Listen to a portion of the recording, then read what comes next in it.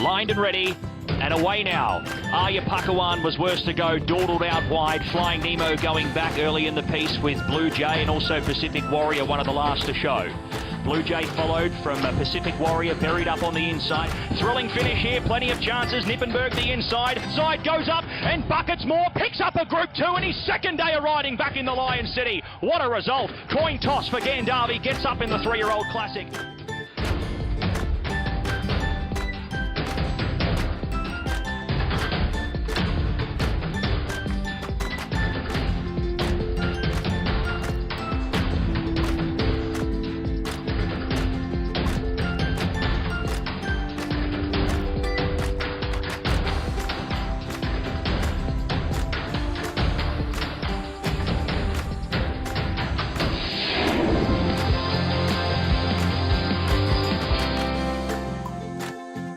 Horse Racing Channel viewers at home can access dividends and other information by pressing the green button on your remote control.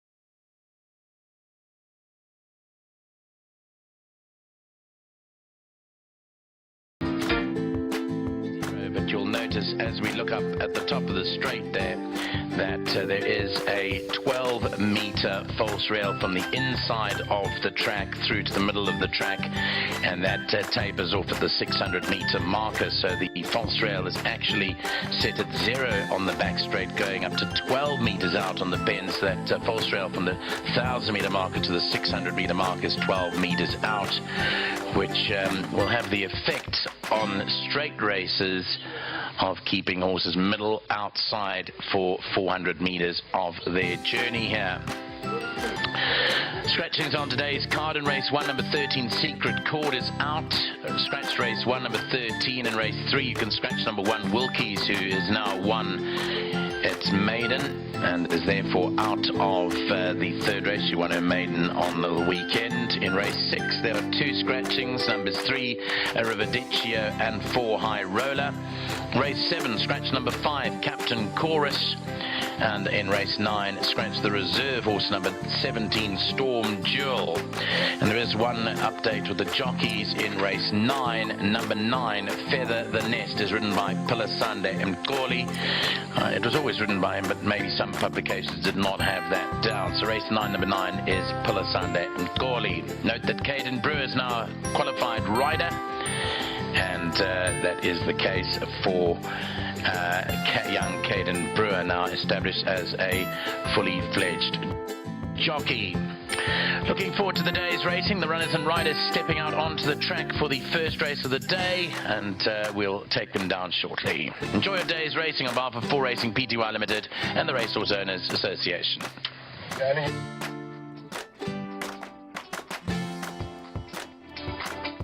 All right, so they're coming out of the parade ring. There's one Crown Prince and Jeffrey Saister. We're going to be very quick. This won't even be much of a preview to the King.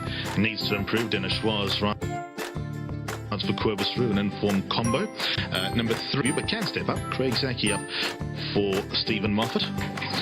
Also, I think can run into the money. Number 4, Charge Ahead under Wesley Mowing for Paul Matchett. Looks bright and on his toes, leaving the parade ring. Here's the horse that I think is totally overpriced. I think he'll run the first 3. Number 5, Caliburn under Richard Faree for Fonny Broncos. Nice striking dot, son of Ferrari. Number 6, Captain Jim, first timer. Fabian Habib and Kelvin Habib, no relation, team up. Number 7, Gaudia Regine is Robin Claessen's runner under Chase Morjan, son of Flying the Flag. I'd assume probably needs a bit further, although speedy damn size. Here's the favourite, number 8, Kinshan Shah.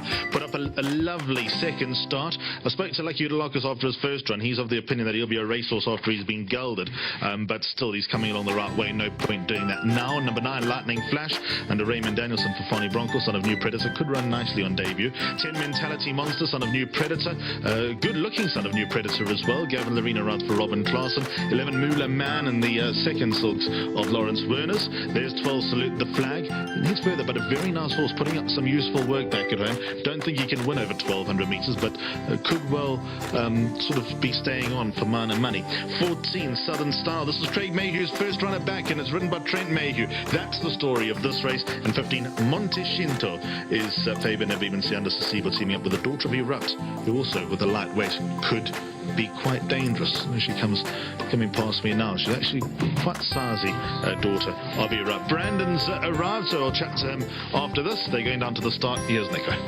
Thanks, Alistair. Runners for the first race of the day, not part of the exotics going by. For the 4 Racing welcomes you maiden plate over 1,200 metres. Number 2 is To the King. Dennis Schwarz rides. 3 is Heart of Thieves, Craig Zaki. 7 is number 1. Number 1, Crown Prince, Jeff Saister. And number 4. 4 is Charge Ahead and Wesley Mowing.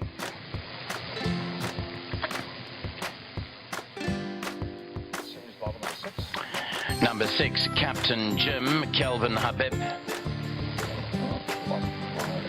Number 5. Number 5, Caliburn, tries a tongue tie today. Richard Faree, nice to have Richard Faree up on the hayfelt. Been a while since he's been here. Nice to see him in Johannesburg today. Number 8 is the favourite Kinshan Shah, Marco van Rensburg. 7 is Guardia Regini and Chase Morjan. Number 10, Mentality Monster, Gavin Larena. Driver number 12. Let's have a look at number 12, Salute the Flag, JP van der Merwe. Driver number 11. 11 is Muller Man, ridden by Pilasande Mkoli, who wears a red cap. Choose driver number 14. And 14, Southern Star. Welcome back to the training ranks for Craig Mayhew, and this ridden by his son Trent, who makes the trip up from KwaZulu-Natal. Welcome back to your home, Trent Mayhew. Trent claims 3.5 of his 4 kilo allowance. Number 15 is Montecinto, and apprentice Yanda Sasibo claims 2.5 kilograms. Driver number 9. Here's number 9, Lightning Flash, and Ray Danielson. That's the And first. that will be the field for the first race. Scratch is number 13, Secret Chord. So 14 of them will storm down the track from the 1200 meter marker. Remember that false rail is situated 12 meters out from the inside running rail between the 1000 and the 600 meter marker. Warm welcome then to our presenting team today, made up of Alistair Cohn and Brandon Bailey. Great to have them on the course today. And we'll join up with them now to see what their fancies are for the first of the day. Over to you guys. Stand by, guys. So roughly 9 minutes until race number 1 of 9 here at the Vaal. 4 racing welcomes you maiden plate over 1200 meters, and scratch number 13 Secret Chord, while a tongue tie goes on to number 5 Caliburn. Those are the declarations. Brandon's arrived, so too is Diego de Gouveia. I'm definitely more excited to see Brandon. Welcome to the Vaal. How's life? Thank you, Ellie. Yeah, good to be back, and I'm sure in the not too distant future we'll have Lyle back on the airwaves as well, so we're looking forward to that. Yeah, I believe he's supposed to be welcoming everyone on the red carpet tomorrow at Equus, so good to hear that things are on the up and up. Hope he gets there, because we miss Lyle. Yeah, absolutely. I think, look, I think it's always easier to have 2 people on course. Absolutely. I mean, when it becomes one voice the entire day, you run out of stuff to say and you talk in circles. So we're looking forward to having Lyle back. Absolutely. Right, so race number 1 on the card. They're making their way down to the start. A lot of first-timers to get through, and we'll try and get what we can. But as far as form is concerned, number 8, Kinshin Shah stands out. Marco van Rensburg's ridden this horse twice, so lucky he's remained on Marco's side. I called the first run to Wise Act, and after speaking to Lucky after the race, because Candice Dawson's horse King's Ransom ran second, and I went to Lucky and said, Lucky, you had a few in that race, but the horse I like most is Kinshin Shah. He said, wait for him to be gelded. And then he came up with a cracking run last time behind Richard I, where he nearly won. There's obviously no reason to geld a horse who looks like he's going to win. So, you know, if you get the win under the belt and you expect improvement after gelding, then that's got to bode quite well for the future. But the way that the track is set up today, an inside draw might be a little bit of a concern. Sadly, we know nothing now, Brandon. We'll know a lot in just under 10 minutes time, but as far as form is concerned, this is hard to beat, isn't he?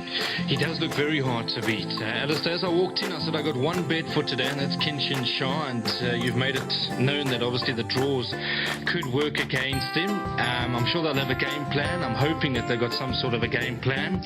But I mean, his form's progressive, Alistair, and you touched on it. There were some very nice horses, one of them being King's Ransom, who had no luck here at the Vaal. That was the day when the draws, you had to be on the inside, I think. Correct. Is that right? That's right. So, But mind you, Kinshin Shah, well, he was quick to commit from a middle draw, went straight to the inside rail and showed pace, did Kinshin Shah last time, so that probably set him up well on a faster track. But, you know, the point still remains that the Wise Act form's coming along nicely, with Richard I beaten out of sight and turning that form around, and even the third horse to Richard I also looks like a winner in waiting, so he's going to be a hard horse to beat, number 8, Kinshin Shah. And it looks like Lucky Hudalakas could be in for a good day. We don't want to put the markers on him, but there's a good chance we'll chat to Lucky quite a bit today with some of the horses. I like Was Up. I like Was Up a lot more than Kinshin Shah, to be fair. doesn't that same form line as... Same form line, yeah. That ran 5th from an inside draw on the first run to Wise. So, I like Alabama Anna in the last. Total Surrender's got to be a chance. It's like Lucky's just found this day. Must have been waiting for this day for a long time. Yeah, and that filly that ran a good race in the Work Riders race. War Queen. Yeah. Showed any amount of speed, so hopefully it'll be a good day. I'm not sure if you've seen Lucky today, Ali. I've seen Lexi's. Okay, so Lex is here. Yeah, look, I think Kinshin Shah is going to take a power beating. I'm just hoping that obviously the draw is not going to work against him, but he was mighty unlucky last time out. I thought not to have won. He was still very green. At one stage in the race, I thought at the 200 he was going to win by a good couple of lengths. So I'm going to stick to my guns, Al. I'm probably going to dive in even money. Can you believe what I'm telling you? I'm going to try and set up a few doubles for the rest of the day with this horse Kinshin Shah. You know what Kinshin Shah means? No. Close relative. But that's the mother's name. Very, very well done, David Shaw. You get no prizes for clever names. I like the name Moolah Man. I mean, I named Moolah Man. That's a clever name, isn't it? Well, look, if you think about the relations along the line, Miss Moneybags. Yeah, Moolah Man. That's where it all. So, I mean, there's a lot. Well done, Al. I know that you're naming a few horses these days. Thank you. Sadly... Is there more to come? Yeah, there are a few. I'm trying to think of the best one I've named. There haven't been too many good ones. I better not say that too loud. But there goes number 11, Moolah Man, down to the start. First run is a gelding. He's got reasonable form, but, you know, will he need his first run back? That seems to be the word from the stable. Look, I'm going to say it, Alistair. I don't think that Dr. Faustus form line is the strongest in the world. Second in the race was that horse that Mike de Kock trained. I see is now with Tinny Princely. Is it Magic Prince? Sure. That is a long time maiden, Magic Prince. He's going to need a lot of luck to win sometime. He might probably win in the off-season in Durban, but points as Magic Prince ran second to Dr. Faustus. Is that what you're telling me? Yeah, and I mean, we haven't seen Dr. Faustus again, so we don't know how strong the form line is. I'll probably say that Dr. Faustus will be a long way ahead of anything else that comes out of the form lines, but that was a very average performance from Moolah Man. Maybe the gelding's going to help him. He looks to be quite a big sort. First time out, I thought it was a decent sort of run behind Max the Magician, but that last form line, I'm worried. I like a bit of Caliburn here, number 5, Brandon. I don't know what you think of the son of Quirari. Richard Furry takes the ride, drawn on what you'd perceive to be the right side of the track. We'll know whether it's right or wrong in about 5 minutes' time, but I love the first run to New Mexico. I absolutely hate the second run to Chief Whip, but maybe it was too much too soon from testing him over the other trip. I think he'll go 1400, 1600 in time, but it might have just been a little bit too soon.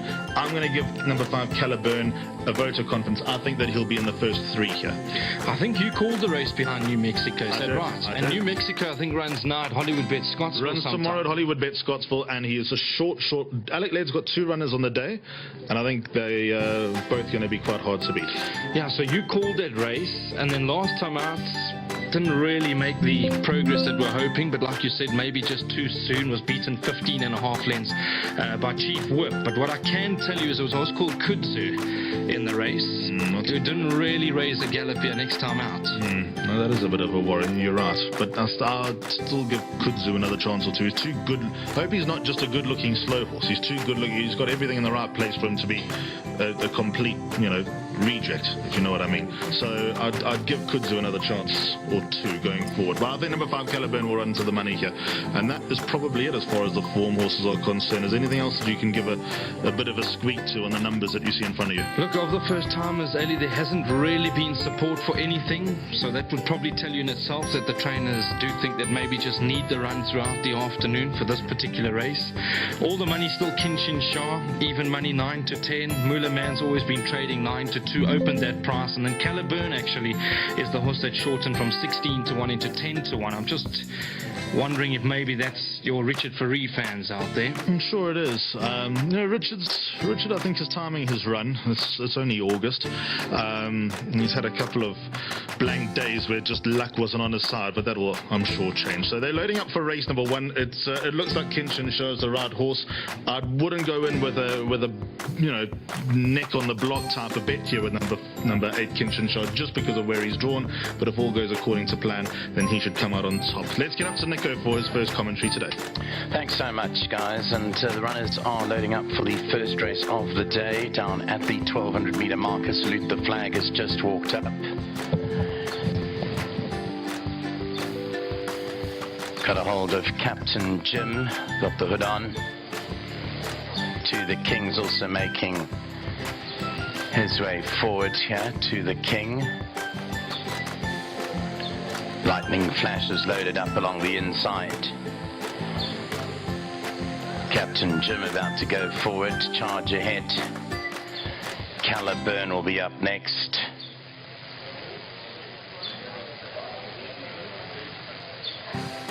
Heart of Thieves.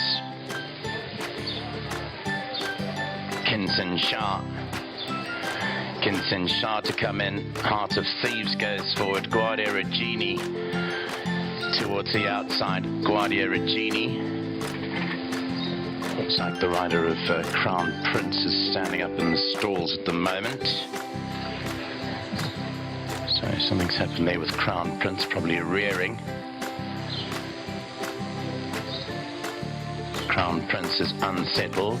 Guardia Regini is now backed away from the stalls. Muller Man still to come forward with Montecinto. Just having a look towards the outside at Crown Prince. I think they've released it from the gate.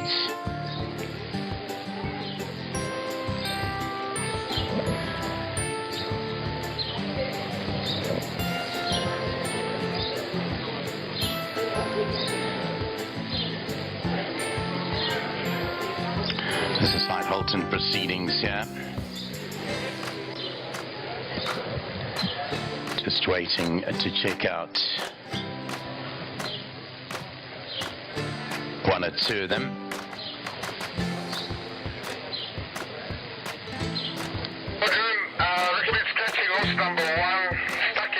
Okay, one Crown Prince has been scratched, as expected. It stuck in the gates. So number one Crown Prince is a late withdrawal.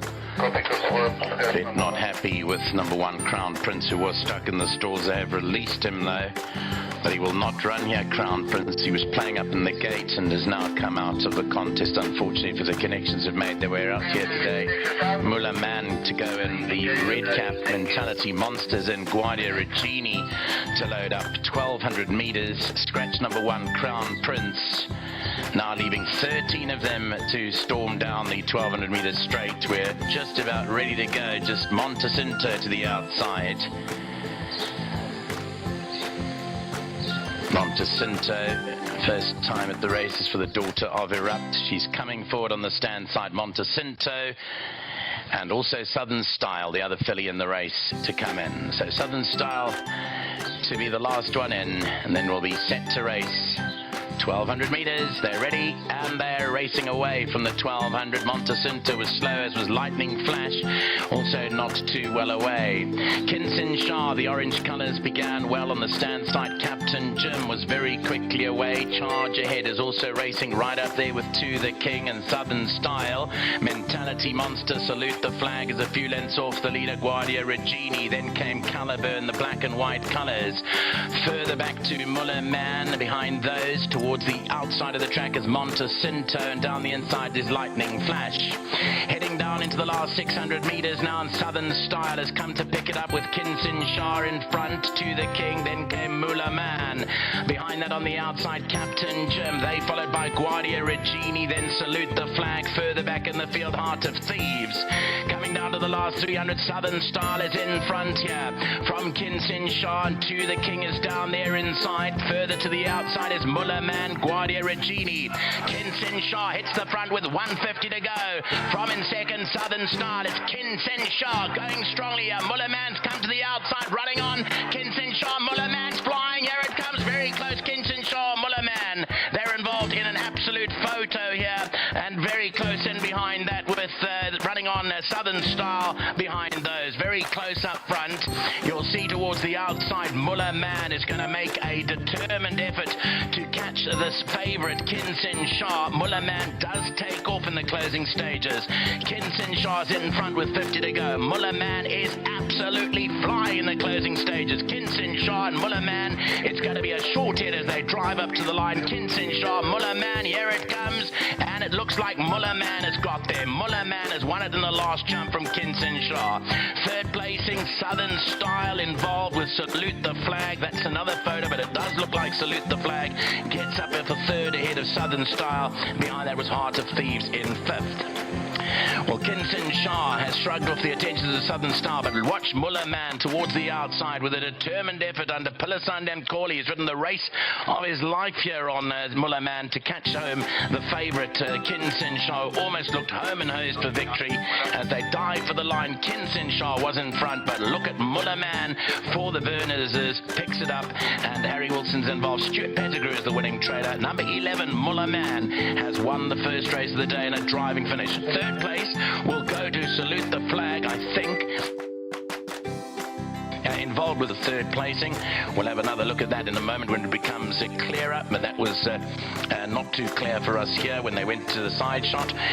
But definitely the winner has been declared, number 11, Muller Man. We'll check up the third and fourth as well. Do we have that photo? 11 wins it. From in second, 8. Tight for third. Salute the Flag. The debutant from the Dawson stable is involved with number 14, Southern Style. We'll try and get that photo for you and show it again.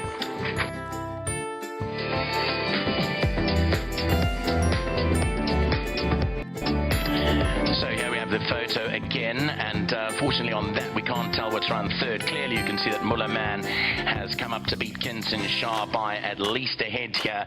Third is close. That is a lot closer than the first placing between Salute the Flag and Southern Style.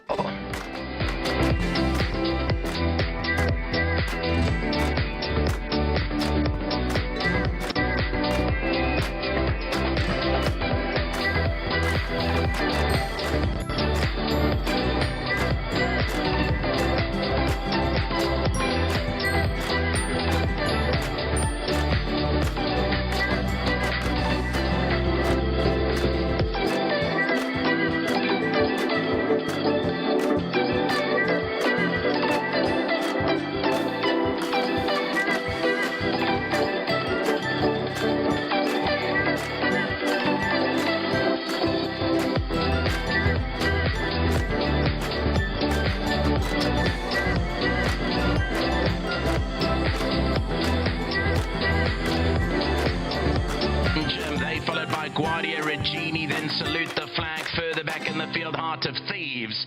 Coming down to the last 300, Southern Style is in front here. From Kinson Shah to the King is down there inside. Further to the outside is Muller Man, Guardia Regini.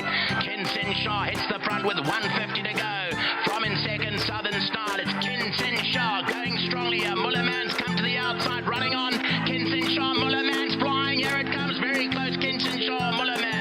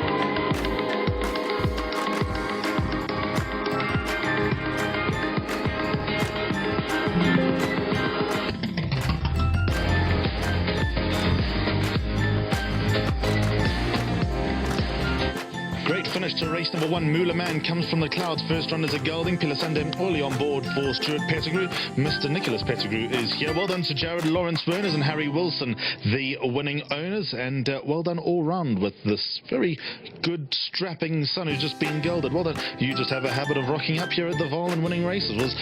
That was hard work though. Did you think going through the final 200 you're going to chase Marco down? To be honest with you, I thought maybe he was going to run third or second because Marco was going. You know, he's still a big baby. He's still playing around. And I think 1200 is a bit sharp for him.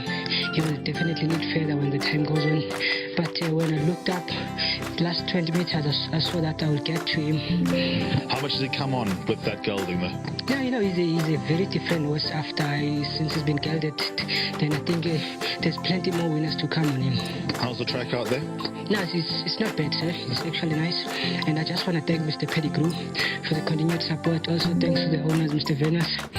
Also, thanks to my sponsor, Stone Stamco. Thank you so much. There's a prediction for strong wind today. Is there any wind out there at the moment, or is it noticeable for you guys? It is noticeable. I wouldn't lie to you, sir. Yeah, and what about the rest of your day? I think you got a few chances. Ideal Future in the next. I think Delphi Dancer. Don't know if it can win, but I think that can run the first 4. Mr. Spain, don't know much about that. Pewter Sky, On Q Feather the next. They got to have chances towards the end. What do you think? I think I like Unchu and Pewter Sky. They've been working very well back at home.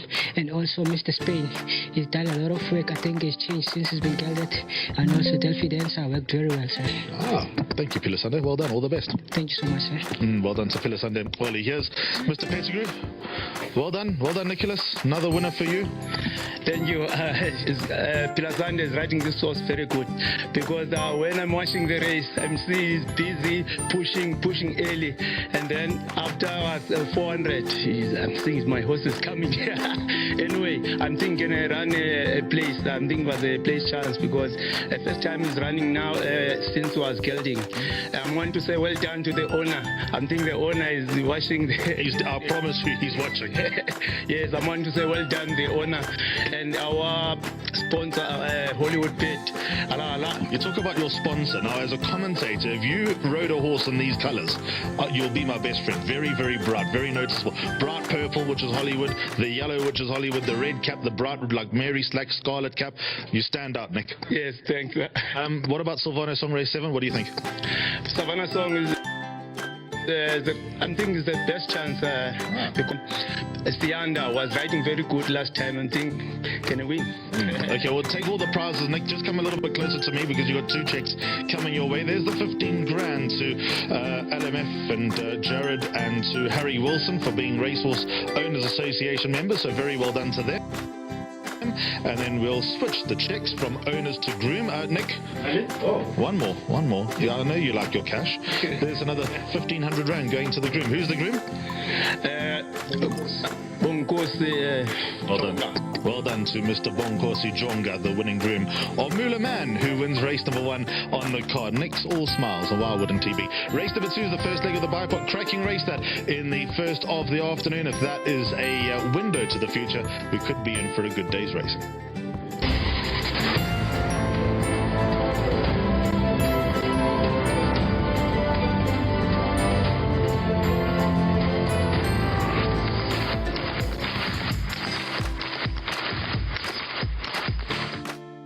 To race 1200 meters, they're ready and they're racing away from the 1200. Montecinto was slow, as was Lightning Flash, also not too well away.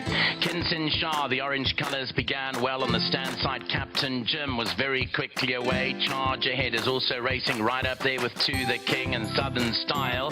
Mentality Monster, Salute the Flag is a few lengths off the leader. Guardia Regini, then came Caliburn, the black and white colours.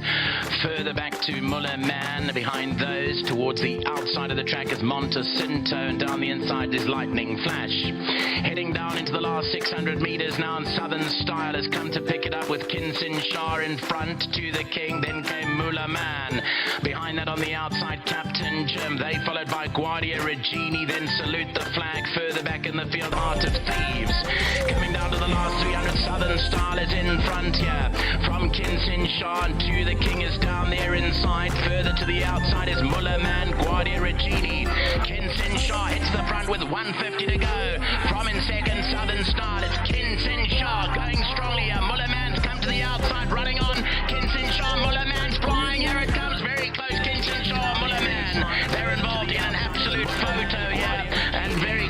behind that with running on Southern Style behind those. Very close up front. You'll see towards the outside, Muller Man is going to make a determined effort to catch this favourite, Kinsin Shah. Muller Man does take off in the closing stages. Kinsin Shah's in front with 50 to go. Muller Man is absolutely flying in the closing stages. Kinsin Shah and Muller Man, it's going to be a short hit and they drive up to the line. Kinsin Shah, Muller Man, here it comes. And it looks like Muller Man has got there. Muller Man has won it in the last jump from Kinsin Shah. Third placing, Southern Style involved with Salute the Flag. That's another photo, but it does look like Salute the Flag. It's up at the third ahead of Southern Style. Behind that was Heart of Thieves in fifth. Well, Kinsin Shah has shrugged off the attention of the Southern Star, but watch Muller Man towards the outside with a determined effort under Pilasand and Corley. He's ridden the race of his life here on Muller Man to catch home the favourite Kinsin Shah. Almost looked home and hosed to victory as they dive for the line. Kinsin Shah was in front, but look at Muller Man for the Burners has picked it up, and Harry Wilson's involved. Stuart Pettigrew is the winning trader. Number 11, Muller Man, has won the first race of the day in a driving finish. Third place will go to Salute the Flag, I think, involved with Southern Style. That was very, very close as well for the third placing. We'll have another look at that in a moment when it becomes clearer, but that was not too clear for us here when they went to the side shot. But definitely the winner has been declared. Number 11, Muller Man. We'll check up for third and fourth. Involved with Southern Style. That was very, very close as well. We'll have another look at that in a moment when it becomes clearer, but that was not too clear for us here when they went to the side shot. But definitely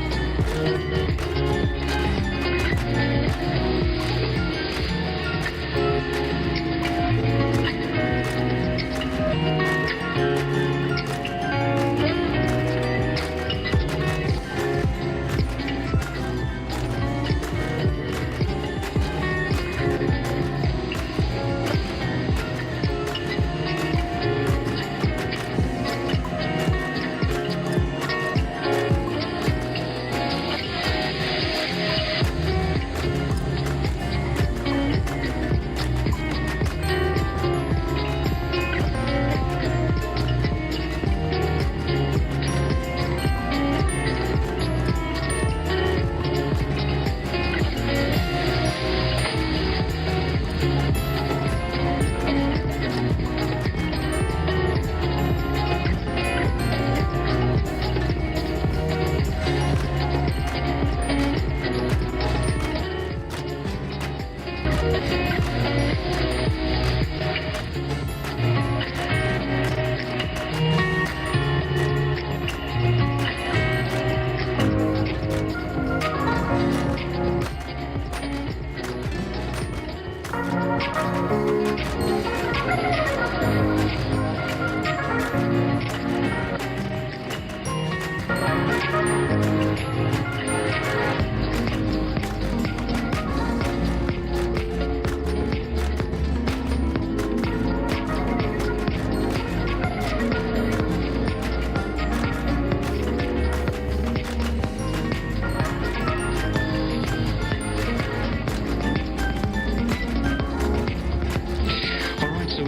It's the next live race here at the Vaal. It's race number 2. Let's have a good look at them before we go and link up with Nico Kritsiotis to take them to the start. Here's number 1, Wonder World, who must have a big chance in a race of this nature. Only beating 4 and a bit lengths by Haslo Grande, who I think if Haslo Grande was in this sort of race would be very short. So that's a good enough effort. We know that he stays the 2,400 meters, got the services of Kabela Matsanyane. That inside draw will be parked up, but I don't think it'll be too far off them turning in line for home. And as always, the Candice Dawson horses look well. Let's watch him go down to the starts. The son of Ideal World, but this is one of the leading lights. Had 11 runs and a one-time winner. It's have a look at number 2, On Pity Pat. Unfortunately, I can't make a case for On Pity Pat. Form update. Did run a long way last behind Every Cloud, was beaten 10 lengths on that occasion, so she will need to improve, the daughter of Master of My Fate. Number 3 is Nuclear Force. I did have a chat with Erico Verdenise. He's of the opinion that he must have an outstanding chance, the son of Global View. Richard Ferry gets the ride. See, in that particular race behind was a Twa Cut. Third was Coromandel in that particular contest. And I see Coromandel's in the race again. So 3 Nuclear Force probably does have 1 or 2 lengths to find on Coromandel. But he's a fresh horse on the scene. Mr. Verdenise of the opinion doing very well back at home. And you always need to respect that the Richard Ferry has been booked to ride. So watch out for number 3, Nuclear Force. Number 4 is Liverpool Legend. Form update. Did run on the 19th of August. Ran 5th, beaten 5 lengths by Every Cloud. She's one of those mares that you always need to include. I'm not going to be bullish and say that she is one of the horses that can win the race, but on her day she'll be there amongst the places. She was only beaten 5 lengths over the weekend. I'm just worried that this run may have come a bit too soon. Let's have a look at the next horse in shot, and that's 5 Coromandel. Form update, ran second 2 lengths behind Every Cloud. Mungo Kamalo gets the ride. 4 Querbus through. Has to be one of the horses they need to beat. Again, I'm going to say it, my only concern is that maybe this run has come a bit too soon, but really coming along nicely. Mr. Ru's got his yard in good form. He's got some lovely horses at the moment, and this is the horse that they probably all need to beat. 4 Querbus through.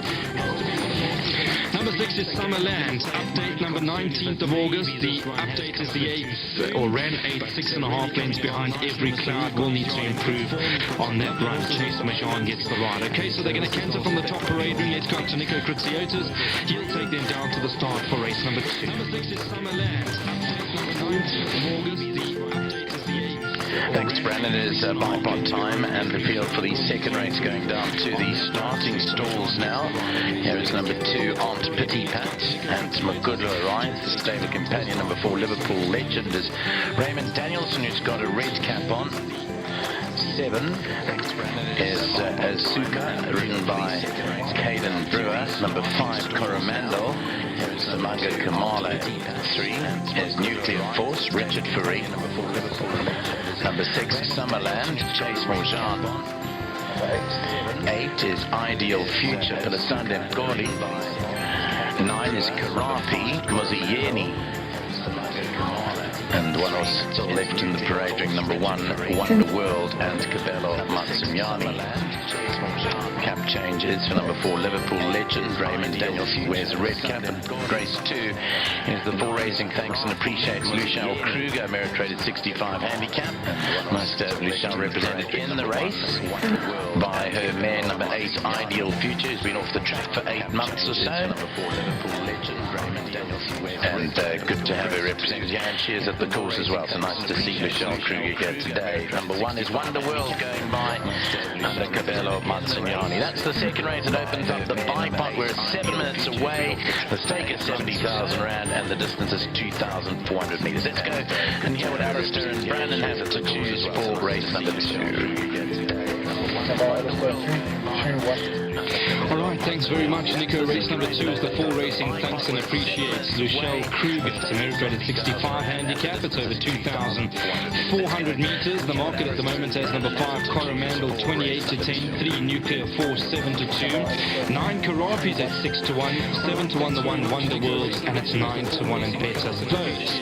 So I'm going to start off by asking Alistair the obvious question. This was Wonder World. I thought moved down to the start nicely. Always been a good-looking son of Ideal World. Only beaten 4 and a bit lengths by Haslo Grande. I'm of the opinion that that was a stronger race than what he runs in today. How's he doing back at home? Nicely, I believe. I thought 2 horses looked well going down to the start. There are 1 Wonder World of top weight and 9 Karabi of bottom weight. So let's see how that all goes. According to Glenn, it's the first foray over 2,400 metres. Cabello Mazziniani rode him last time out, as you say, and they're probably a division stronger than this, and got off and said the 2,400 metres this horse can put it all together, which was exactly what King and DeMello also said to Candace. But these races are just at a premium. You do not get these low-grade 2,400 metre races on the right track either. I mean, you get those 2,600 metres on the inside track, but they don't suit horses like Wonderwall, these big striding horses. So hopefully today he can put it all together. You know, he is what he is. He's a rated 68. I think that tells you everything you need to know about Wonderwall. But a little bit of hope going 2,400 metres for the first time. Optimistic that he'll be bang there. Can't rely on him. Can't have a bet on number one Wonderwall. But yeah, hoping and expecting him to earn today. Put it like that. Well, look, if I go back in his form lines, Alistair, barring the run back on the 29th of June, we know he's a lot better than that. That was the inside track that killed him. All right, so that's exactly the reason for that poor effort, beaten 28 lengths by the Incorsana. But I mean, you go and look at Mambo Camtesio, there's horses in that form line, Haslo Grande, prime example, Black Lightning, they've all gone to be competitive in handicap division. So, I mean, what sort of price are we getting? 8 to 1 is an inclusion in your bets. Yeah, he's in the bar pot, he's in. I like the look of the bar pot today, to be fair, and I like the last race quartet, Alabama and Meet the Captain double float bar field. I'm taking that. That is my bet for the day. But yeah, the bar pot, you know, number one Wonderwall undoubtedly in my play. You think Trent may use the key to Alabama and later? It's a long way away from now, but yes, race no drop, minus 4 kilos down straight to the Vaal. Yes. Okay, we'll touch on that closer to the time. Nuclear Force, I think, is interesting. 7 to 2 is the price. Richard Ferree gets the ride. I know I did speak to Mr. Verdenese over the weekend. They were obviously a bit disappointed with the Incorsana, but there was 1 or 2 question marks that happened and things that developed at the 300s. This was Nuclear Force, Alistair was staying on beautifully behind Twa Cut. The only thing is that you need to find a few lengths on Coromandel. Yes, but I like the look of Karapi going down to the start. But if you give Karapi any type of chance, number 3 Nuclear Force has got his number, not by much, but he's got his number. There's half a kilo in favour of Nuclear Force, and Nuclear Force finished in front of Karapi when they met on the 11th of July. So number 3 Nuclear Force, a lot of respect for him. I think he's also been dying for 2,400 metres at this course. He's been this trip 3 times for a win. That was, to be fair, in a week maiden. But Richard Ferree on board, not enough. Not a catastrophe. So at a push, 3 Nuclear Force on top choice. Let's talk about Coromandel, ran second, so you can update your publications. 2.2 lengths behind Every Cloud on the 19th of August. My only concern is this run may have come a bit too soon. He looked well enough, and we know that Mr. Roos got his horses in good form at the moment, but we don't know. We'll only know in the race if the race has come too soon. So I made a point to go and watch them go down to the start, you know, with the, obviously to see how they strode down. What worries me about Coromandel is that he ran 3 days ago and he's not the biggest around. So what I like about Coromandel is, first of all, we can talk about the fact that he finished in front of On Petty Pat, Liverpool legend in Summerland. So he won the race on Saturday within this race and should well stay ahead of them. He maintained his form after a good run on the 10th of August, etc., etc. But the first thing that struck me with Coromandel going down to the start is not the biggest around. So I'm hoping this run is not coming a little bit too soon, because with a horse that lacks a little bit of size, you'd probably be reluctant to back them up. But I suppose he brings the right type of form, and in a race of this nature where he, you know, would be likely to start near the top of the board, it would be worth taking your chances. So as keen as I was on Coromandel initially, not that he looked bad going down to the start at all, but just the fact that he's had that taxing run on Saturday and it might come a little bit too soon, that's not playing against me. I do need to ask you quickly, Alistair, if he hadn't had that run on the 19th of August, would he have been your first selection? He would, actually, funny enough. And that sounds ridiculous, because he should still finish in front of nearly half this field on what we saw on Saturday, and expected to finish in front of the horses that he beat on Saturday, On Petty Pat, Liverpool legend and Summerland. But just a few doubts keep into my mind now. I hope they're just not niggly demons with number 5 Coromandel and not seems books. Let's talk a bit about Karapi, because he did look very well, 53 kilograms on the back. Now, Alistair, if you go and watch that rerun on the 11th of July, at one stage I thought, okay, he's had enough going through the 500, but he was actually very game in defeat. He kept fighting. He was only beaten 4.5 lengths by absolute value. With that sort of weight and a man that's riding at the top of his 53 kilograms, there's Muzi. What do you think of Karapi? I like him a lot more now after I watched him go down to the start. That was his first run over 2,400 meters, and it was his best run in a while, so that adds to a little bit of hope. He went up handy on that occasion. In fact, he was the first to break out the stalls, and then Jason Gates, yanked back, and a few went around him, but none Karapi. But you're right, he wasn't giving up the ghost.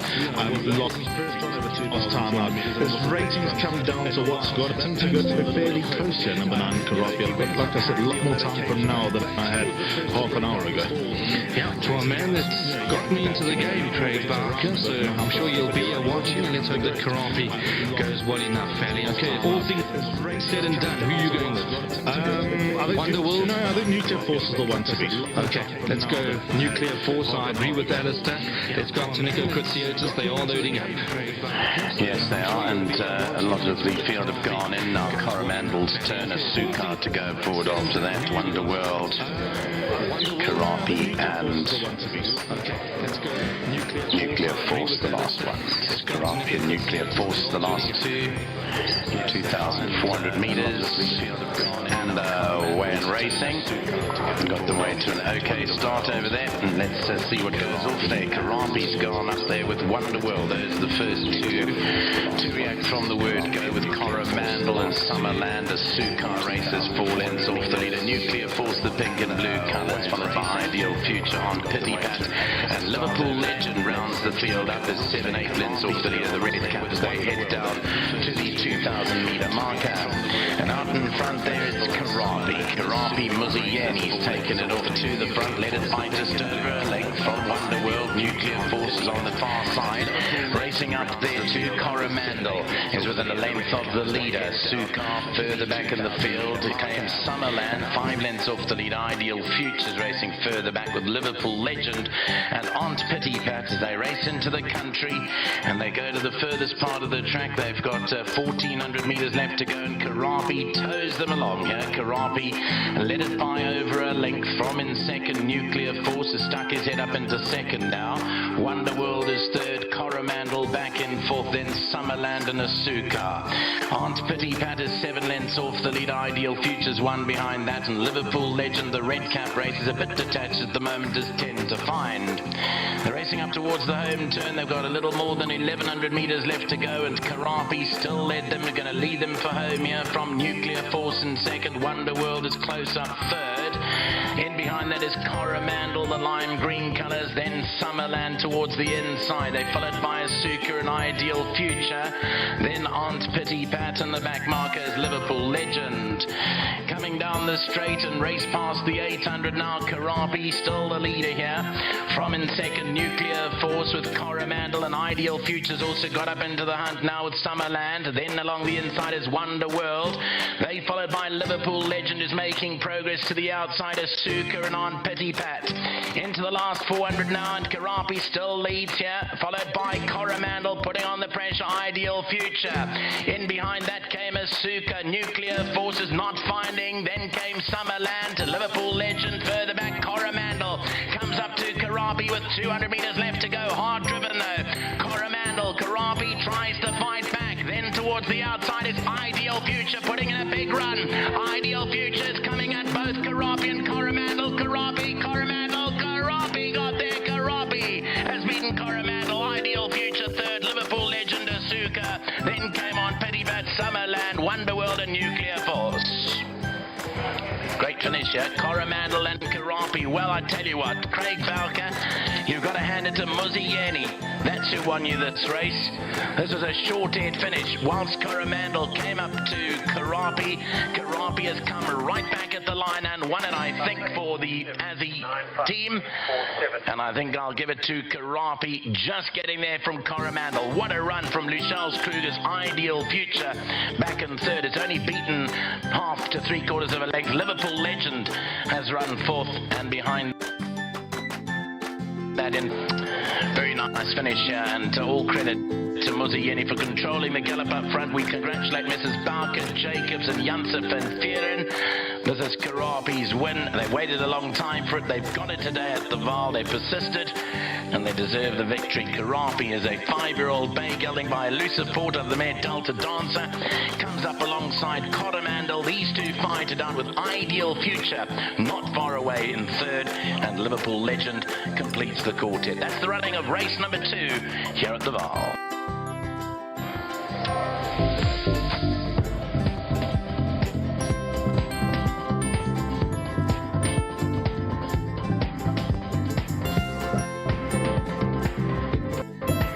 Well, there's Muzieni at his best. He's brought Karapi to victory, and he's managed to lift this horse up from the dead to win. Well done to Mike and Adamazi, the winning trainers. Well done to Craig Balker, Mr. Jacobs and Janssen van Vuren, the winning owners, and bred by Mr. David Allen. This win's been a long time coming, a year and a half out of the number 1 box, but I'm sure Brandon will be very, very happy that his good mate, and the reason why he came to Turffontein all those years ago and fell in love with racing, Mr. Craig Balker, is about to lead in the winner. There he is in the blue jersey with his back to us. That's rude. As a school principal, should know better.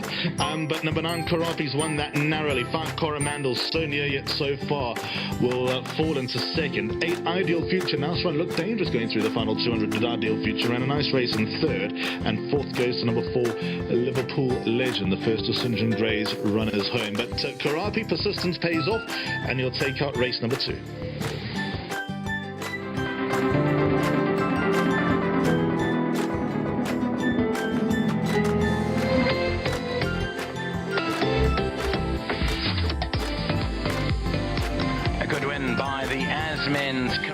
Well done to Michael and Adamazi. Number 9, Karapi. Ridden to victory by Muzieni. A top class ride on this one for Muzi.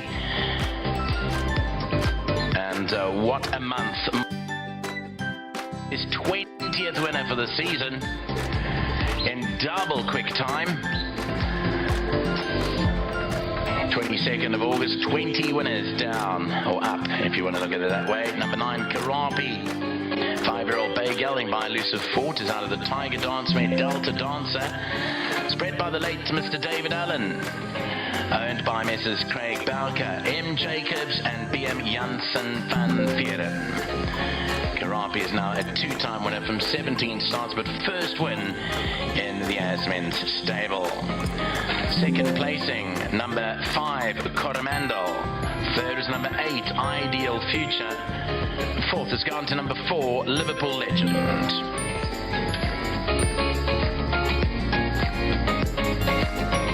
Leads here, followed by Coromandel, putting on the pressure, Ideal Future. In behind that came Asuka, Nuclear Forces not finding. Then came Summerland to Liverpool Legend. Further back, Coromandel comes up to Karapi with 200 metres left to go. Hard driven though. Coromandel, Karapi tries to fight back. Then towards the outside is Ideal Future putting in a big run. Ideal Future is coming at both Karapi and Coromandel. Karapi got there. Karapi has beaten Coromandel. Ideal Future.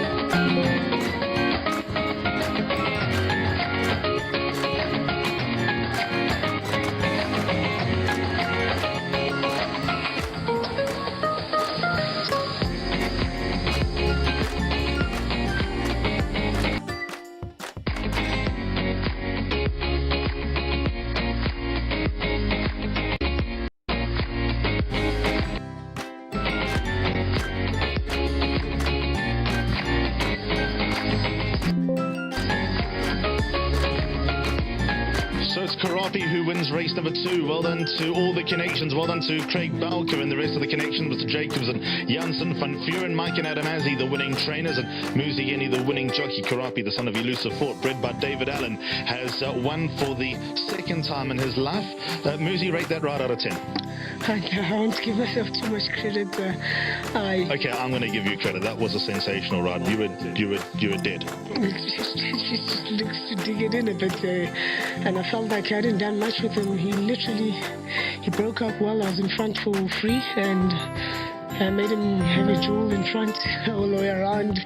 I said, surely now you're going to run away from him, but always running like he's looking for company. So I made it a little bit tricky in the saddle, but it helps also when you are in front. You know what I mean?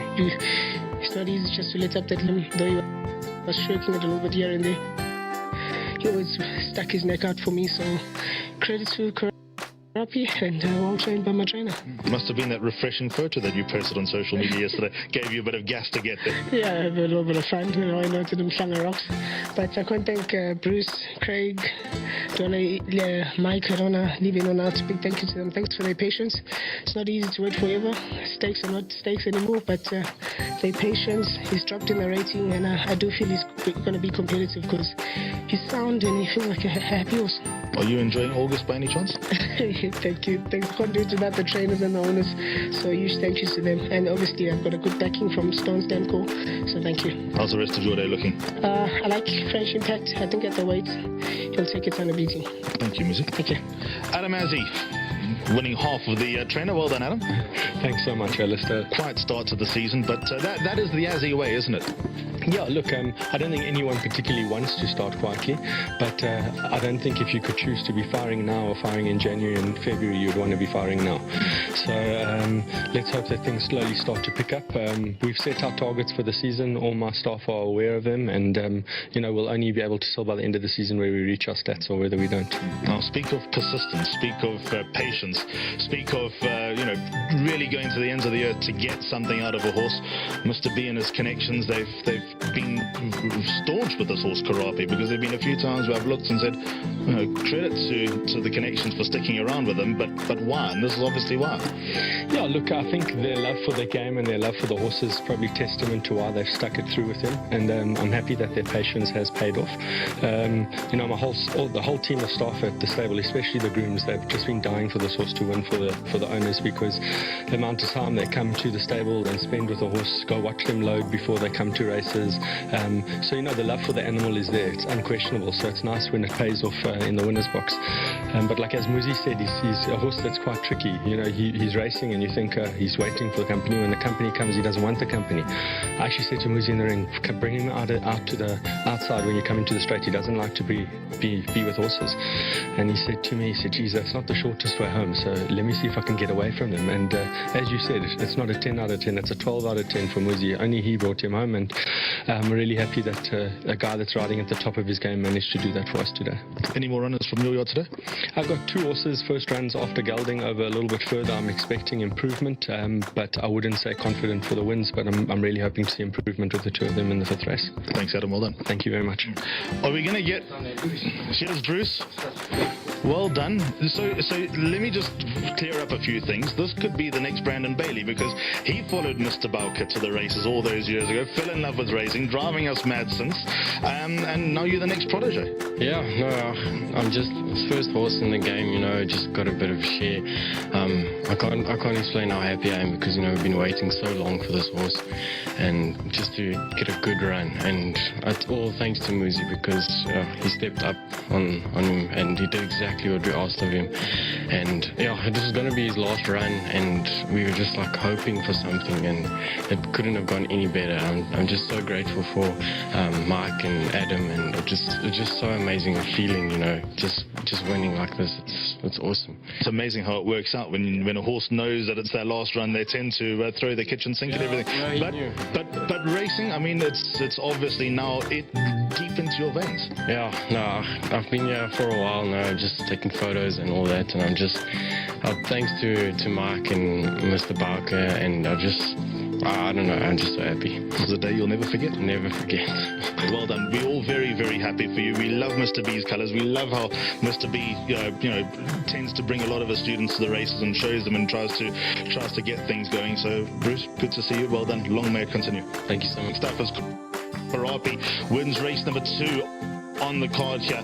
The Vaal, lovely race that. Another cracking finish goes the way of Karapi. So those numbers are 9, 5, 8 and 4.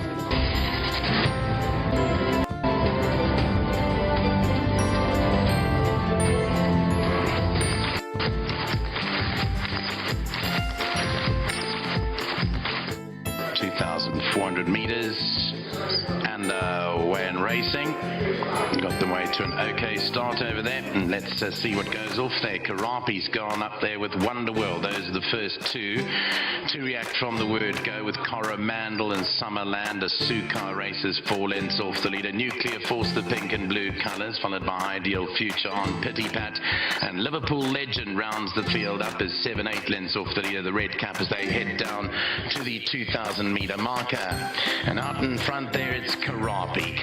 Muziani's taken it off to the front, led it by just over a length from Wonderworld. Nuclear Forces on the far side, racing up there too. Coromandel is within a length of the leader. Sukar further back in the field. It came Summerland 5 lengths off the leader. Ideal Futures racing further back with Liverpool Legend and Aunt Pity Pat as they race into the country, and they go to the furthest part of the track. They've got 1,400 metres left to go, and Karapi tows them along here. Karapi led it by over a length from in second. Nuclear Force has stuck his head up into second now. Wonderworld is third. Coromandel back in fourth, then Summerland and Asuka. Aunt Pity Pat is 7 lengths off the lead. Ideal Futures 1 behind that, and Liverpool Legend, the red cap race, is a bit detached at the moment, is 10 to find. They're racing up towards the home turn. They've got a little more than 1,100 metres left to go, and Karapi still led them. They're going to lead them for home here from Nuclear Force in second. Wonderworld is close up third. In behind that is Coromandel, the lime green colours, then Summerland towards the inside. They followed by Asuka and Ideal Future, then Aunt Pity Pat, and the back marker is Liverpool Legend. Coming down the straight and race past the 800 now. Karapi still the leader here.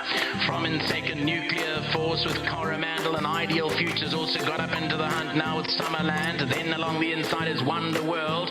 They followed by Liverpool Legend, is making progress to the outside. Asuka and Aunt Pity Pat into the last 400 now, and Karapi still leads here, followed by Coromandel putting on the pressure. Ideal Future. In behind that came Asuka. Nuclear Force is not finding. Then came Summerland. Liverpool Legend further back. Coromandel comes up to Karapi with 200 metres left to go. Hard driven though. Coromandel. Karapi tries to fight back. Then towards the outside is Ideal Future putting in a big run. Ideal Future is coming at both Karapi and Coromandel. Karapi got there. Karapi has beaten Coromandel. Ideal Future third. Liverpool Legend, Asuka. Then came on Pity Pat, Summerland, Wonderworld and Nuclear Force. Great finish here. Craig Vaal. You've got to hand it to Muziani. That's who won you this race. This was a short-haired finish. Whilst Coromandel came up to Karapi, Karapi has come right back at the line and won it, I think, for the Azzy team. And I think I'll give it to Karapi, just getting there from Coromandel. What a run from Luchel's Kruger's Ideal Future back in third. It's only beaten half to 3/4 of a length. Liverpool Legend has run fourth, and behind that in fifth was Asuka. Very nice finish here, and all credit to Muziani for controlling the gallop up front. We congratulate Mrs. Bauker, Jacobs and Jansef and Fearon. This is Karapi's win. They've waited a long time for it. They've got it today at the Vaal. They persisted, and they deserve the victory. Karapi is a 5-year-old bay gelding by elusive Porter, the mare Delta Dancer. Comes up alongside Coromandel. These two fight it out with Ideal Future not far away in third, and Liverpool Legend completes the quartet. That's the running of race number 2 here at the Vaal.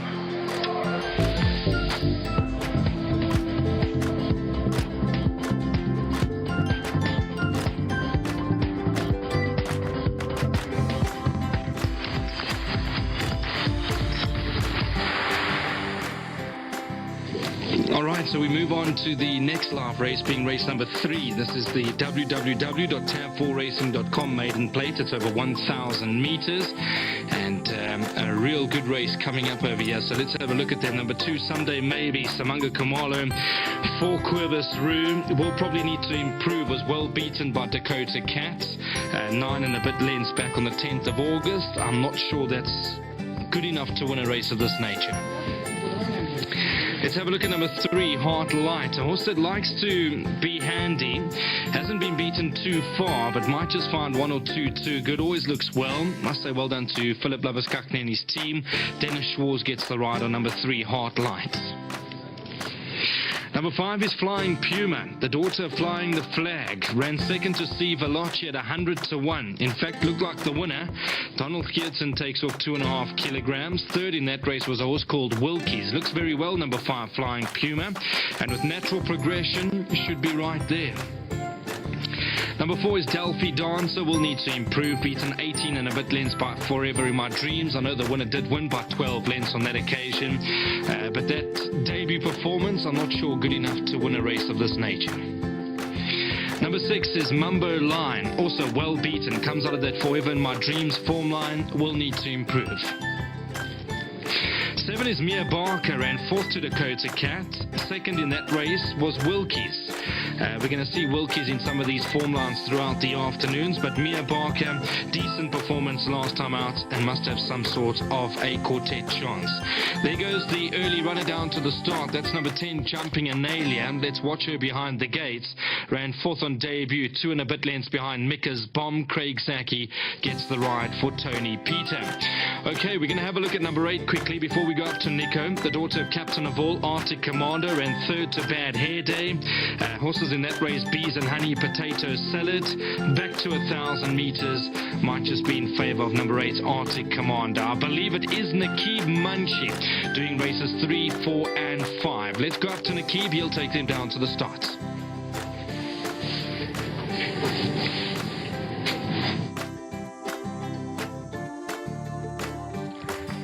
Thank you very much, Brandon. Runners are leaving the parade ring now. Here's number 5, Flying Puma, Donald Geertsen. Number 7, Mia Barker, Purple Cap On, and Diego de Gouveia. 8 is Arctic Commander, Calvin Habib. Early runner went down was number 10, Jumping Analia, Craig Zaki. 9, Best Intentions, Nathan Klink.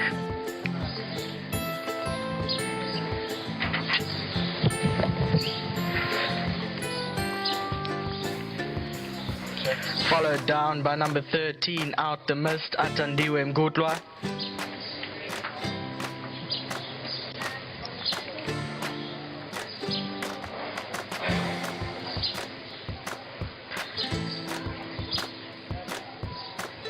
Here's a look at number 15, War Queen, Richard Fourie rides. Number 3, Heart Light, Dennis Schwarz. All black colours of number 6, Mumbo Line and Wesley Mowing.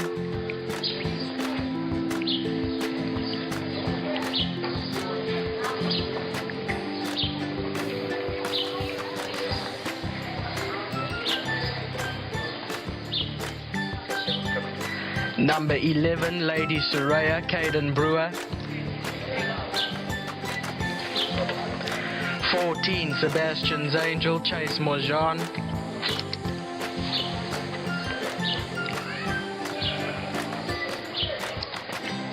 Okay, there's number 4. Number 4, Delphi Dancer, Pilasande Mkoli.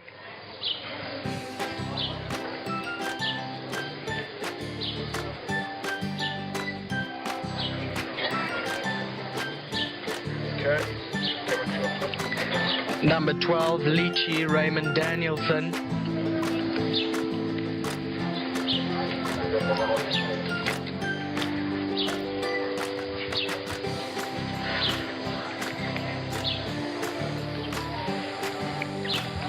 We continue to look at number 12, Lychee, who has now made its way onto the track. Mark, there's number 2 getting out. There's one more runner to come out, and that's number 2, Someday Maybe. Samanga Kumalo now rides wearing a red cap. Third favourite is number 15, War Queen at 3 Rand and 1 Rand 50. Number 10, Jumping Analia at 3 Rand 90, 1 Rand 20. 5, Flying Puma, 5 Rand 10, 2 Rand 20. And number 2, Someday Maybe at 9 Rand 40 and 2 Rand 90.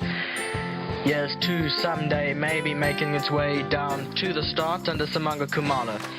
14 runners go to post. Scratched is number 1, Wilkies. Yeah, thank you very much, Nakib. They're on their way down to the start. It is race number 3, the tab4racing.com maiden plate. It's over 1,000 meters. I'd like to have a look at the market first, and then we'll link up and hear what Alistair Cohen thinks of this particular race. The previous race, a big well done to the connections of Karapi, who I see jumped at about 11. Jumping in Ailey is your 28 to 10 favorite. The 15 War Kiwi at 3 to 1, 5 Flying Puma 9 to 2, and you can write your ticket about the rest of them. All right, Al, we've watched him go down to the start. I see all the late money now for number 10, Jumping Analia. We'll have to watch her behind the gates, because if memory serves me correct, she was scratched in a work riders race not too long ago because she was acting up and obviously ran out of time. She did go down to the start ahead of the others, so we'll just have to ask Ricky and the team, maybe closer to race time, if we can watch Jumping Analia behind the gates. Yeah, she's got to be a big chance here, Brandon. She ran 4th on debut behind Mika's Bomb. I remember Tony Peters' comments before the race to Andrew Bond saying that she's a very, very quick filly.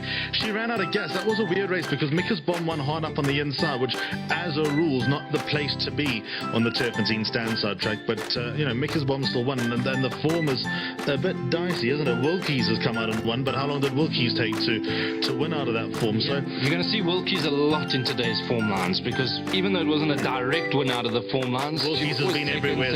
Second, you know the story. Yes. I wonder if St. John Gray is not a bit disappointed that Wilkies has finally won. She was just every single Joburg meeting turning up, running 2nd or 3rd and keeping above board. How much improvement has Jumping Analia got compared to War Queen? Because neither of the form is all that promising. Again, you mentioned Wilkies out of War Queen. World Heritage won that work riders race.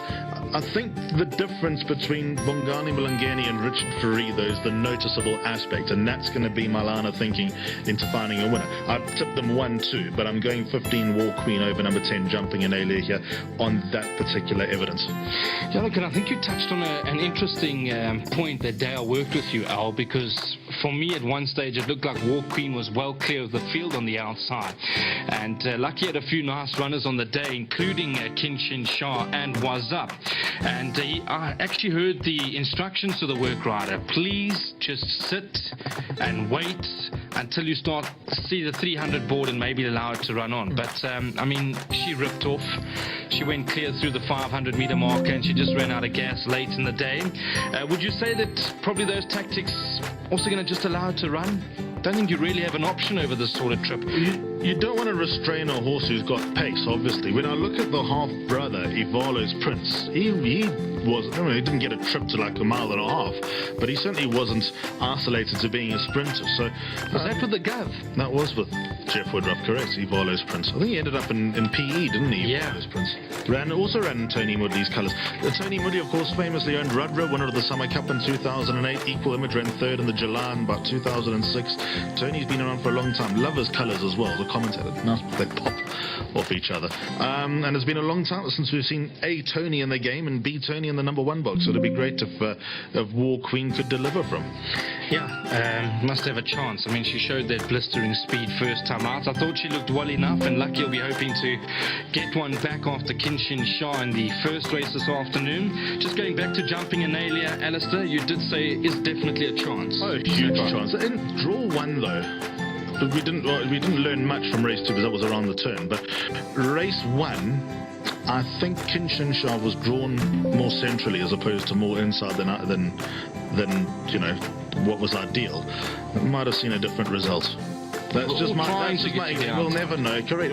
But it's all perception. Yeah. It's also perception and how. I mean, now I've turned up. I've never believed that there's much of a bias at the That's what I was Vaal. going to say. It takes a lot to convince It you. takes a lot, and I'm still not totally convinced because I would like to see everyone run in a straight line. The day that we see in a field like this, how many runners? 14 runners. So they all run in a straight line. That's the day I'll turn around and say, right, okay, there's bias. Now I'm a believer. But everyone just tracks over to the outside because of the perception that you think the inside rail is situated where it is. Well, then the outside's got to be the place to be. And then next week you'll turn up with the outside rail that's placed in and the inside rail at 0, and the jockey's all going to believe, well, the inside's the place to be. And that is how everyone's been. It's not just a jockey thing. It's how people have been trained. But what I'm saying is, I don't believe it's as. I'm not going to say that it's obviously plausible, but I'm not going to confirm that fable until I see 14 runners in a race like this run in a straight line, and then outside run sort of first, second, third, and fourth. I do believe a soft turpentine stand side track, yes, you want to have a high number. I do believe a soft Vaal classic track over 1,000 meters, you want to have a high number. Vaal original track, still not sure. Grand Heritage is always the race that tells you. Yeah. Well, hopefully you'll be calling that this The year. worst race to call. Give it to Clyde this year. I think Clyde must do the 28 runners down I the think that's in December. Yes, but Clyde must do it this year. Flying Puma, Alistair. 100 to 1 on debut. Donald Geertsen gets the ride. I see he's in Cape Town over the weekend. I don't know what to make of these form lines. I know Wilkies did run third in that particular race, but Steve Veloci also took a bit of time to come out the maidens. I think that she ran more out of fright than flight on debut, so it'll be interesting to see if she can confirm that. Again, a very dubious form line. I think number 4, Delphi Dancer, can run into the first 4. There's my springer for trifectas and quartets. All right, let's go up to Nakeeb Munshi. It is race number 3. We're at the 1,000 meter marker, and they've started loading up. Thank you very much, Brandon and Alistair. They are loading up. www.tabforracing.com maiden plate for fillies and mares down at the 1,000 meter mark.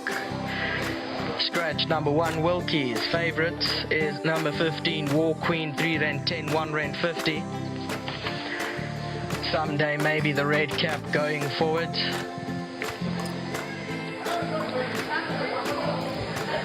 Lychee going in. War Queen. So Lychee's gone forward, War Queen going in. Now the turn of Heartlight, Lady Soraya. Heartlight and Lady Soraya walk up together. Flying Puma is the next one. Flying Puma goes forward. Arctic Commander set. Out the mist. Out the mist about to come forward. Then there's Delphi Dancer and Mia Barker to complete the lineup. Out the mist shies away at its first attempt. Now is up to the gate, still kicking out a little bit, but goes in.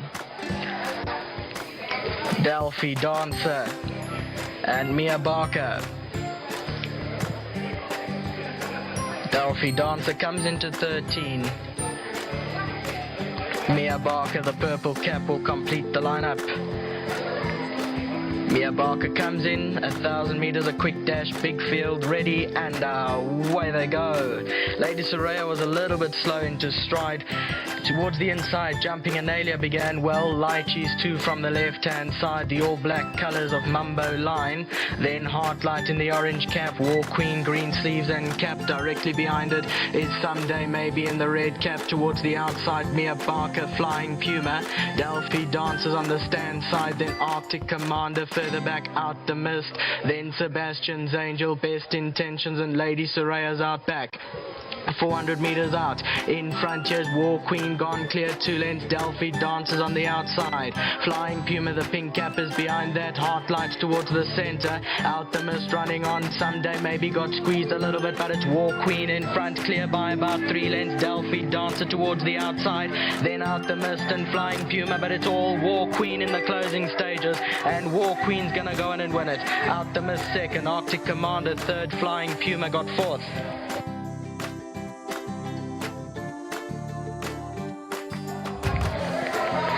Number 15, War Queen, your favourite, comes home to win. Richard Fourie is the winning rider. Winning trainer Lucky Hudalaka's owner, Mr. Tony Moodley, who also bred, so wins it by about 2.5 lengths.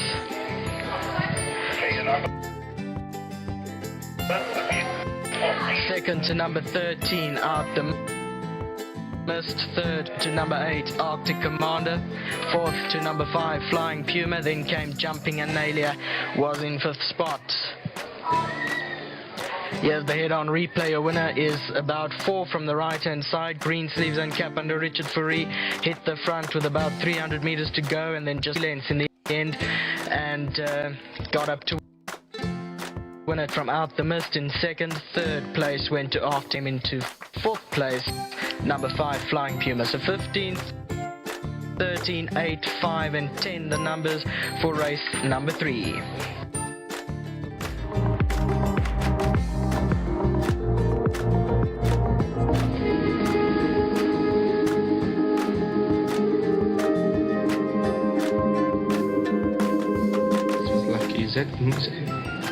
So victory is for number 15 in the card, War Queen, as expected. Big step up from run 1 to run 2. Lucky Hudalakas gets on the board, as does Richard Fourie, and the colours of Tony Moodley. Great to see these silks on the number 1 box. The daughter of Active War had that race won a long time out. Nice to see Nishen Moodley here at the race. Not seen him for a very long time as well, and it looks like he's been hard at work. So number 15, War Queen, is the winner. Second, number 13, Out the Mist, cracking debut from St. John Gray's first time, and number 13, Out the Mist in second. Third went the way of number 8, Arctic Commander, fair run on the back of a much improved last time out, and then came number 5, Flying Puma, who didn't confirm that first run, but it's War Queen who exits the maidens in the first leg of the place accumulator.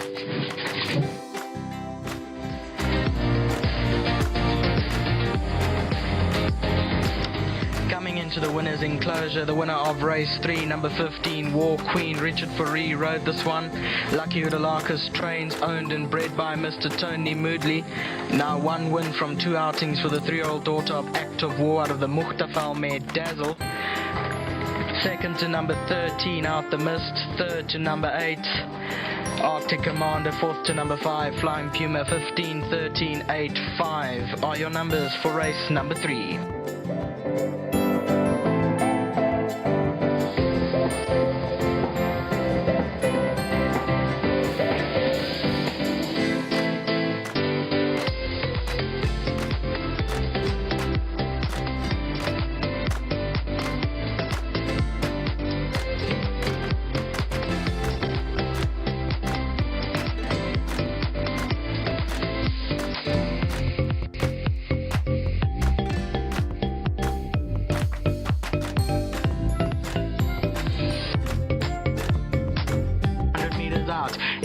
Here's War Queen gone clear, 2 lengths. Delphi dances on the outside. Flying Puma, the pink cap is behind that. Heart lights towards the center. Out the Mist running on. Someday maybe got squeezed a little bit, but it's War Queen in front, clear by about 3 lengths. Delphi dancer towards the outside. Then Out the Mist and Flying Puma, but it's all War Queen in the closing stages. And War Queen's gonna go in and win it. Out the Mist second, Arctic Commander third, Flying Puma.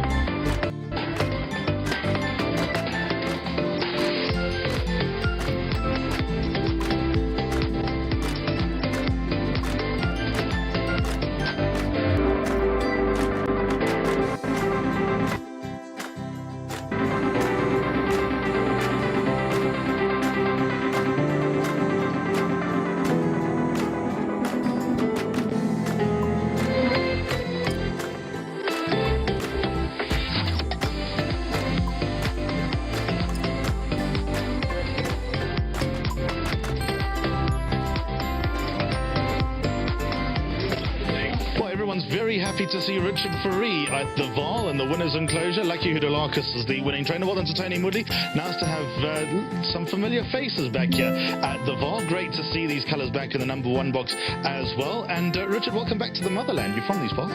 Yeah, it's just about what they call a chip and a putt away from the course. But yeah, it's great to be here. How are things going for you? We'll get to the race in a moment, but I know it's early doors and everything. I'm not going to talk about the end of the season, but back from fishing, all refreshed, all ready to go? Yeah, I would have preferred another week, but got to start working. Yeah, break was good. Still got a 10-day suspension coming up. That's why I came back a bit early. But yeah. Going back to Zambia for those 10 days? No, I'd love to, but it's going to be a bit expensive. So I'm going to stay local and spend the holidays with my kids. Now, did this race go as perfectly as it looked? Yeah, very simple instructions from Mr. Larkis. He says jump out, she's quick and just go faster to finish. And she did everything right. Obviously still sort of green, looking to run to the outside rail, but she did the job well, and must say well done to Mr. Larkis and his team. To the owners, thank you very much, and obviously to my sponsors at Winning Form. Now, I know these are horses that I'm not familiar with, so I'm not going to ask you to pick and choose and tell me what you know, but any inkling going forward? 1 or 2 chances. Can't share too much. But you can obviously, the avid follower would see where there's a realistic chance, and let's just have a go. Well done, Richard. Thank you. Richard Fourie, the winning jockey. Here's Lucky Hudolakis, the winning trainer. Well done. Near missing race 1, but back on your feet now. Yeah, no, it was nice. You know, it's Tony Moodley's colours. Here's Nishan. 3 winners for Nishan. Quite a few. But Tony, I rode a lot of winners for Tony, and this is the first one. So he's only softened now? He's only softened now. He came, he invested in our yard, and well, it just, you know, if it wasn't for bad luck, they would have had no luck. Everything just, whatever could have gone wrong, went wrong. But yeah, thank goodness we got this one. We got them up and running again, and yeah, we've got the monkey off the back. She won a nice race. They bred her, it's her own bred. I think Nishan bred her himself. So, yeah, I couldn't be happier. Is she a one-dimensional sprinter, or is there a bit of hope going forward? You know, I've never really... It's a simple question. Well, I've never really got her going. She's also not an easy filly, you know. She's got skew legs and all that, but... So did JJ the jet plane? Yeah, so, you know, we go as we're going, and so like I told him, she's one of those fillies, every time it works, she stops breathing and break, comes back in one piece. But, yeah, as I say, we got the monkey off the back. Well done to, I mustn't forget Patricia, Mommy, she's the boss. So, yeah, so good luck and big well done to them all. What about the rest of your day? You're the key man of the day, so we need to ask you, first timer in the next race, on the horizon, bit of tickle, your money? No. So, yeah, as you can see, she's a 4-year-old. She's had her issues, and so I don't know how many bites of the cherry we'll have. That's why I jumped straight into 1400, and yeah, I'm expecting her to run a good race, and yeah, like I said to Richard, whatever she does, and just hope we can move forward with her. I like Was Up. Do you like Was Up, and what's Punctual all about? Yeah, Punctual, I still think he's still learning. He's gonna go a trip, and I think Was Up's right. It's a nice race for him. I think the 14 will suit him. Yeah, I think Richard can give him a nice, cool ride, and yeah, I think he's definitely got to be the horse to beat. Total Surrender Race 7 continues to do things the right way? Yeah, he's on his way up. I mean, you go through the field, it's not straightforward. There's some horses that have been around the block, so yeah, you know, not going to get all cocky or whatever, but just as long as he just carries on improving and runs a big race, and we're still working him out. Is Water Honey still on the same heart? Sure, I don't know, those Oaks at the White House, they're doing their best to stop it. I mean, 4 points last time. But if you go through a line through Berenguera, I think there was a length between us last time at level weights. I'm giving her 4 kilos this time. So, yeah, but she's an honest filly, and she's obviously going to run her heart out, and she should be there. And I like Alabama and in the last race. Yeah, we were opting to go for like a 14. We want to go further with her, but there wasn't anything, so there was just 1200, and I just said to the guys, well, look, Trent's here, take 4 off her back, and Have a go. She's got to be competitive with that weight on the back. Everybody appreciates that. Thank you, Lucky. Cheers, thank you. Well done to Lucky as well. Let's get Nish Shannon here. Not seen you in a very, very long time. Welcome back. Thank you. Where have you been? Well, you know what? We took a little bit of a break, and then we decided, okay, we'll come back and have an interest again. So I think that was good for all of us. We started off like really slow, really young horses, especially this one that we bred. Her mother is actually the half sister to Variometer, and she would have been maybe just as good if she didn't have injuries. But like he says, every time this filly runs or she works, you touch wood that she comes home fine. She won a very impressive race today, but it wasn't against the strongest of fields anyway.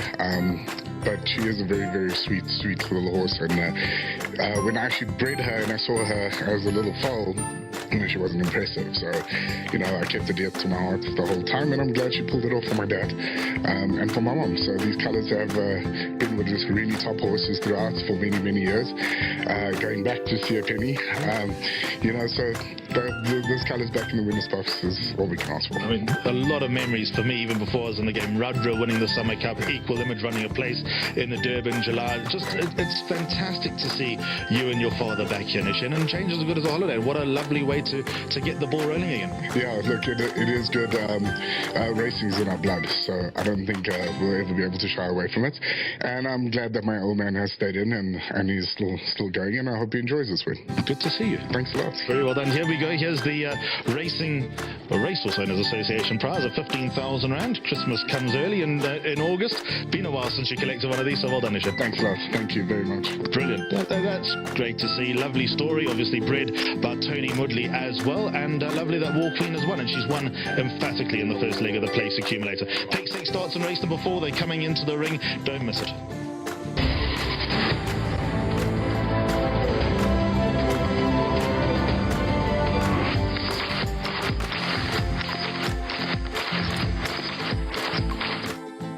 Meters, a quick dash, big field, ready, and away they go. Lady Soraya was a little bit slow into stride. Towards the inside, Jumping Analia began well. Lychees 2 from the left-hand side, the all-black colours of Mumbo Line. Then Heartlight in the orange cap, War Queen, green sleeves and cap. Directly behind it is Someday Maybe in the red cap. Towards the outside, Mia Barker, Flying Puma. Delphi Dances on the stand side, then Arctic Commander further back out the mist. Then Sebastian's Angel, Best Intentions, and Lady Soraya's out back. 400 meters out. In front, here's War Queen, gone clear 2 lengths. Delphi Dances on the outside. Flying Puma, the pink cap, is behind that. Heartlights towards the center. Out the mist, running on. Someday Maybe got squeezed a little bit, but it's War Queen in front, clear by about 3 lengths. Delphi Dancer towards the outside. Then out the mist and Flying Puma, but it's all War Queen in the closing stages. And War Queen's gonna go in and win it. Out the mist second, Arctic Commander third, Flying Puma got fourth.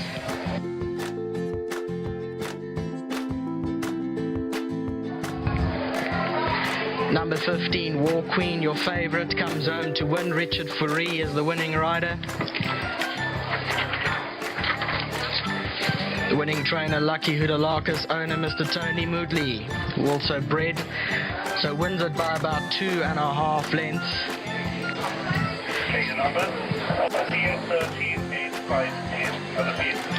Second to number 13, Out the Mist. Third to number 8, Arctic Commander. Fourth to number 5, Flying Puma. Then came Jumping Analia, was in 5th spot. Here's the head-on replay. Your winner is about 4 from the right-hand side. Green sleeves and cap under Richard Fourie. Hit the front with about 300 meters to go, and then just kept on finding. Cleared away by 3 lengths in the end, and got up to win it from Out the Mist in second. Third place went to Arctic Commander, and then came into 4th place, number 5, Flying Puma. So 15, 13, 8, 5, and 10 the numbers for race number 3.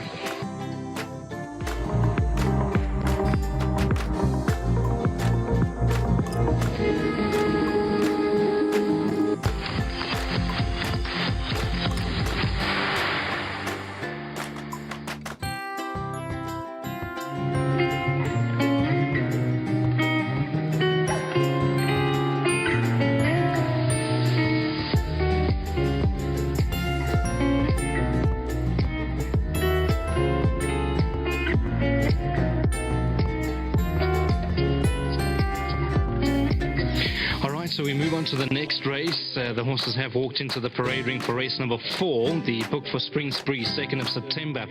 Maiden plate, it is for fillies and mares over 1,400 metres. Here's number 1, Shiny Silver. Samanga Kamalo gets the ride. 4, Paulie Matchett. The Silks of Mano Pandaram ran 3rd to Big City Girl last time out. Not without a chance is number 1, Shiny Silver. That was a decent run on the 12th of August. Number 2 is She's a Claver. Now, I don't know where I stand with She's a Claver. She's run 15 times. On her day, she can certainly run a place in a race of this nature. Raymond Danielson's been booked to ride for Chris Yonker, but she was well beaten by Leonessa last time out.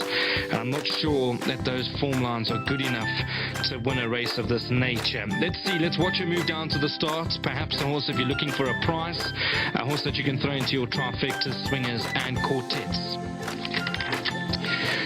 Number 3 is Paradise Flower. Now, she's just getting a bit warm in the preliminaries. I've been watching her closely, the daughter of Crusade. I thought that was a decent run last time out over 1,600 metres. Now that she's back to 1,400 metres, we need to respect her chances. From that form line, Let's Go Now came out to win again. Canford Rose came out to win. So now that she's back to 1,400 metres, if she can just relax, she can certainly run into the quartet.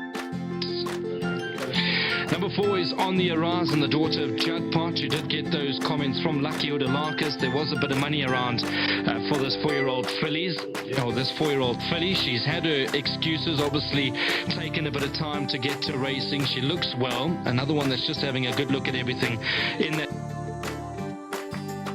But Richard Ferree's been booked to ride and is a man that we follow all over the country.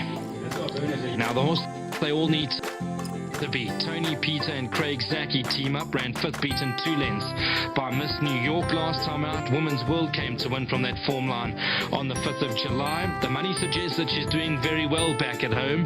The daughter of Patala Palace, she looks very, very well. Horse that they're going to need to beat, no doubt. Number 6 is Bossy Boots. To date has been very disappointing and she will need to improve. Number 7 is Angel of My Heart. There's also been no money around for this daughter of Gimme the Green Light. Well-bred Gavin Larena gets the ride for Corrie Lensley. Number 8 is Ariel's Jets. Now, Jason Gates has been booked to ride for Erico Verdenise. I think they would be a little bit disappointed with that horse Nuclear Force a bit earlier on today. They'll be hoping that maybe this daughter of Diesel Jet can run some sort of a decent race. She's a big price in the market. And Jason Gates, well, he's riding very well at the moment. His ride over the weekend for Tony Peter was out the top draw. Let's watch her. Let's watch how she moves to the start.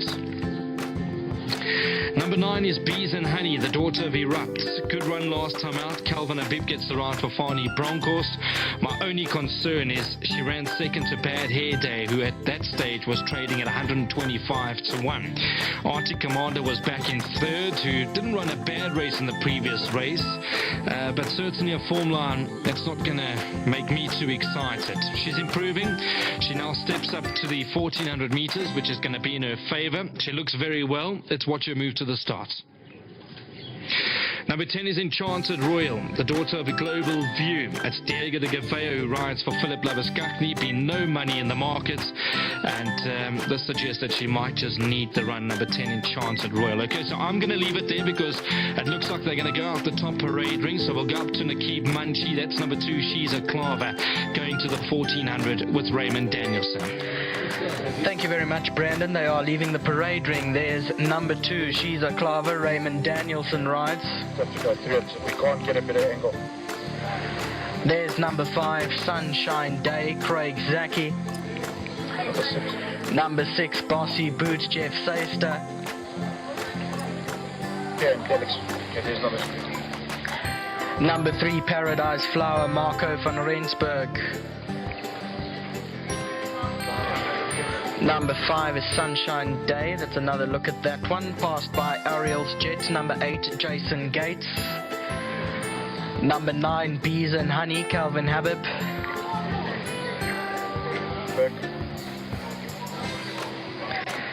10 is Enchanted Royal, Diego de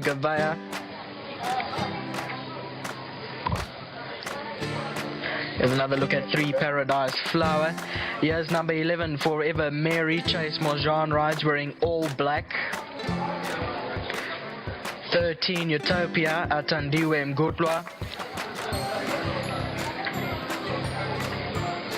You have to carry on there, we haven't got much else staying there.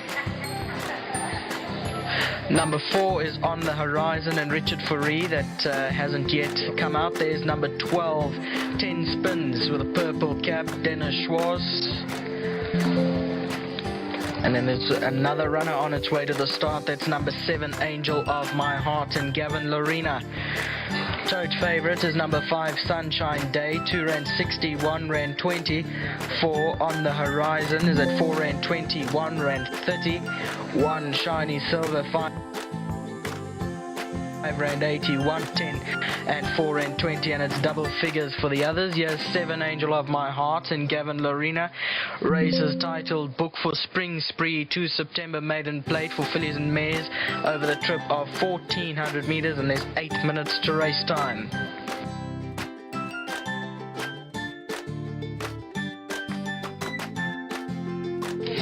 Alright, let's watch them go down to the start again when we talk about our preview. I've got Alistair with me. We've had a good look at them moving down to the start. And being a 9-race program, this is the first leg of the Pick 6, the bet we all want to catch, Ali. The market at the moment, I can tell you they haven't stopped. On number 5, Sunshine Day, that's 12 to 10. The 4 On the Horizon, 33 to 10. The 1 Shiny Silver, 6 to 1. It's at those. Just quickly for the viewers, if they did miss that interview that you did with Lucky Udalakis, comment on the first timer? So 4-year-old tells you everything. It's not stable money. Throwing her in the deep end over 1400 meters of the Vaal wouldn't necessarily be his style, but more hopeful than optimistic. So someone out there thinks something about number 4 On the Horizon that Lucky doesn't exactly. No surprise if she actually sprung up and earned. Sunshine Day, I think it's going to be our first selection, or my first selection. Ali, if we have a look at this horse's form, I mean, that Western Cape form does look to be good enough to win a race of this nature. From that form line of Miss New York, Women's World came out to win. She's not half bad, actually. Is that trained by Pete Werther? Yeah, Werther's horse. She's not half bad, Women's World. She's got a nice bunch of owners, a whole syndicate of guys, which Peter's obviously very instrumental in Cape Racing, are promoting syndication to no end. And, well, you know, talking about Sunshine Day and then Women's World joins the conversation. Yeah, she's definitely not half bad. She'll pay her way in the right races in Cape Town. I think what makes it easier, Alistair, is I see that Craig Zaki's been making the trip to the Western Cape to ride this horse, so he knows this filly well. Now that it's with Tony, you have to think that she's going to be a big runner. I mean, she looked well enough. She looked as hard as nails. That's exactly the key here, Brandon, is that Craig is not getting on a foreign horse. Now, you're right in the fact that, as a rule, horses that come from Cape Town tend to grow an extra leg. First few runs in the half vault, they tend to be above the handicapper, even though this is a maiden. Maiden form in Cape Town is perceived to be stronger. It probably is. Form in Cape Town probably is until you get to the real grade 1, grade 2 type of level where, you know, good horses are good horses and they compete all around the country. So using that line of thinking, also the fact that Tony can get them right first time out. He's wasted no time getting this filly to acclimatise, you know, less than 2 months after her last run. I think that he's found the right landing spot for number 5, Sunshine Day. I'll be surprised if she goes missing. You know, if she got beat and she ran second to a horse that, you know, like a Shiny Silver or On the Horizon for whom there's money, you know, I could accept that. But if she went missing, I'd be absolutely blown away. Good man, Mr. Preggy Somersundram. I did see that he was at the KZN Awards. I mean, you would have had the luxury of meeting him a few times. Yeah, he's always around at the sales, always at the big races. Got a good team behind him as well. Ryan, one of the big guys that always sits down below at Hollywood Bets Gravel, has a conversation. So I know that he has a lot to do with steering Mr. Preggy Somersundram's racing interests. And yeah, Preggy, good fun. And obviously, you know, his first grade 1 winner just over a year ago in the form of Canadian Summer. That was a lovely moment for a guy that obviously always dreamed to have the champion. So onwards and upwards. I think he's got a lot of horses at the moment, a lot of babies. I probably asked you last time, did you say Canadian Summer had come back into training? Did we have this conversation before? No, not me. Have you heard anything, Al? No. Because she's a good filly there. Nothing official. I mean, she won the Tigweni, as it was known, last year at Hollywood Bettsgrave. Well, then she ran in that Beach Beauty Mile. Or what? No, she got turned over by See It Again in the Model Man Mile, didn't she? That's right. Yeah, no disgrace running second to See It Again, is it? Especially now, yeah, absolutely. So, yeah, we wish Mr. Priggy Somasundram all the best over here with this horse Sunshine Day, heavily supported from 12 to 10, and after me and Alistair finished with our discussion, it's gone 8 to 10, so lots of money around. People listen to us. They listen to you. No, they listen to us. That's good to see. Now she's got to win, because now the pressure's on. Let's talk a bit about a horse that you fancied last time out, Alistair, just quickly. Bees and Honey. Now, that form line does worry me. Arctic Commander, I think, was back in third for Brendan Fegan and Fani Broncos. She was doing her best work late in the day. The step up in trip is certainly going to suit her, but I don't know what to make of that form line behind 125 to 1 shot Bad Hair Day. Are you still licking your wounds after that? I know you didn't have a bet, but I've never seen you so shocked in my life. With Bad Hair Day. I think it's Alistair, in that race, if there was a horse priced up 4 to 10, I probably still would have dived in, because that's how weak the form lines were. That was potato salad race, wasn't it? Yeah, but with regard to number 9, Bees and Honey, when you say I liked her last time, I did, but I didn't like her because I thought Bees and Honey's a good horse. She might still, I mean, she could very well step up and do damage again here. I liked her because of the strength of the field, and that her first run to 1 fell swoop wasn't awful by any stretch of the imagination. I can't place her in this race. She's the type of filly that if she confirmed the improvement, I wouldn't be blown away, and if she was unsighted, I wouldn't be blown away. So she's not in my pick 6, I have to be honest. I've banked number 5, Sunshine Day, and if number 4 On the Horizon pops up, you can use that first timer rule to our advantage. I just think Sunshine Day's Cape form is better than Bees and Honey running a length behind Bad Head. I hate to say it. I'll give you a horse that's going to run a cracking race here. Let's hear it. Shiny Silver. Now, if you go to that run behind Big City Girl, I thought she was actually a little bit unlucky not to have gotten closer. I'm not saying she would have won the race, but I certainly think that she would have gotten closer than the 2.75 length showing in the computer form. Smanga Kamalo's been booked to ride. I see Mano Pandaram is at the course. It's brought Mrs. Pandaram here as well. Yeah, and I think it was the birthday during the course of the weekend. So, yeah, let's hope that Shiny Silver's going to bank at the source. Is there anything else quickly? We're going to rush off to the Toad Swingers? No, just punt Sunshine Day on the nose. All right, there we go. Alistair's given us the rubber stamp. Sunshine Day, the daughter of Patala Palace, now trading 8 to 10. I would respect number 1, Shiny Silver, and at a bigger price, this horse Paradise Flower might have some sort of a place chance. Like I say, that Let's Go Now form line. Let's Go Now came out to win from Sean Terry's yard, Alistair. Canford Rose, a nice filly from your stable, won, and Mika's Bomb came out to win. So at a big price, Paradise Flower for the back end of quartets. They're loading. Let's go up to Nakeeb Munchie. First leg of the pick 6. Thank you, Brandon and Alistair. They are loading up. Tote favourite number 5, Sunshine Day, 2 Rand 20, 1 Rand 30. 10 spins went forward. Take note it wears a purple cap, and 11 Forever Mary races in all black. Angel of My Heart, Ariel's Jet, they went forward. Sunshine Day, the next one to come up. So Sunshine Day is now brought forward. Paradise Flowers in. Is about to walk up in the all black colours. On the Horizon will be the next one.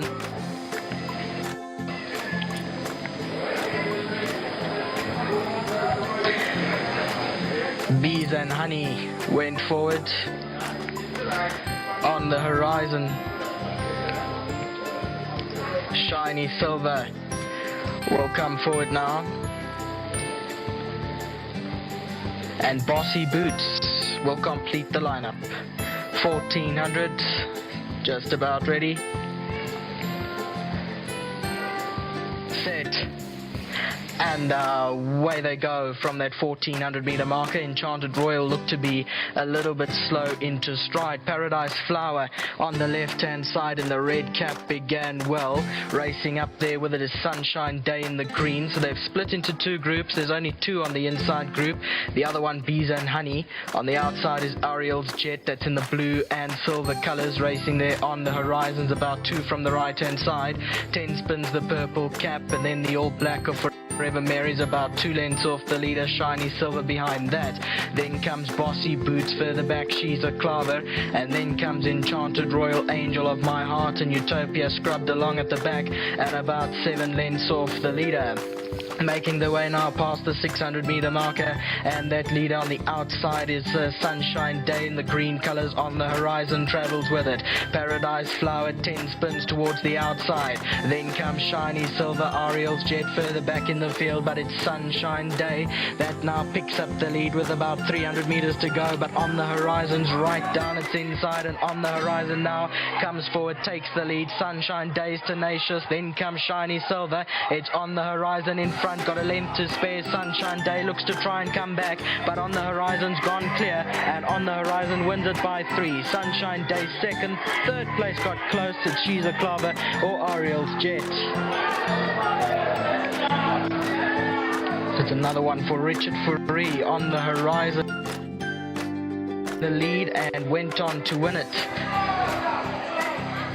So on the horizon by 3 lengths. Sunshine Day was quite tenacious coming towards the end, but on the horizon got the better of her. So it's number 4, the winner on the horizon, ridden by Richard Fourie. So it's 2 for Richard Fourie today. Lucky Utalakis, so it's a double for them both, Lucky Utalakis and Richard Fourie.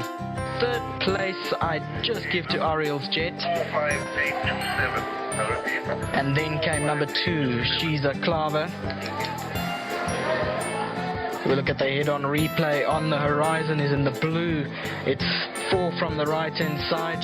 Sunshine Day was always handy throughout the race, and picked up the lead 500 meters out, but on the horizon was traveling with her, coming inside the final 300 or so, and got the better of her coming inside the closing stages. So it's on the horizon, Richard Fourie, Lucky Utalakis, number 4. Second to number 5, and that was Sunshine Day. Third to number 8, Ariel's Jet, and then 4th place to number 2, She's a Clover. 4, 5, 8, and 2 are the numbers that you need for race number 4.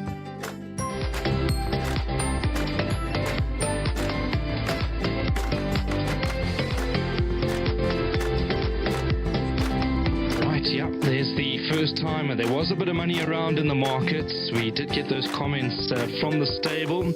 Very nice performance from the daughter of Judd Pot. Well done to Richard Fourie on the double, Lucky Utalakis on the double, and there's still a few more to come throughout the afternoon. Well done to PCS Pty Limited, to Mr. P. Buerta, and to Lucky Utalakis involved in partnership.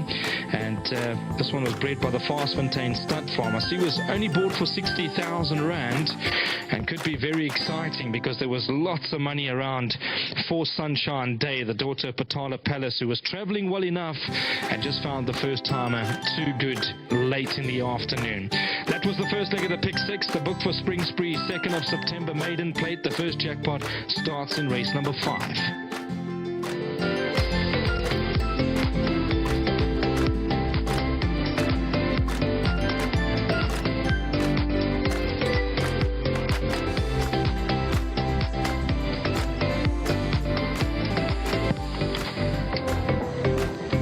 Into the winning area, the winner of race 4, number 4 on the horizon.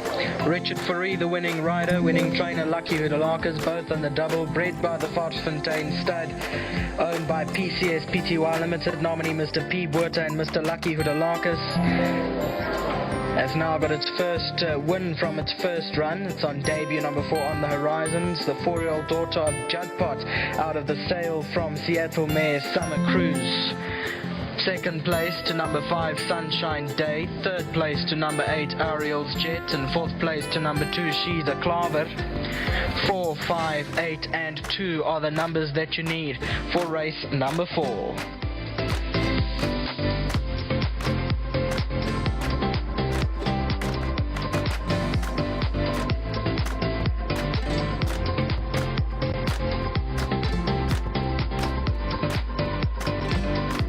Shiny Silver, Ariel's Jet further back in the field, but it's Sunshine Day that now picks up the lead with about 300 meters to go, but on the horizon's right down, it's inside, and on the horizon now comes forward, takes the lead. Sunshine Day's tenacious, then comes Shiny Silver. It's on the horizon in front, got a length to spare. Sunshine Day looks to try and come back, but on the horizon's gone clear, and on the horizon wins it by 3. Sunshine Day second, third place got close. It's She's a Clover.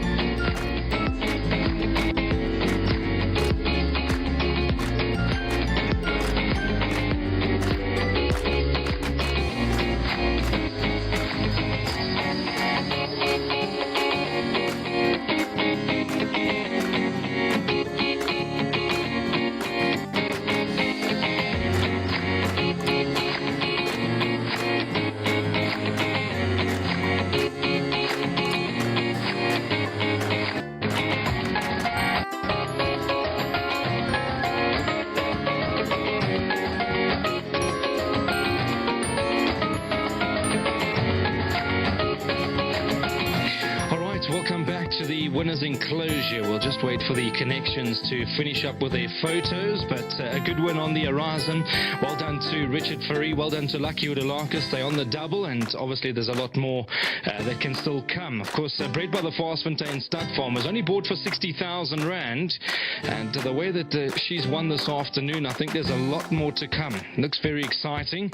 I know there was lots of money around for the 5 or Sunshine Day, who was backed into about 7 to 10, but found this first timer far too good late in the day. Richard Fourie and Lucky Udalakis will come and join me in just a moment. As always, great to see Richard Fourie. Well done, Rich. Always good to see you. And yeah, I mean, well done with your horse and your winner a bit earlier on today. Nice filly this. She quickened up smartly. Yeah, look, caught me by surprise going down.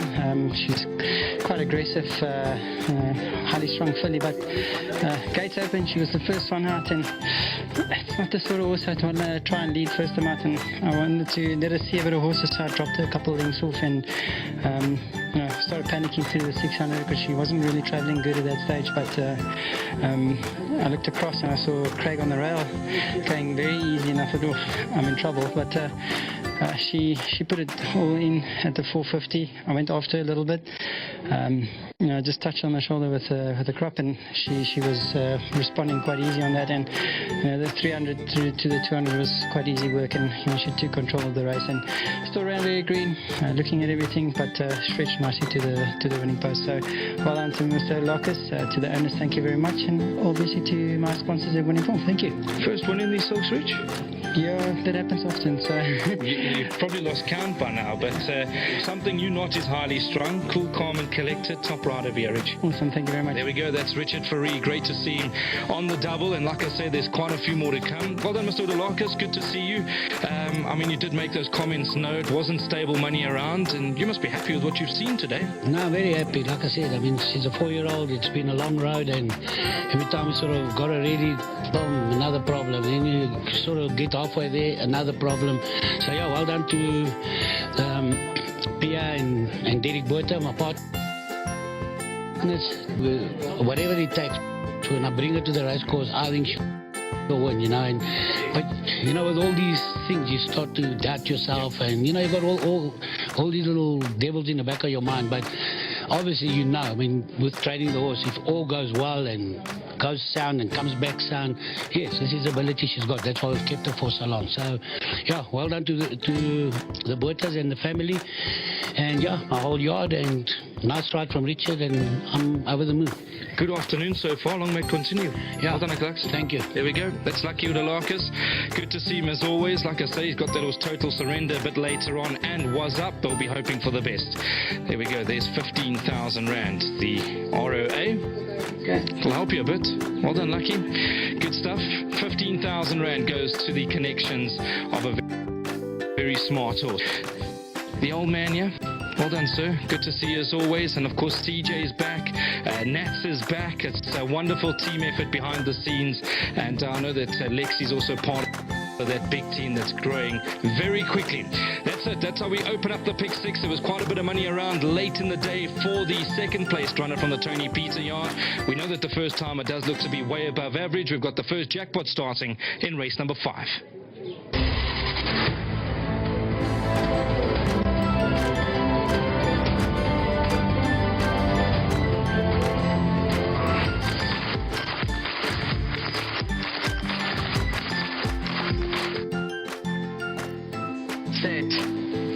And away they go from that 1400 meter marker. Enchanted Royal looked to be a little bit slow into stride. Paradise Flower on the left hand side in the red cap began well. Racing up there with it is Sunshine Day in the green. So they've split into 2 groups. There's only 2 on the inside group.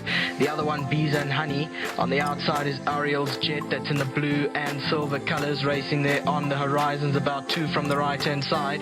10 spins the purple cap, and then the all black of Forever Mary's about 2 lengths off the leader, Shiny Silver behind that. Then comes Bossy Boots further back, She's a Clover, and then comes Enchanted Royal, Angel of My Heart, and Utopia scrubbed along at the back and about 7 lengths off the leader. Making their way now past the 600 meter marker, and that leader on the outside is Sunshine Day in the green colors. On the horizon travels with it Paradise Flower, 10 spins towards the outside. Then comes Shiny Silver, Ariel's Jet further back in the field, but it's Sunshine Day that now picks up the lead with about 300 meters to go. But on the horizon's right down its inside, and on the horizon now comes forward, takes the lead. Sunshine Day's tenacious, then comes Shiny Silver. It's on the horizon in front, got a length to spare. Sunshine Day looks to try and come back, but on the horizon's gone clear, and on the horizon wins it by 3. Sunshine Day second, third place got close. It's She's a Clover or Ariel's Jet. It's another one for Richard Fourie. On the horizon has come forward and taken the lead and went on to win it. So on the horizon by 3 lengths. Sunshine Day was quite tenacious coming towards the end, but on the horizon got the better of her.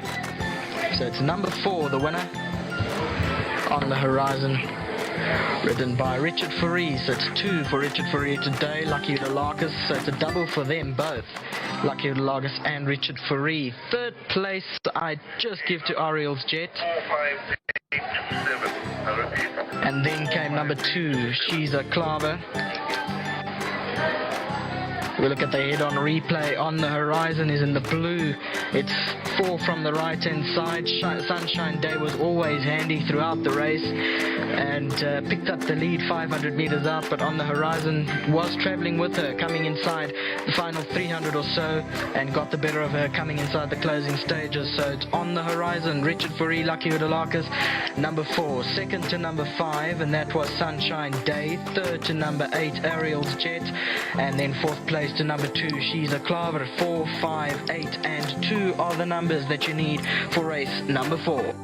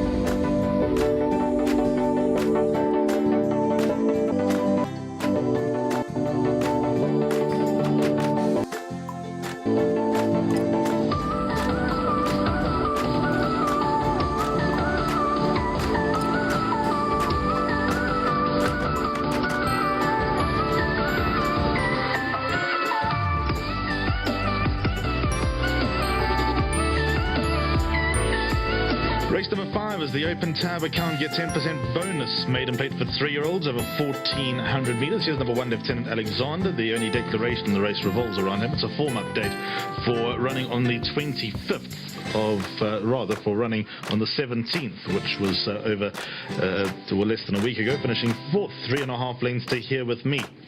Goes 1,400 meters. I don't know if that's going to help him out because his best runs have been over 1,000, so he's got a bit to do. But he has got Muzi Yeni in the Bar and Buertas Factor, a combination firing at the moment. 2 is Rock of Ages, and once ran 4th Total Surrender, but that is his only shining start to date. Number 2, Rock of Ages, more needed. Number 3 is Animal Impact. Alec led trains. Donald Geertsen takes a ride. Was beaten by the stable companion Command Pilot. First time out just over a week ago. Alec led's only runner is number 3, Animal Impact, and he will need to improve. Mind you, he's actually open to improve here. Here's Crepuscolo, number 4 on the card. Fabian Habib and Jeff Saister team up the son of New Predator, drawn towards the outside. As we know, New Predator hit the ground running with his freshman stock last season, with his crop that now turned 3-year-olds. I have an inkling that this horse might run okay. It's not a particularly strong race. Nice big son of New Predator, this number 4. It's hard to make your debut over 1,400 metres down the straight, but quite a few in this race are. 5, Falcon Strike will get the services of Chase Morjan for Robin Klaassen, drawn hard up on the outside. Also not impossible that he puts up a nice run. He's not quite the same size as his paternal brother, number 4, Crepuscolo, but that doesn't necessarily translate to a shallow performance for number 5, Falcon Strike. I can see him also making things pay for quartets. 6 is Horsefly. With both Azzy runners, they expect both of them to improve. Number 6, Horsefly, son of Erupt under Keratila Kacheri. And first run obviously disappointing, but improvement expected. Let's see how much is in the tank. Number 7, Motown Mo. This will be ridden by Raymond Danielson for Fani Bronco, son of Royal Mo, in the colours of Suzette Fillion, making his debut as well. Fani can get them ready first time out when they show something, unless they need further or need time. So it'll be interesting to see how he goes in a marker that's very quiet. Number 8 on the card is Mr. Spain, another son of Erupt, trained by Mike and Adam Azzi. Pilasande Oli takes the ride. Was well beaten first time out, but again, improvements expected. First run is a gelding, just like the stable companion. Let's see which one is more upwardly mobile. In fact, between the two, I reckon number 8, Mr. Spain, might have a slight edge, but we shall see. 9 is Punctual. First run very disappointing, is held by a stable companion, and would be a mighty shock if number 9 Punctual were to arrive here. Caden Brewer takes the ride. 10 Ragamuffin, well beaten first time out when Captain Warra ran riot, and he'll need to step up. Fani Broncos and Calvin Habib team up with the son of Mumbo in Seattle. And here we get to the 2 main horses. 11 Royal Edition, Dennis Schwarz up for Philip Labuskakny. There was a length, there was half a length between 11 Royal Edition and 12 Was Up when they met on the 25th of July. Royal Edition has had the 1 run since. He runs like 1,400 meters, will suit, but what about number 12 Was Up? How much more will 1,400 meters suit? How much improvement has he got from run 1 to run 2 as opposed to Royal Edition run 2 to run 3? Also the yard and jockey firing with 2 winners on the bounce, and this was probably the main aim today. Number 12 Was Up on debut, was drawn gate 1, made his way towards the outside off the bat, stayed on nicely enough. Form line franked, I think number 12 Was Up will be a hard horse to beat, but if anything other than 11 or 12 wins this race, then I'll probably go home.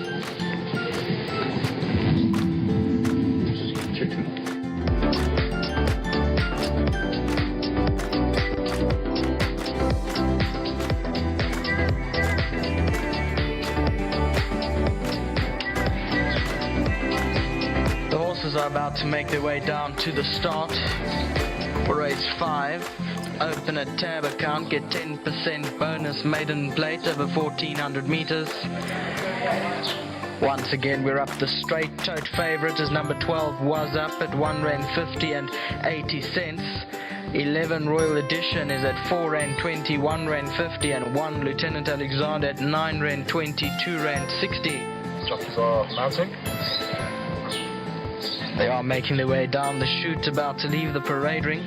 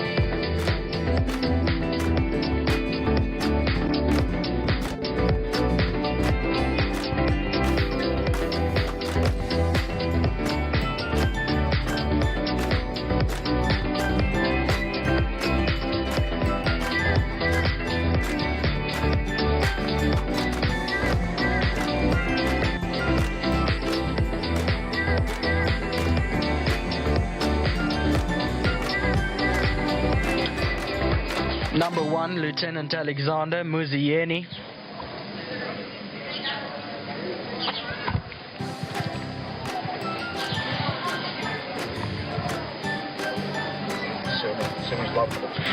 Number 2, Rock of Ages, Craig Zaki.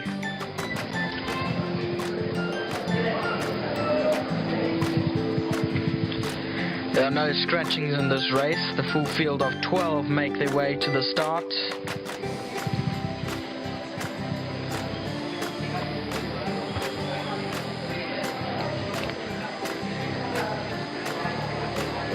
Continue to look at number 2, Rock of Ages and Craig Zaki. Number 4, Crepuscolo, Jeff Seister.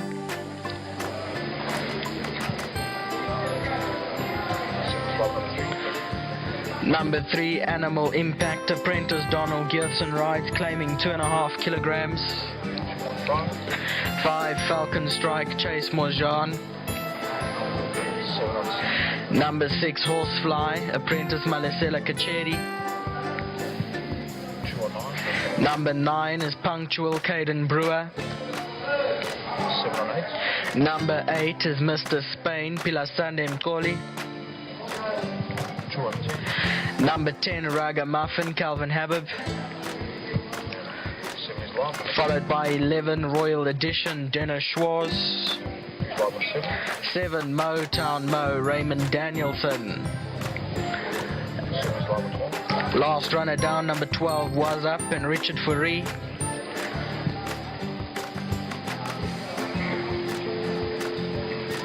So that is the field. There's 12 runners making their way down to post. There's 10 minutes to race time.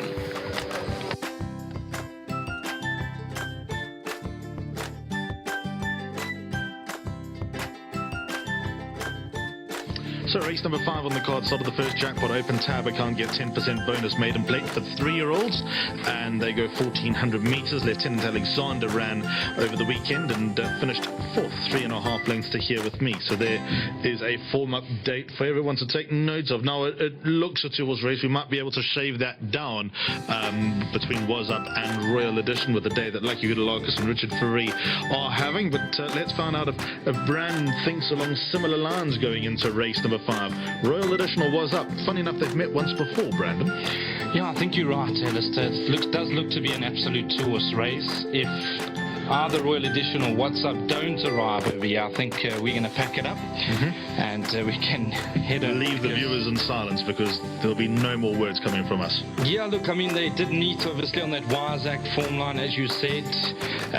Going back to Was Up, I did speak to Lucky Goodalakis that day. He said, listen, the horse is fancied, but obviously now with the way the false rail had been set, that inside draw is going to play against us. And you would have noticed out the gates already, Caden had obviously been told to try and get to the middle outside because that's where the going was. And I thought he was staying on beautifully, and we both looked at each other. There were 2 horses I said, next time out we can have a go on. One was King's Ransom, who should have won in my opinion, but the draws didn't work again, or it didn't work in his favour that afternoon at the Vaal. And then the other horse was this horse, Was Up. So Alistair, you've got to think that the way the yard's going about their business this afternoon, Richard Fourie taking over the ride, very hard to beat. And also bear in mind, Kinshin Shah, who's now run 2 seconds and 2 narrow seconds, finished behind Was Up, and Royal Edition, to be fair, in that run to Wyatt. And he's just a winner in waiting, is Kinshin Shah. So I think there's a number of factors. I think the fact that Was Up's going from first run to second run as opposed to Royal Edition second to third, I think Was Up probably got more scope to step forward. And also, I don't know if you remember the mother, Salutation. Nico's here. Nico will remember Salutation. It was by Requiem, and she stayed all day. So when I first saw Was Up running over 1,200 meters, we were working together, I immediately thought, I don't care what Lucky thinks. Over 1,200 meters is going to be a hard ask for the trippy side. Obviously, there can be speed, but out of a mare by Requiem to win over 1,200 meters, it's going to take some sort of performance.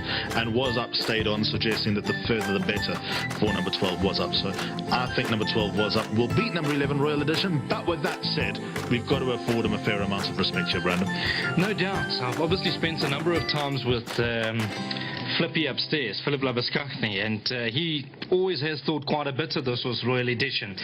The first time out, 125 to 1. I went upstairs. I said, good run. He said, we were actually quite surprised it was 125 to 1 because he's always been a nice horse. And the next time out, he ran a decent race with Richard the First winning that particular race and Kinshin Shah running second. So he's also progressive, Alistair.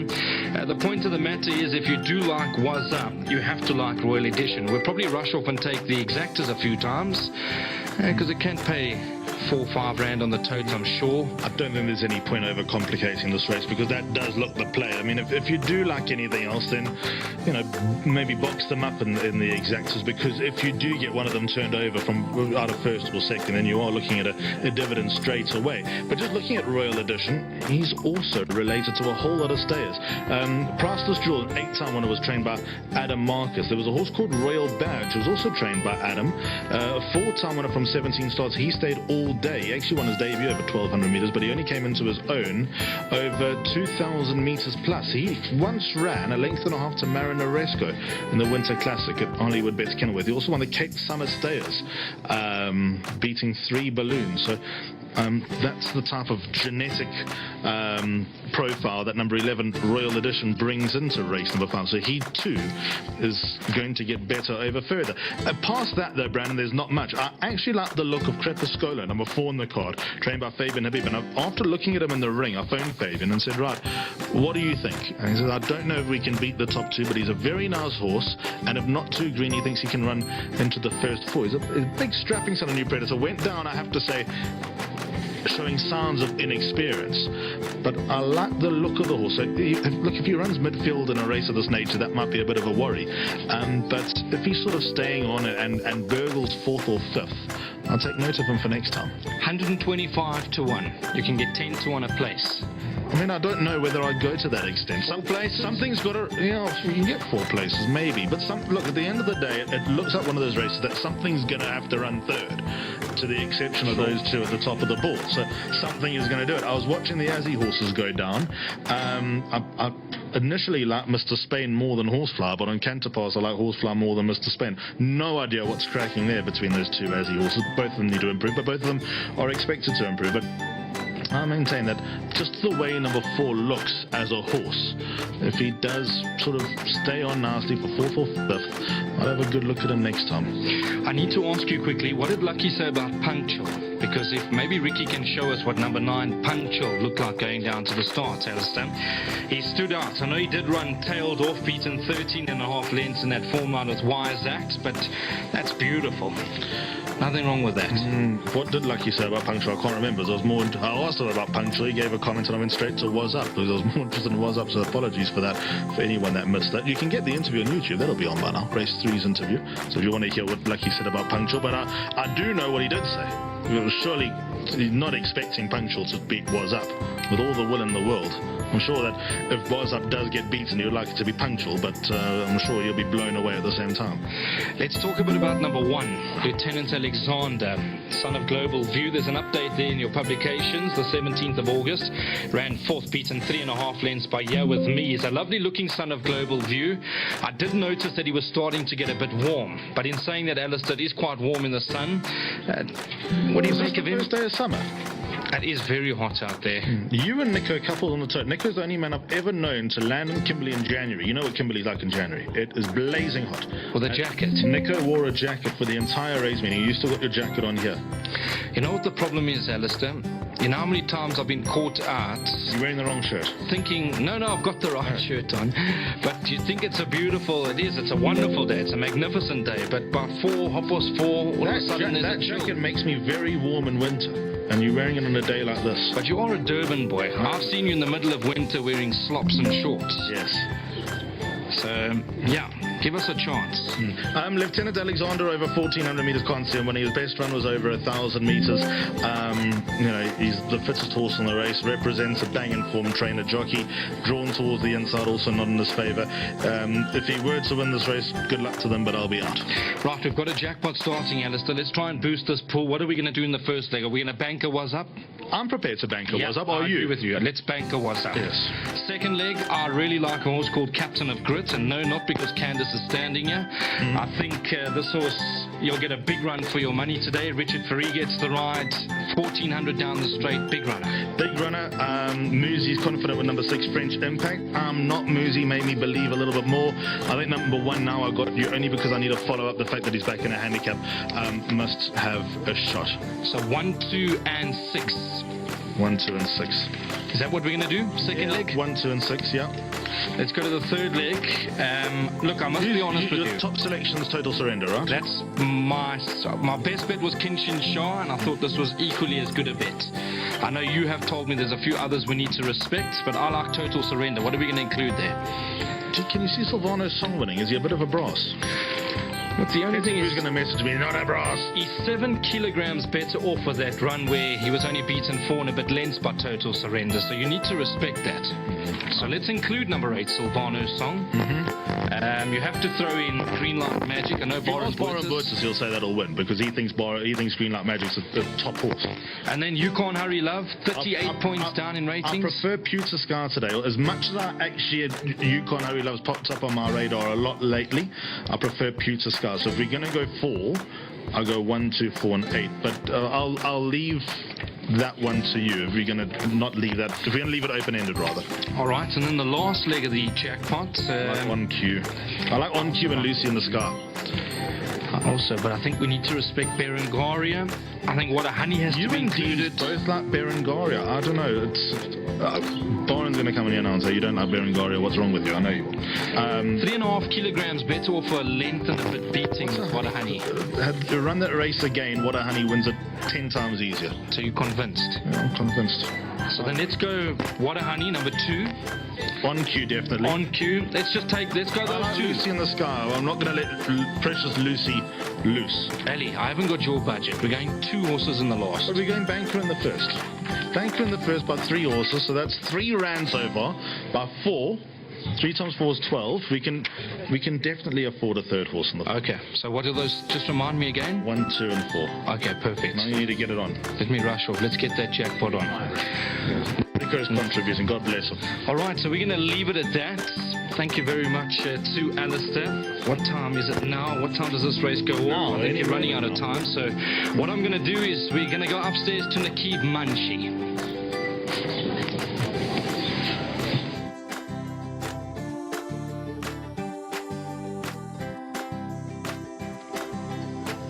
Horses are loading. Horses are loading.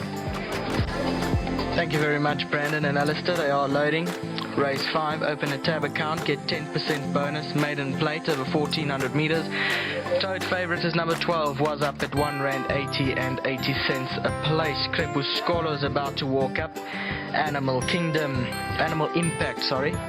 Impact goes forward.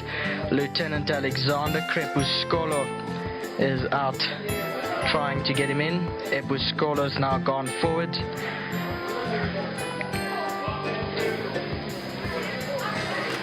Motown Mo walking in. Horsefly was up and Falcon Strike. The 3 of them will walk up together. Mr. Spain walking in. Take note it now wears a black cap, Mr. Spain.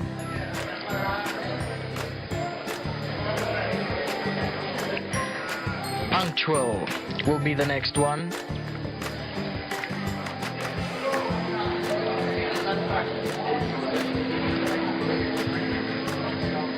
Punctual up to his gate. Now he's in. There's a runner playing up in the gates. That's Animal Impact reared up in the gates in gate 3. Riders currently out of the irons. Ragamuffin, Rock of Ages and Royal Edition are still out behind the gate. So Animal Impact. Royal Edition walking up. Ragamuffin, Rock of Ages to come forward. As they continue with the loading process, Rock of Ages just shies away. Ride of Animal Impact still not completely in the saddle as yet. That's in gate 3.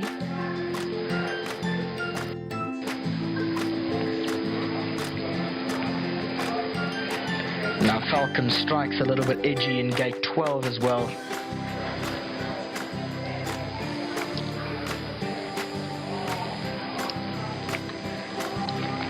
Rock of Ages comes forward. Set and racing away from that 1400 meter marker. Crepuscular jumped outwards, bumping Falcon Strike at the start. Towards the inside, Rock of Ages began well. Mr. Spain's in the black cap, and in the orange colours is Royal Edition in the centre. Then Lieutenant Alexander towards the inside. Ragamuffin, Horsefly was up in the light blues, about 4 lengths off the leader. Then comes Crepuscular. Falcon Strikes on the outside of runners. Animal Impact is 2 from the left-hand side, and then comes Motown Mo now as they make their way towards the final 800 meters.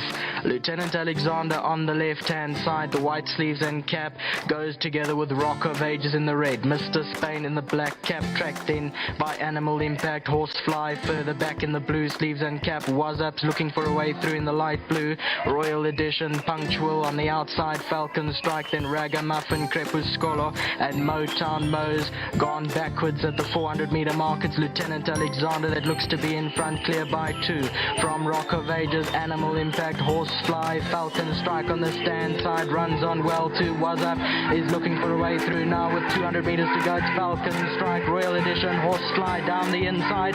Then comes Was Up behind that, but it's Falcon Strike on the stand side, the leader, and Falcon Strike from Royal Edition. Falcon Strike wins. Royal Edition second. Was Up third. Crepuscular fourth.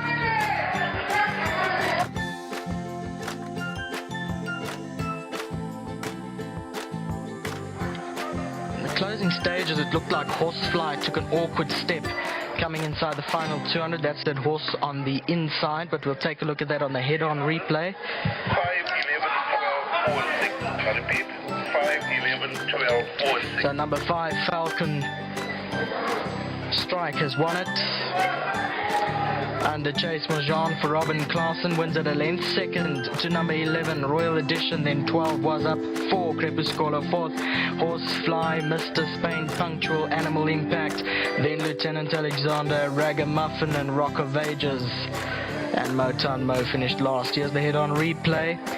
Take a look at Horsefly. It's about 5 from the right-hand side. It did take an awkward step, drifted right, drifted left. Yeah, not a very nice run by Horsefly. Falcon Strikes on the outside in the white face. That's come through to win under Chase Mojan for trainer Robin Klaasen. Was always sort of handy on the stand side with Royal Edition. Into second spot, Was Up into third, and fourth to Crepuscular. 5, 11, 12, 4, the numbers you need for race 5. That's the last from me, Nakib Munshi. Nico Kritsiotis will be back for the rest of the meeting.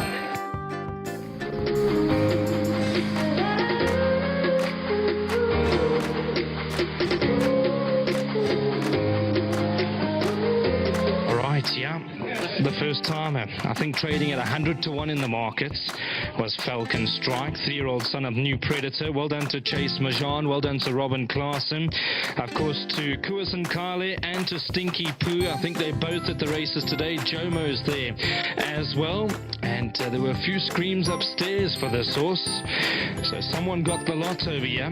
Number 5, Falcon Strike, well done to all concerned. The 2 fancied runners, well, they made their run together, but ultimately couldn't live with the kick of number 5, Falcon Strike. Second went the way of Royal Edition, confirms those form lines with Was Up, who was given every chance by Richard Furry. Alright, so I'm going to get you upstairs to Nakib Munshi. He will bring in the winner over here, Falcon Strike, the 3-year-old son of New Predator.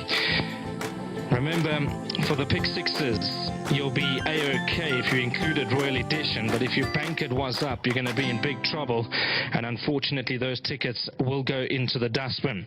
Race 6 goes off at 2:30. It's over 1,400 meters, and Nico Kritsiotis will be back up in the commentary for the rest of the meeting. Coming into the winning area for race 5, number 5, Falcon Strike, Chase Mojan, the winning rider, winning trainer Robin Klaasen, bred by the Bush Hill Stud and owned by Messrs MK and Kali and SS Pui. 1 win from 1 outing. For the 3-year-old chestnut colt by New Predator out of the Jetmaster mare Luxurious Jet. Second place to number 11 Royal Edition. Third to number 12 Was Up, who ended up your tote favorite in the end. And fourth place to number 4 Crepuscolo. 5, 11, 12, 4 the numbers for race number 5.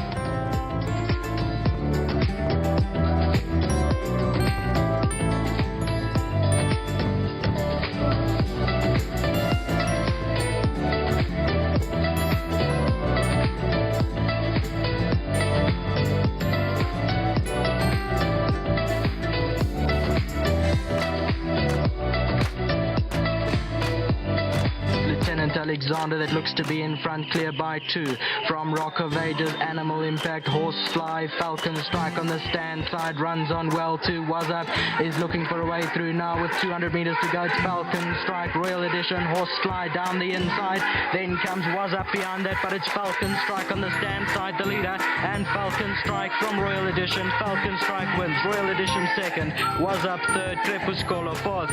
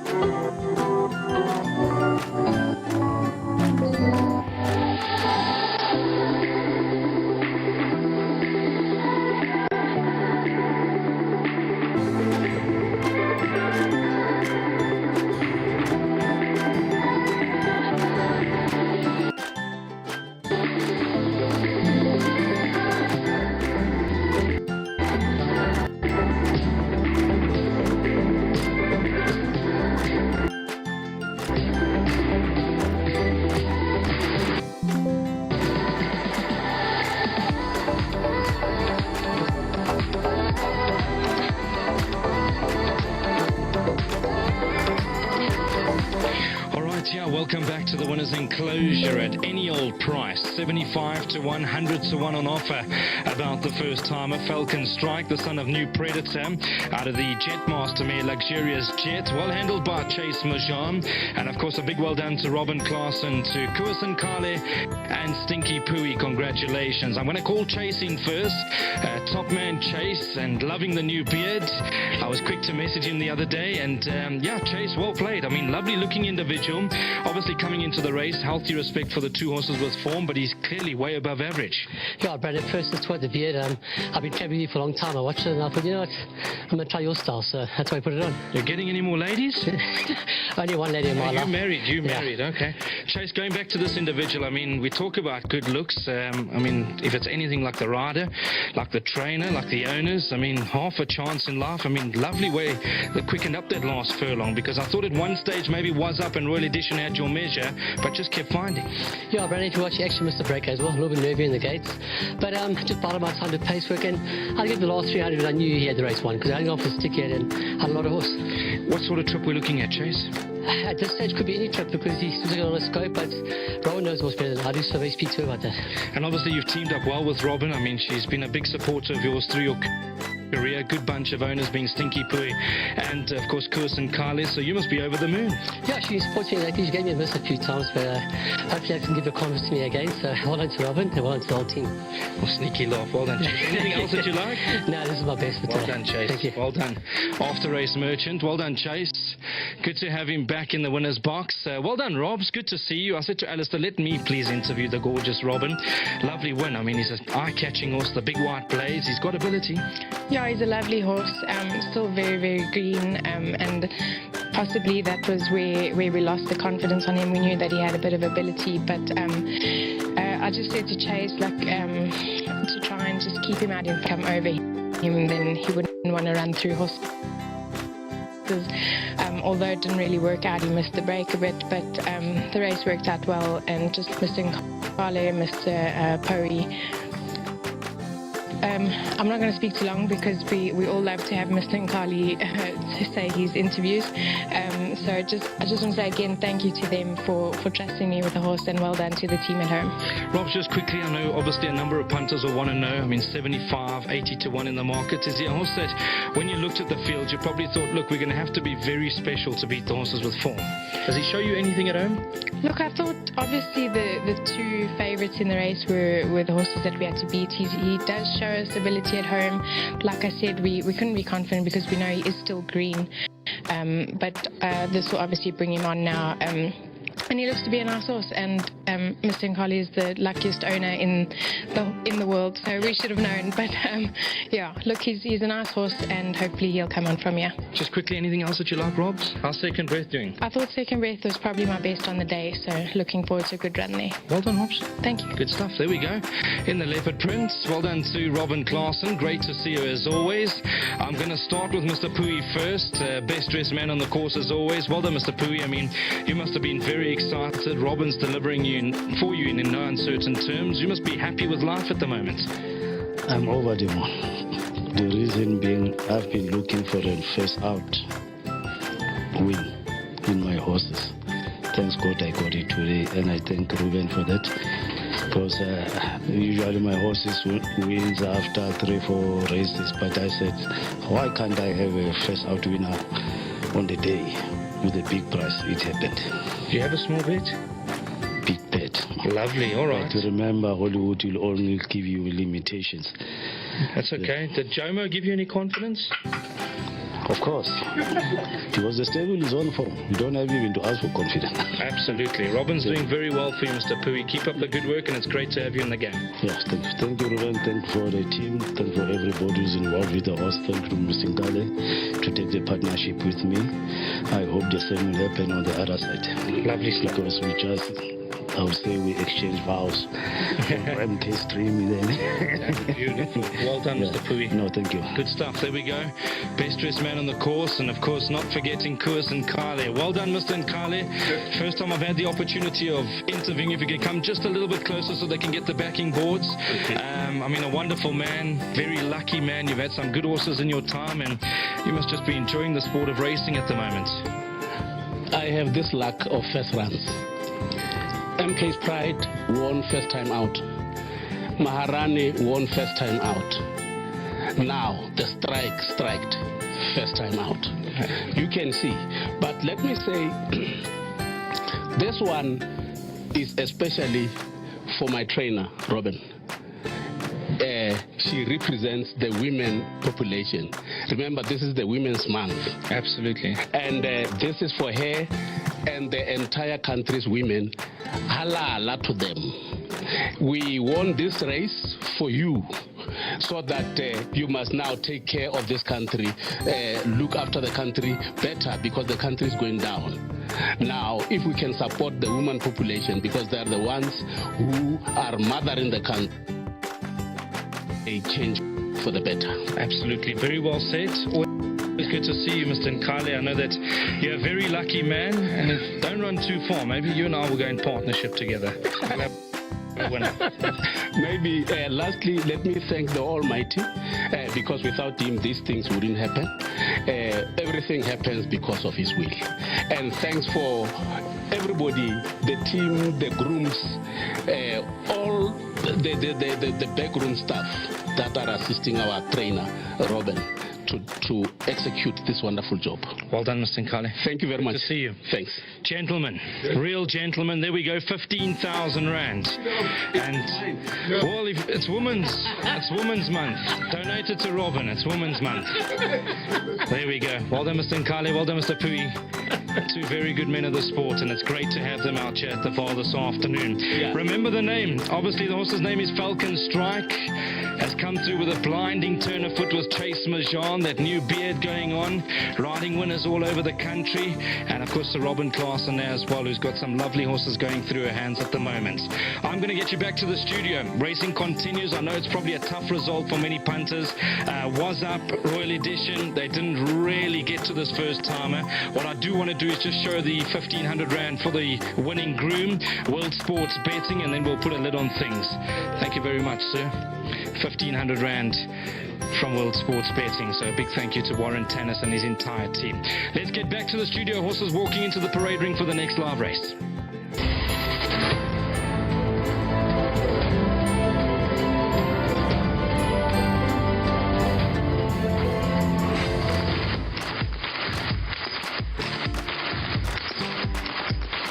Rock of Ages comes forward.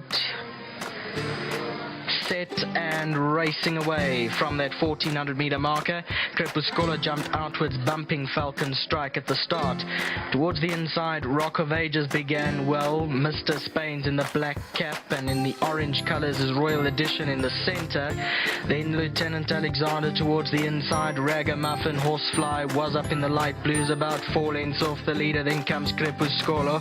Falcon Strikes on the outside of runners. Animal Impact is 2 from the left-hand side, and then comes Motown Mo now as they make their way towards the final 800 meters.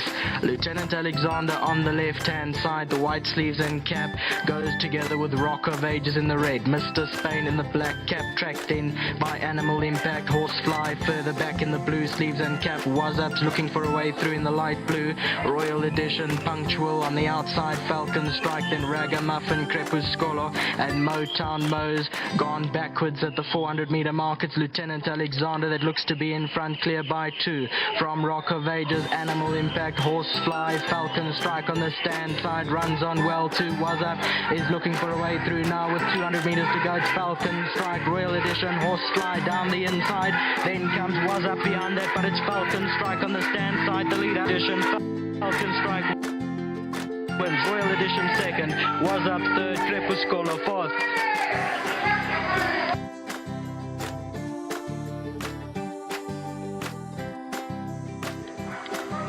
Closing stages, it looked like Horsefly took an awkward step coming inside the final 200. That's at Horse on the inside, but we'll take a look at that on the head-on replay. 5, 11, 4, 6, Number 5, Falcon Strike has won it. Under Chase Mojan for Robin Klaassen, wins at a length. Second to number 11, Royal Edition, then 12 Was Up, 4 Crepuscola fourth, Horsefly, Mr. Spain, Punctual, Animal Impact, then Lieutenant Alexander, Ragamuffin and Rock of Ages, and Motown Mo finished last. Here's the head-on replay. Take a look at Horsefly. It's about 5 from the right-hand side. It did take an awkward step, drifted right, drifted left. Yeah, not a very nice run by Horsefly. Falcon Strikes on the outside in the white face. That's come through to win under Chase Mojan for trainer Robin Klaassen. Was always sort of handy on the stand side with Royal Edition into second spot. Was Up into third, and fourth to Crepuscola. 5, 11, 12, 4, the numbers you need for race 5. That's the last from me, Nakib Munshi. Nico Kritsiotis will be back for the rest of the meeting.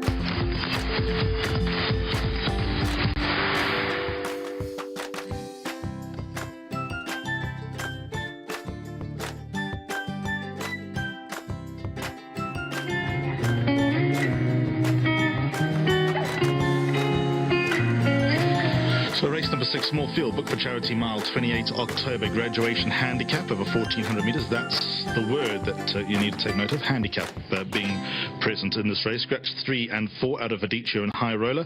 7 Archimedes races with blinkers on. Let's have a look at the 5 runners in the ring leading up to the start of jackpot number 2. Here's number 1, Now I Got You, not won in a year. However, he has performed at a high level. He's placed at grade 1 level, has number 1, Now I Got You. He's got to give weight away. I've been waiting for such a long time for this horse to run in a handicap. He ran in a handicap in his penultimate start and sadly got burns.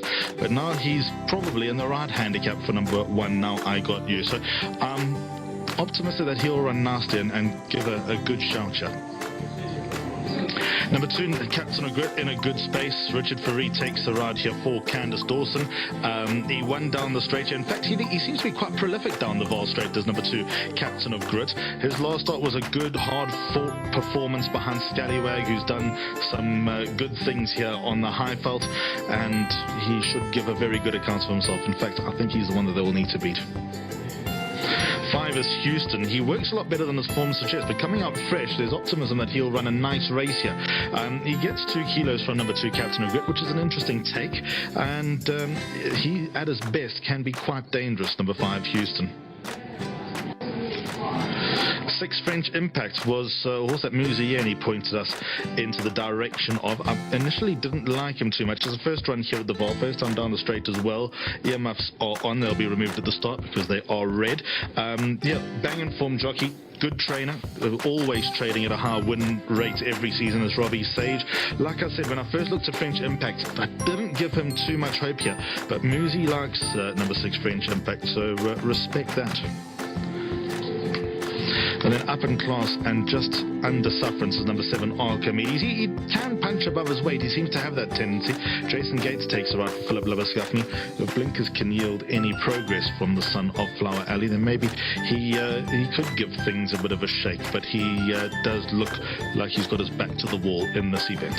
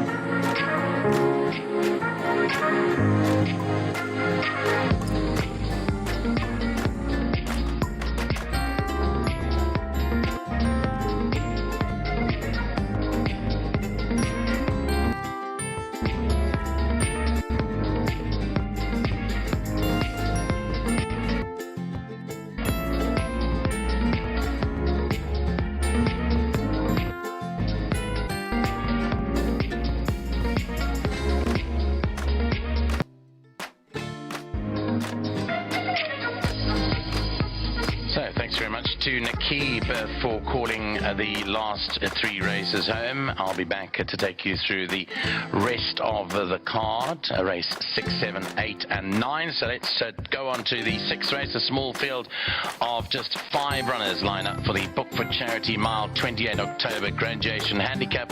Up the straight 1400 metres. The scratchings here are 3 Arrivedercio and 4 High Roller. Just the 5 runners for this 6th race, a stake of 80,000 rand. They'll be going down shortly.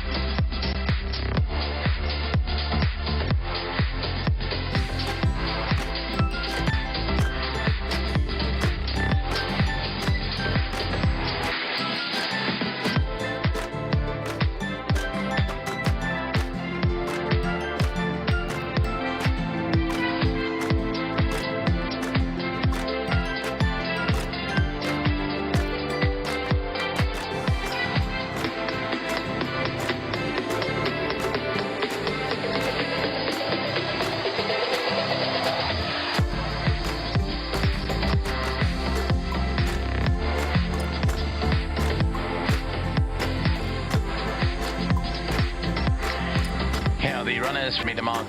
There you go. Here's number 1. Now I Got You. Gavin Lorena rides. Tongue tie comes off. Pacifiers go on. Number 1. Now I Got You.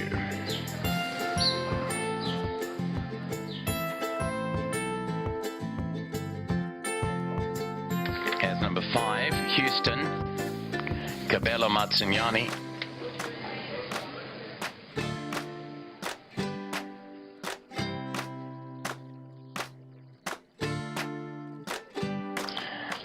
number 2, Captain of Grit, Richard Fourie. 6 is French Impact, Mozieni.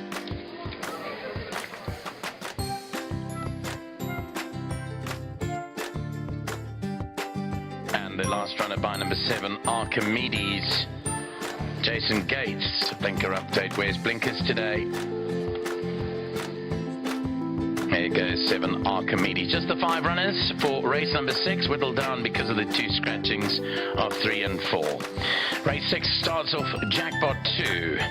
Jumps at 2:30, and that is off in 7 minutes. Let's go and join Brandon Bailey and Alistair Cohen for their selections for race 6. Maybe they can give us a straight line quartet here.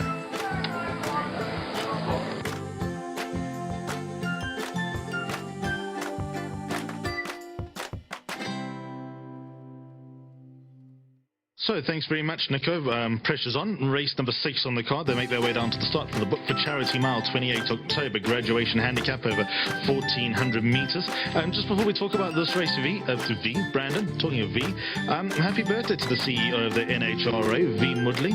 He turns another year older today. In fact, he's probably the only guy who looks like he's getting younger in the game. I wonder what he knows that we don't. Yeah, look, not a job I'd ever want. No, CEO of the NHA. I mean, you're in the spotlight all the time. You'll never make a right decision. Yeah, look, it's a tough job. It's a real tough job, but he's a good man. Showed me a lot of ropes when he was in charge of the totes, and grabbed me from. In fact, V takes great satisfaction in the fact that V gave me my first suit. But this is actually totally ridiculous. We went down to Fairview for the Algoa Cup in 2010. I started August 2010, and I'd done like a couple of races at Flamingo Park. I don't even think I definitely hadn't called the Turpentine. I might have called a race at the Vaal.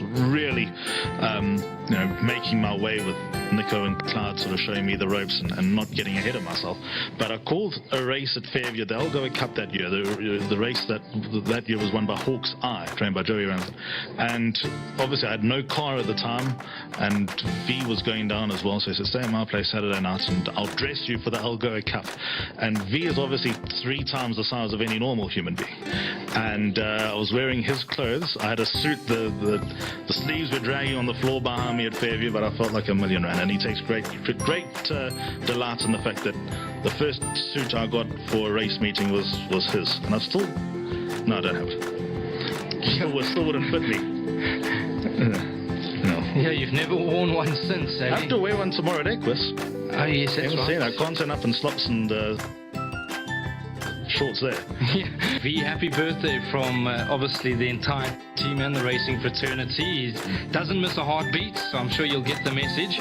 Ali, we did promise the viewers silence after the last race if Was Up or Royal Edition didn't win. Yes. But in fairness, we were beaten by our first timer that we got no confidence about. Jackpot's gone though, because obviously the first timer rule doesn't apply to the jackpot, and we bankered Was Up, we ran 3rd, so yeah, that was a bit. And it actually just shows you quickly off the bat how nice of a horse Royal Edition is, because he confirmed those form lines with Was Up, and I think they're both horses that we can follow, Alistair. I don't know where I stand, because I mean it's another new predator. It's a sad loss that he is ultimately going to be, because I don't want to sound controversial or shortchange anybody, but the way that he hit the ground running as a standard, look, all his progeny at the sales all looked well, but everyone thought, what are we going to get out of the new predators? And straight away hit the ground running, and it doesn't look like they're just forward one-dimensional 2-year-olds. They're now training on, obviously went down to Richmond and cover this season of what would have been a sensational book of mares. So I think he's a great loss to the industry. Isn't a good-looking horse. The 4th horse, who I thought looked really well in the ring, went down green. Another new predator. So it ran a good race. It was very green, the 4th horse. But we now need to recover, Alistair. We're going into race number 6. So we're going to try our hand at the 2nd jackpot. But first, I want to have a look and see what the market's doing. I'd imagine the punters are going to latch on to Muzieni. We got 2 horses at the top of the boards. 5-2 French Impact, 5-2 Captain of Grit. Now I got you 3-1, and it's 7-1 and better. Those. I like number 2, Captain of Grit. I told you this a lot earlier this afternoon. I really believe that now that he's back up the straight, Richard Fourie gets the ride. He's got to be a serious runner. Well, I like 1 and 2. I initially liked 1 and 2 here. Let's start with number 2, Captain of Grit. Richard Fourie takes her out for Candice Dawson. He seems to be quite prolific down the Vaal Straight. He won his maiden over 1,400 metres under Simango Khumalo here. And, you know, it's such a specialist course, and Captain of Grit seems to have the credentials and the attributes to make him a good horse down the straight. I thought his second run after a long layoff was also a fair run behind Scallywag, a real trying back to the wall effort behind a horse who's done no wrong in the half vault. So, you know, I think number 2, Captain of Grit, will run a big race. I think Richard Fourie will suit him. It's probably a matter of whether he's able to get any cover in such a small field. That's probably the one concern. But then who is going to get cover in this race? So it's probably all on an equal playing field. I'm optimistic about his chances. Yeah, I think he's a massive runner. Second in that race was Scallywag, was Funky Music, who's doing nothing wrong at the moment. Geez, that was the only time he's been beaten with Paul Matchell, was that day. And Scallywag beats Funky Music. Yeah, and he turned it around, when was it, last week? He's running again on Thursday, Funky Music. You did say to Mr. Matchett. Wonder if Matchett's going to... Look, in that particular race, he didn't have much of a chance with ratings, both him and Scallywag. So who knows, Ali? They don't run on paper. They run on grass. Let's talk a bit about this horse, French Impact, because when you spoke to Muzi Yeni a bit earlier on, he gave us a bit of confidence with French Impact. I did think a bit of him, but I was disappointed with that last run. In saying that, there were some very nice horses in the race. Yeah, so that's obviously fair. To be beaten, you know, 11 lengths by Main Defender might not look too pretty on paper, but Main Defender, we know, is grade 1 quality. When I initially looked at number 6, French Impact, I wasn't keen about him. First time down the Vaal Straight, being a 3-year-old. I know that he gets weight, and he's obviously above average under a banging form jockey from a very, very good yard. His run to Give Me Another Chance obviously sets him up to quite a level.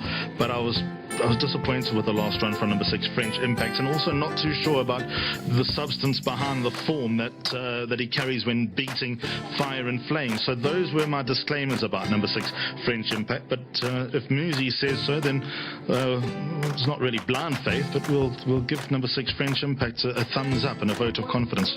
Yeah, Purple Pitcher came out of that form line behind Main Defender. That Fire and Flames run was eye-catching, because you would have seen, no doubt, I know you were working on the day, Alistair, but Fire and Flames from the Quibus Roo yard, he ran a cracking race behind Sandringham Summit. Nice horse. Very, very useful, above average horse, Fire and Flames. Did a lot of racing as a 2-year-old, so no, I suppose there's nothing wrong in beating Fire and Flame, but I'll go back to the same sort of analogy that I was thinking initially. Now I got you as placed at grade 1 level. Hollywood Bet Scottsville, their sprint day last year. You know, Main Defender beat French Impact by 10 lengths. So can you draw any comparisons? Probably not. Maybe I'm making too much of a case for it. But I think Now I Got You's best run is better than French Impact's best run, despite the fact that there's a lot of weight in it. Now, look, I don't want to go into the dynamics of jockey bookings, but the one Now I Got You, Alistair, you have to respect this individual. On his day, he can certainly run. It was good to see him somewhat bouncing back to form last time. I see the victors are, I know Cooney Stradum's at the course today. 61.5 kilograms, not going to be easy, though. Well, one basically a year ago to the day did number 1 Now I Got You, so maybe it goes in cycles. I've been waiting for this horse in a handicap for a very, very, very, very long time, so that's why I respect him. Okay, I'm going Captain of Grit. I'm sure Ali will be hoping that can also arrive. Let's go up to Nico. Right, they're busy loading. Thanks, guys. They're not too long to go. And most of the field of 5 are dripping in sweat, has to be added. The particularly warm day here. Captain of Grit is not and is about to be loaded. Here's Captain of Grit to complete the lineup. 1,400 meters up the straight here. All set to go and racing away from the 1,400 meter mark. I got you with the first 2 to react, with Captain of Grit down the center. French Impact is being just taken to hand, but in the early stages, racing a couple of lengths off them, just tending to fight with the rider there with Houston at the back end, but there's 5 lengths in it first to last as they approach the 1,000-meter mark, and it's Archimedes that went off to the lead. The yellow blinkers on the stand side, orange sleeves, and Cap has the advantage here from Captain of Grit as all 5 of them make their way to the stand side. Now I Got You's third. French Impact in a better rhythm now. The grey horse with the red and black colours of Muzi Yeni racing just a length off the gallop here, and Houston has been kept together at the the back in the white and blue. So they head down with 600 metres left to go. Captain of Grit's being asked for an effort now. Now I got you 2 off the outside with Archimedes still right there. Then French Impact, and behind that Houston has got 4 to go. But Archimedes continues to roll. 300 metres to go from Now I Got You. Captain of Grit hangs towards the middle of the track with French Impact, and further back then to Houston, who tries to run on. Archimedes and Now I Got You. Captain of Grit has been galvanised behind them, but it's Now I Got You from Archimedes, who's fighting back on the stand side. Archimedes gets back into the lead here from Now I Got You, and it's Archimedes from Now I Got You inside the last bit, and Archimedes beat Now I Got You. Captain of Grit runs third, then came Houston, and behind that French. Number 71256. Well, Archimedes keeps going for the Flippy Labuskachny yard in the colours of Mr. Blom. Jason Gates, although hangs, I think, to the inside of the track. I'd like to see the head-on replay, because this horse did hang quite badly in the latter stages, and you'll see it hanging all the way to the inside, carrying Now I Got You. That was my perception anyway from the side on. We'll have a look at the head-on.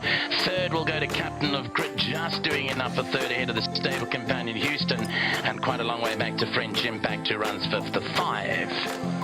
Here's a look at the head-on replay. Well, Gavin Lorena's got the stick out on Now I Got You. Archimedes down the centre. They are racing together at this stage. You can see there that Archimedes was straightened up, but tends to come back again on along the inside. But Now I Got You is at full tilt towards its inside, and Archimedes, despite hanging, wins it by about half to 3/4 of a length from Now I Got You. Third will go to Captain of Grit, Houston fourth, and then French Impact fifth of 5 runners. That's the take on race 6. Well done to Flippy Labuskachny. Jason Gates riding this winner home. A strong ride, went off to the front from the word go, but stayed there every inch of the 7 furlongs. He's a son of Flower Alley. He was bred by Rito Scroll Stud. And well done to Mr. Blom, who is on course today to lead in his winner. Archimedes wins race 6.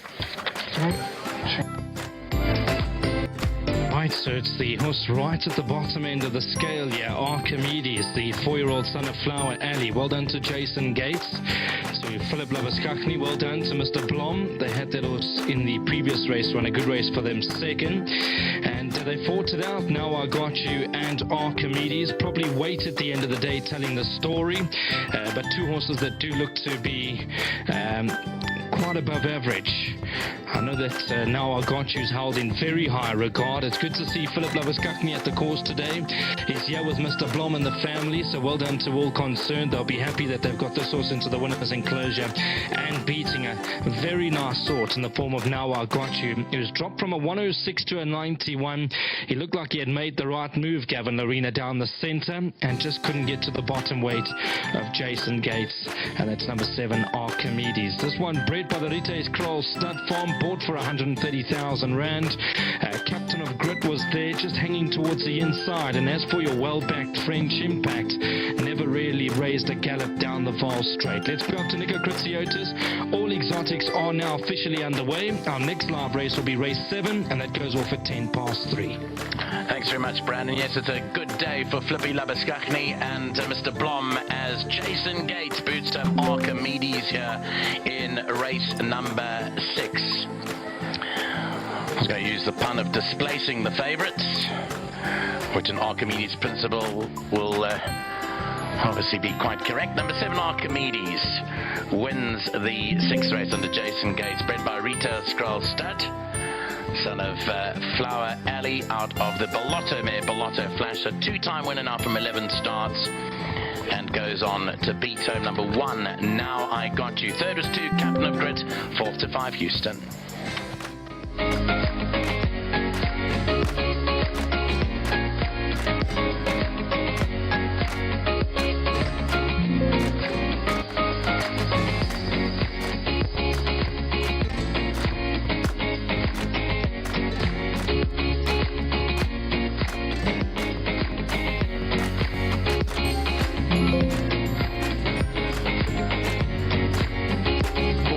Archimedes continues to roll. 300 metres to go from Now I Got You.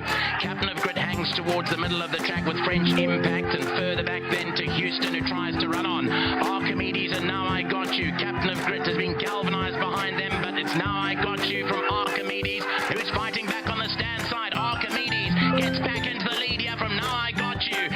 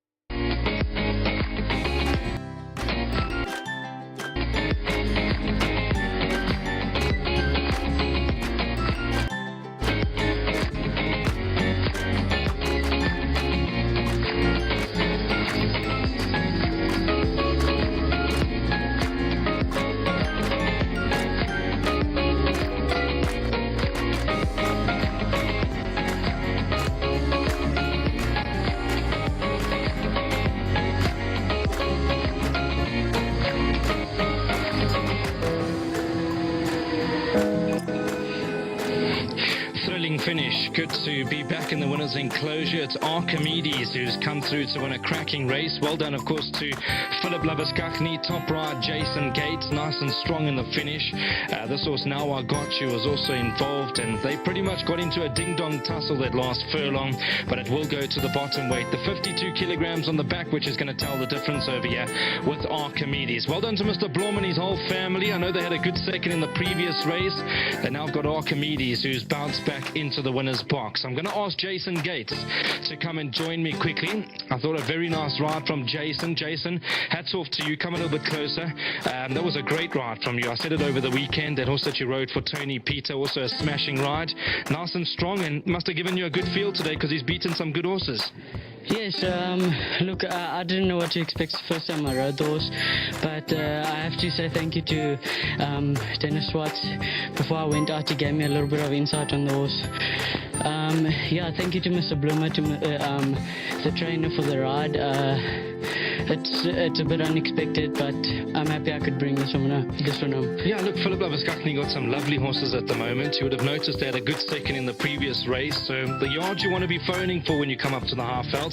And I've always said it, Jason, I'm a big fan of you. I know that you're very strong in the finish, and long may it continue. You're doing a bit of travelling now, and I really hope that the trainers will keep an eye out for Jason Gates going forward. No, thank you. I appreciate it.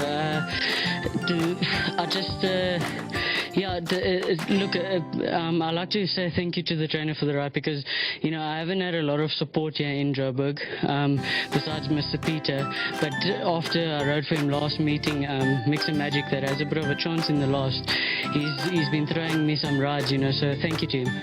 What's Jason's plan going forward? I mean, if you get the opportunity on the half veld, you'll be here. I know Durban's where home is. And then obviously PE, you've got that nice horse Gallic Tribe there, which I think you think quite a bit of as well. Yes, Gallic Tribe is going for the Poly Challenge. He won very nicely last time, and his previous run before that was great. I am moving to Joburg at the end of the month, beginning of next month. So, yeah, you know what they say. You said it earlier. A change is as good as a holiday. No doubt. It's a good ride over here, Jay. Thank you. There we go. That's Jason Gates. Keep an eye out for him for the rest of the season. And my good friend Philip Labuskachny, well done to him. Good to see you as always. Come a little bit closer just for World Sports Betting. They do so much for the game, and yeah, I mean, you've got to be very happy with the way things are going. I thought your horse in the previous race, pity that you had to find a half decent first timer, but that's a lovely horse. Yeah, 100%. The horse in the previous, yeah, he got beaten, but he'll take it on the chin, try next time again. Yeah. This horse, a very nice horse, very, very nice, honest horse. So yeah, I can just say thank you to Jason for a good ride. Thanks to Dennis, telling him what to do, how to do it. Thanks to my staff. Thanks to Eric, supporting the yard, him and Giselda. And thanks to everybody that knows me. Everybody that phoned me this morning, guys, there's the winner.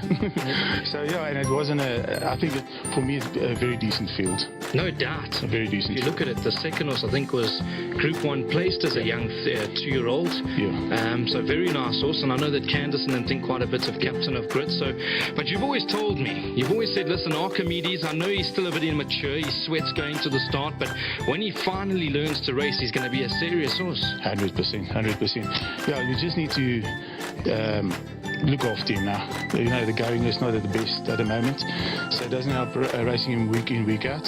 So I think it's a nice thing just to wait now till the rain comes, and then from there plan it. Absolutely. Is there anything else that you like? Can we include? Not at the moment. Mix the Magic in the last, I mean, she's not the youngest of horses anymore, so she must just run and enjoy it. Oh, shame. Good to see you as always. I know that you guys put a lot of time and effort into these strings, and it always makes me happy to see you having winners. Well done. Thank you very much. Good stuff. There we go. That's Philip Labuskachny. Great to see him. Mr. Blom, come and speak to me. Finally. You're not going to bring your missus in? Doesn't want to speak? Okay. Well, I tell you what, good to see you. I know you guys are globe-trotting. Every time I ask, where's Mr. Blom? No, he's either in Croatia or he's somewhere else in the world, but good to see you. Yeah, no, this was one of my favorite horses when I bought it, and unfortunately we were overseas when it won its first time out. Very glad to be here. Thanks to Philip and all the staff doing such hard work. And Royal Edition as well. It's another one that's close to our heart, so we're looking forward forward to the racing. Looking forward to a good season. Off topic completely, but a horse that I know is very close to your yard. Maybe you want to tell us a bit about the naming, 10 Spins. Oh, yeah, that one was bought in the moment, spur of the moment on a casino floor. So yeah, but yeah, it's still a baby, so must still mature. But we'll give it a go. So that was bought with 10 spins. So. Nothing wrong. I know that you guys love your racing. Always a good time upstairs. Now you can go and have a few Jägermeisters and let the night start early. Definitely. See you later. Thanks. There we go. That's Mr. Blom. Lovely to see him at the course this afternoon with his lovely wife, and well done to Philip Labuskakne. It does go the way of Archimedes under a strong ride from Jason Gates.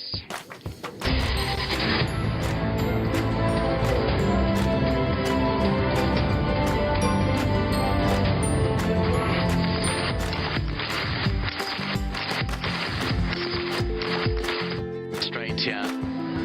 All set to go. And racing away from the 1400 metre marker to level beginning Archimedes, and now I got you with the first two to react with Captain of Grid down the centre. French Impact is being just taken to hand a bit in the early stages, racing a couple of lengths off them, just tending to fight with the rider there with Houston at the back end, but there's 5 lengths in it first to last as they approach the 1000 metre marker, and it's Archimedes that went off to the lead. The yellow blinkers on the stand side, orange sleeves, and Cap has the advantage here from Captain of Grid as all 5 of them make their way to the stand side. Now I got you third. French Impact in a better rhythm now. The grey horse with the red and black colours of Mozieni racing just a length off the gallop here, and Houston has been kept together at the back in the white and blue. So they head down with 6 for an effort. Now I got you 2 off the outside with Archimedes still right there, then French Impact, and behind that Houston has got 4 to go, but Archimedes continues to roll. 300 metres to go from Now I Got You. Captain of Grid hangs towards the middle of the track with French Impact, and further back then to Houston, who tries to run on. Archimedes and Now I Got You. Captain of Grid has been galvanised behind them, but it's Now I Got You from Archimedes, who's fighting back on the stand side. Archimedes gets back into the lead here from Now I Got You, and it's Archimedes from Now I Got You inside the last bit, and Archimedes beat Now I Got You. Captain of Grid runs third, then came Houston, and behind that French Impact, who clearly didn't enjoy the Vaal straights.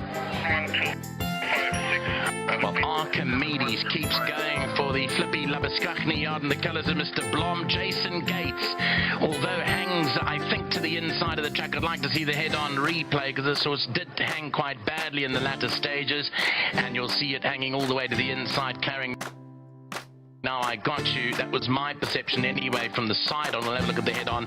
Third will go to Captain of Grid, just doing enough for third ahead of the stable companion Houston, and quite a long way back to French Impact, who runs 5th to 5. Here's a look at the head-on replay. Well, Gavin Lorena's got the stick out on Now I Got You. Archimedes down the centre. They are racing. Archimedes was straightened up, but tends to come back again on along the inside, but Now I Got You is at full tilt towards its inside, and Archimedes about half to 3/4 of a length from Now I Got You. Third will go to Captain of Grid, Houston 4th, and then French Impact 5th of 5 runners. That's the take on race 6. Well done to Flippy Labuskakne. Jason Gates riding this winner home. A strong ride, went off to the front from the word go.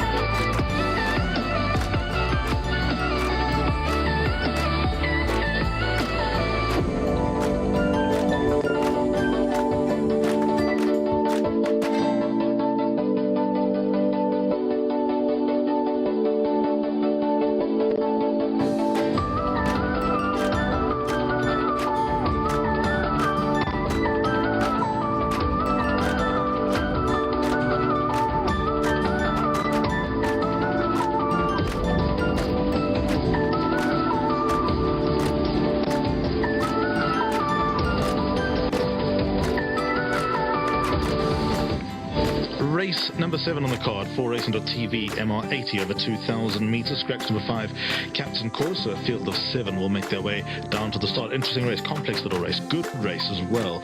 Lots in here with chances, lots of form to work with, no rating droppers, perhaps with the exception of You Can't Hurry Love, and I'm talking about in perspective from a one's high to where he is now. So I think that pretty much sets up for a good race. Number 1, Green Light Magic, Samanga Kamala and Baron Boots' team up. Baron rates his horse highly. I don't think he got home over a mile and a half last time. For now, I think his reputation precedes him, dare I say. But there's got to be something there. Baron's a good judge. He knows what he sees. And coming back to 2,000 metres, despite top weight, might well work the office here for number 1, Green Light Magic. I have a lot of respect for his chances here.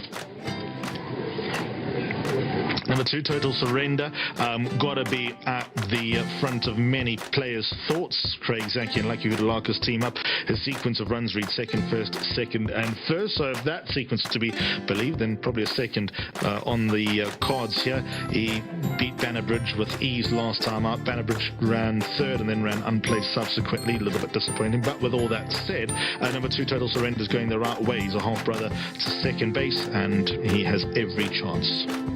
Not the biggest, but certainly got a lot of ability. 4, Pewter Sky, awesome, good heart. Not one in a year. However, the recent form is quite eye-catching. Kilisande Oli takes right for Paul Matchett in inform yard, and there's got to be a good case to be stated for Pewter Sky.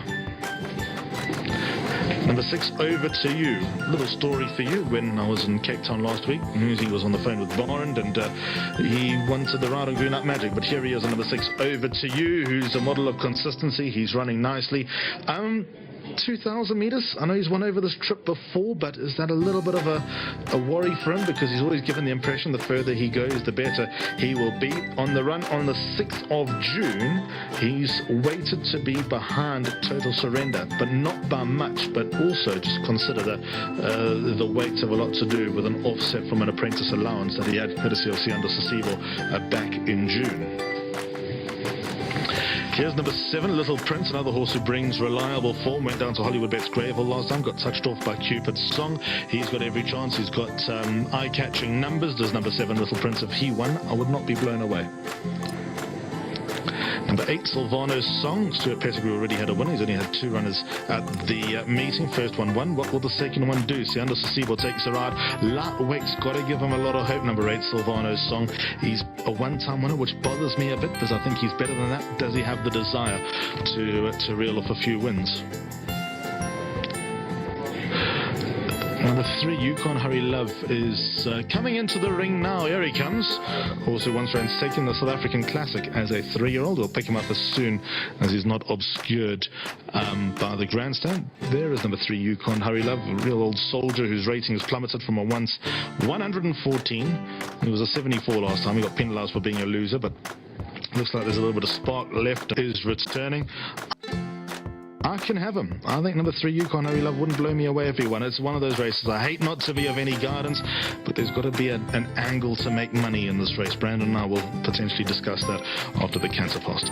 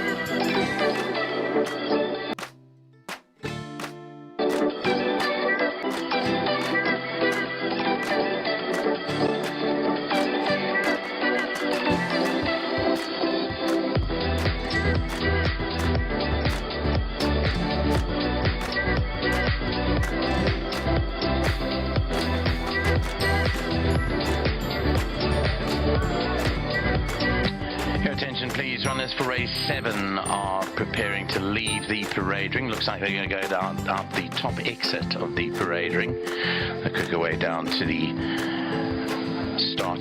2,000 meters they contest for this 4racing.tv merit rated 80 handicap over 2,000 meters. Runs in about 11 minutes from now.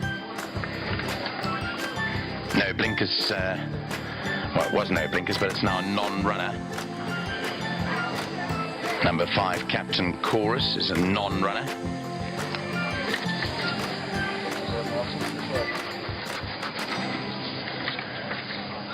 Field of 7 to go by. Let's look at them. Number 6 is Over to You, Moziyeni.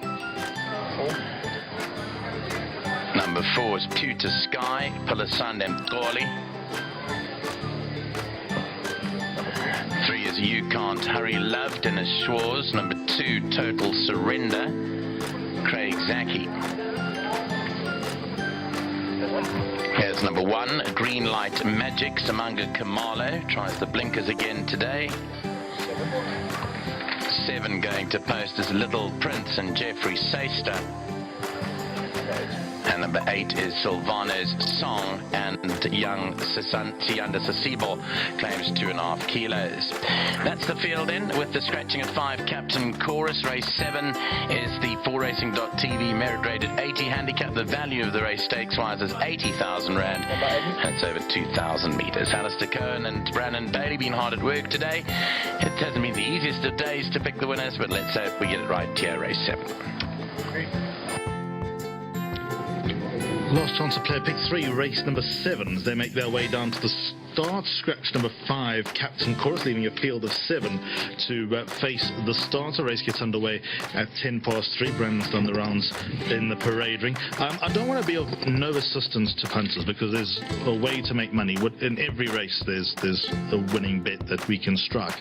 Now, for me, I don't know if you, I know that you don't share the same opinion here, Brandon, but for me to make a case for one horse over the other in this race, I'm finding very difficult.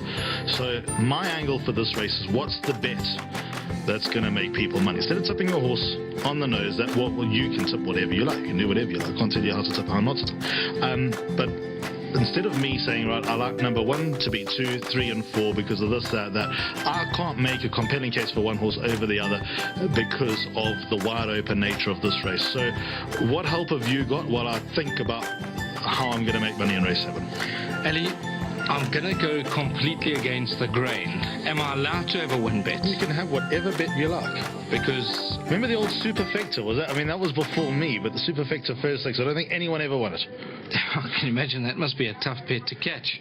But this race, Ali, I'm going to wear my heart on my sleeve. I know it's probably not the right thing to do, because at the end of the day, there are people out there, as Dom would say to me, they're not playing with monopoly money. No. But I've really going big on Total Surrender. Well, I have to. I've got no other option now. You know why I've got no other options? Because up until now, I've done my life. So I have to just wear my heart on my sleeve, and I need to go and see what I can do with Total Surrender. So can I give you the good news? I thought that he looked the best, if not tied best, going down to the start with number 4, Pewter Sky. Looked a picture of health. Looked unbelievably good going down to the start. Draw 1 has to be an advantage. The fact that he's got less meat on the bone than anything else in this race, that he's progressive, been this trip and won before, form lines worked out well. There is a lot in number 2, Total Surrender's favour. But my thinking in this race is that all these horses are thought of to an extent that they're wins to come. Every horse here is in form. Every horse looks like they're rising through the divisions. There can only be one winner unless we get a dead heat. So that's why I'm having a tough time, because if you look at rating droppers, that category is filled by number 3, You Can't Hurry Love, who was a once 114, dropped to 74 last time, ran a great second, looked like winning, got run out of it late, but got £2 for being a winner. So that's why I'm not going to put him in the category of being a rating dropper anymore. He got punished for being a loser. So that is my quandary in this race. That's why I can't nail my colours to the mast and say, right, that one over that one. Little Prince penalised for being a loser last time. Silvano's Song penalised for being a loser last time. Pewter Sky remain the same. Maybe I'm going to go Pewter Sky. Maybe that's the way to go. Swingers 2 and 4. They both look well going down to the start. Yeah, and both yards are in good form. I was actually just chatting to one of the punters outside because they were telling me that they've gone all in. Punter, I saw you talking to Shea Punter. Ali, yeah, there's quite a few there on the rail. I was just trying to see which one you're pointing at. But yes, Greenlight Magic, they were telling me is where they've gone. They've got a few doubles going into this individual. And I couldn't even put them off Greenlight Magic. Even though I've been with him a number of times, I've always remember Baron Burtis in the back of my mind saying this is a proper racehorse. They haven't got to the bottom of him. I was just having a good look at him. I don't think he's quite where he needs to be in terms of coats. Now, that's probably an unfair statement because a lot of these horses, as we know, the Vaal does get very cold in the mornings, and I'm sure they had a very cold winter. Yeah. But over the last 2 weeks, I'd say the last 2 weeks out, it's really been warm. And when I had a look at Total Surrender, who's also stabled out at the Vaal, and I had a look at Greenlight Magic, for me, Total Surrender hands quicker than what Greenlight Magic has. Yeah, I didn't look at the coat, but I looked at the canter past, and I thought Total Surrender went down better than Greenlight Magic. But with that said, I respect what Baron Burtis says about any horse, and he thinks Greenlight Magic, as you observe, is above average. Now, for now, he's got to show that. Blinkers go on again, which he wore his penultimate start. I'm not convinced he stayed 2,400 meters last time, not yet anyway. He might eventually get there. So coming back to 2,000 meters might well suit. And like I was saying, I know that not that over to use without a chance, but I think Muzi really wanted the ride on number 1, Greenlight Magic, but that's gone to Samunga, and Muzi's on the stable companion number 6 over to you, which might motivate. I mean, you know what Muzi's like when he doesn't get his way, he's motivated and almost like a man possessed, so maybe that will add. But yeah, Greenlight Magic's not a horse I'd write off just because I know what Baron thinks of the horse. Look, over to you's not prayerless. Absolutely. I mean, half a kilogram bet off at the weights with that Total Surrender run. What date was that? The 6th of June. I know Sianda Sosibo just did take off 2.5 kilograms on that occasion. But Alistair, when I initially looked at the race, I was exactly like you in reading and saying, you know what, there's so many horses here that are going to have chances. You might as well just go field in the exotics, the easy way out. But then I had a look at Total Surrender, and I really do believe in the back of my mind that he's going to end up way above 81 as a rating. I saw your notes. Did I see Battleground there next to Total Surrender? Yeah, it came out of that Banner Bridge when beating Banner Bridge, ran second. Battleground came out of that form line. And made lots of over to you just about 10 days ago. And Greenlight Magic. We can probably put it down to Greenlight Magic not staying. That makes me think. Yeah, that makes me like Total Surrender a little bit more, but yeah, I think the swingers 2 and 4, though not getting rich. I mean, everyone's exotic is on, so you know we don't need to get carried away with tipping another jackpot. But yeah, 2 and 4 swinger probably the way to go here. Hopefully it works out that way.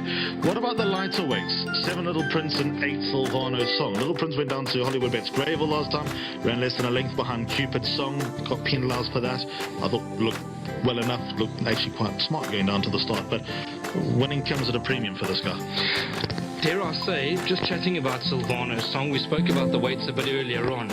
7 kilograms better off at the weights of Total Surrender. 3 runs back on the 22nd of June, so 7 kilograms is 7 kilograms. 5 lengths, yeah. They have to get closer.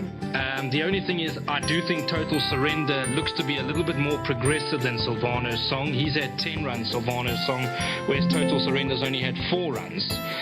So I'm going to stick with Total Surrender strictly on that. But just going back to a horse, or talking about Fabian Habib's horses, Ali, this horse, You Can't Hurry Love, I've written it here, 38 points down in ratings. Now, we know what they thought of him earlier on in his career. Second in the South African Classics, got the green light. He had an unbelievable turn of foot back in the day, and we always say it, horses are entitled to lose their form, but not their ability. And look, he didn't blow me away going down to the start. But in saying that, if he does decide to rock up at the races, he must have some sort of a chance. The best version of You Can't Hurry Love is better than the best version of any other horse in this race. It's as simple as that. You know, he's obviously not the same horse that he was as a 3-year-old, but he doesn't have to be. I'd hate the fact that he got penalised for being a loser last time behind very progressive stay in the form. Quite maybe the bad draw counted against You Can't Hurry Love as he moved up a winner 300 metres out. Silvano's Song, just to go back to him, lost it at the start last time, I believe. But, you know, like I said, he's had his chances. He's looked dangerous throughout his races in the past and failed to go on with it.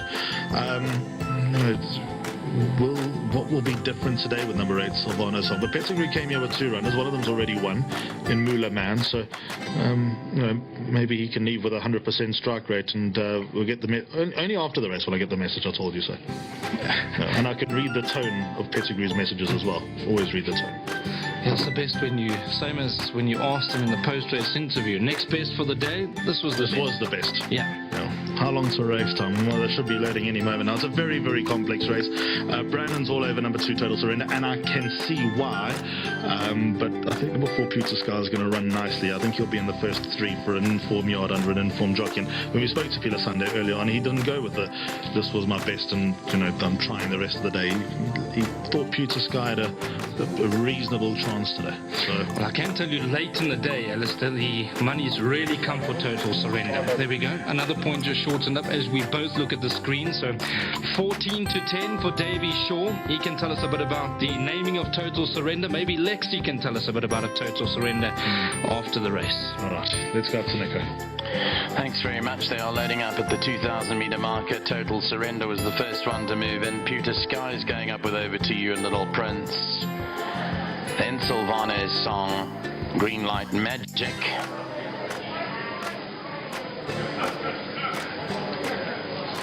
And You Can't Hurry Love. To complete the lineup, 2,000 metres, they're all set, and away they go. Got them way to a decent start. Over to You, being tackled early by Green Light Magic, who goes off to the front here. Pewter Sky's in a handy position, Little Prince behind those. Then Total Surrender and You Can't Hurry Love, and Silvano's Song has dropped anchor to the back end of the field, about 7 or 8 lengths off the leader now, as they go past the 1,600 metre marker. Out there in front is Pewter Sky's taken on Green Light Magic and gone to the lead. So Pewter Sky's the new leader, gone clear by 2 from Green Light Magic in second. Over to You's third, with Little Prince away in that 4th position. Then came Total Surrender and You Can't Hurry Love. They race about 6 lengths off the lead, and a further 3 lengths away to Silvano's Song, who's at the back end of the field. There's 8 or 9 lengths covering them as they round the side of the track now, and they've got 1,200 metres left to go, and as Pewter Sky ambling along by 2.5 to 3 lengths now from Green Light Magic and Little Prince. Then came Over to You. Behind that one is You Can't Hurry Love. Total Surrender 7-8 lengths off the leader, and Silvano's Song still bides his time at the back of the field, 8 or 9 to make up. Homeward bound and head down the Vaal straight. They come further down to the 800 metre mark here, and in front is Pewter Sky, the leader. Along the inside, Over to You's made up a bit of ground in a few places. Green Light Magic still right there, with Little Prince towards the outside. Then You Can't Hurry Love. Total Surrender's on the far inside, 4 lengths to go, and Silvano's Song races further back. Coming down into the final 500 metres now, Over to You comes up alongside Pewter Sky. Green Light Magic is fighting back towards the outside. Then came Little Prince. You Can't Hurry Love. Total Surrender's warming up nicely towards the inside. Further back to the outside, Silvano's Song's been hooked to the extreme outside of the track. Over to You. Total Surrender comes home strongly down the inside. You Can't Hurry Love, and Silvano's Song is finding a good finish on the outside. You Can't Hurry Love picks it up from Total Surrender, then Silvano's Song. You Can't Hurry Love and Total Surrender, these are the two. Total Surrender there gets up to it, and Total Surrender beat You Can't Hurry Love. Silvano's Song third, then came Over to You. Further back was Little Prince, Pewter Sky, and behind that Green Light Magic. Great finish to the 7th race. Total Surrender tackled here by You Can't Hurry Love. Silvano's Song runs on strongly towards the outside of runners, but Total Surrender and You Can't Hurry Love are involved in the battle inside the final 100 metres, and Total Surrender pulls it out the 5 for Lucky Utalakis, David Shaw and Craig Zaki. Total Surrender goes on to score here by about half a length in the end. Second, You Can't Hurry Love. Silvano's Song not disgraced, beaten just over a length. Over to You was 4th. Behind that Little Prince, then Pewter Sky, and further back in the field was the horse that was pulled out of the contest. That was Green Light Magic. Here's a look at the head-on replay. We're joining them about 400 metres to go. Over to you. Tackles Pewter Sky up front, but Total Surrender warmed up really nice and comes through with You Can't Hurry Love on the far inside. It's Total Surrender, You Can't Hurry Love, the eye-catching run the outside with Silvano's Song, but You Can't Hurry Love can't get to Total Surrender that last bit, and Total Surrender now scores his third career victory for David Shaw, Lucky Udelakis, and David also bred this out of his mare Passionate Kiss. He's related to second base, and today he's won his third race, and very progressive indeed. It was a good win.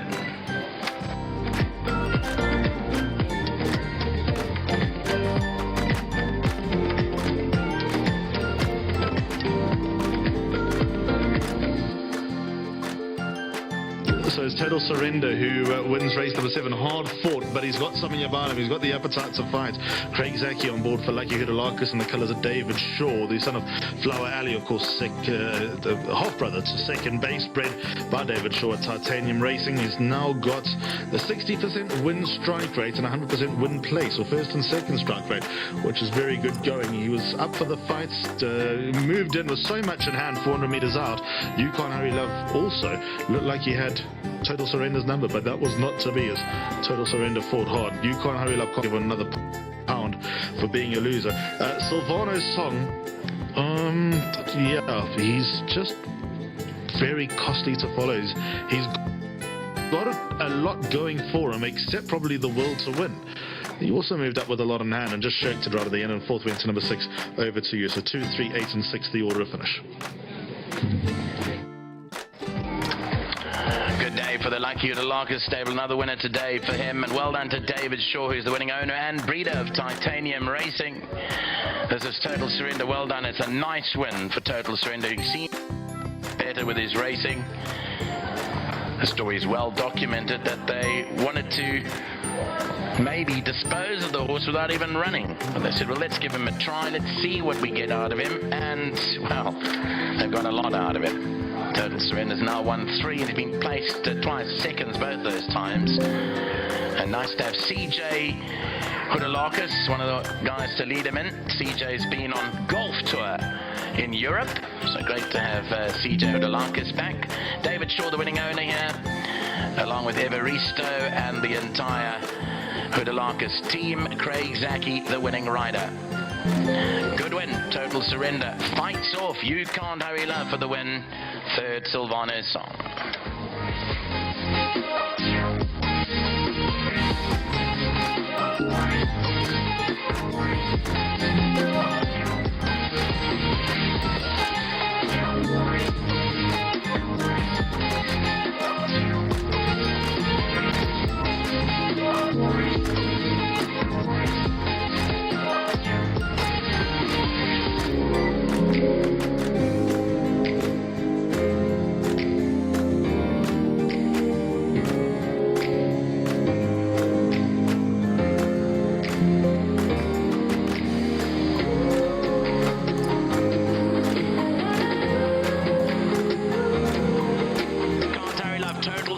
Warming up nicely towards the inside. Further back to the outside, Silvano's Song's being hooked to the extreme outside of the track. Over to you, Total Surrender. Comes home strongly. Down the inside, You Can't Hurry Love, and Silvano's Song is finding a good finish on the outside. You Can't Hurry Love picks it up from Total Surrender, then Silvano's Song. You Can't Hurry Love and Total Surrender. These are the two. Total Surrender there gets up to it, and Total Surrender beat you.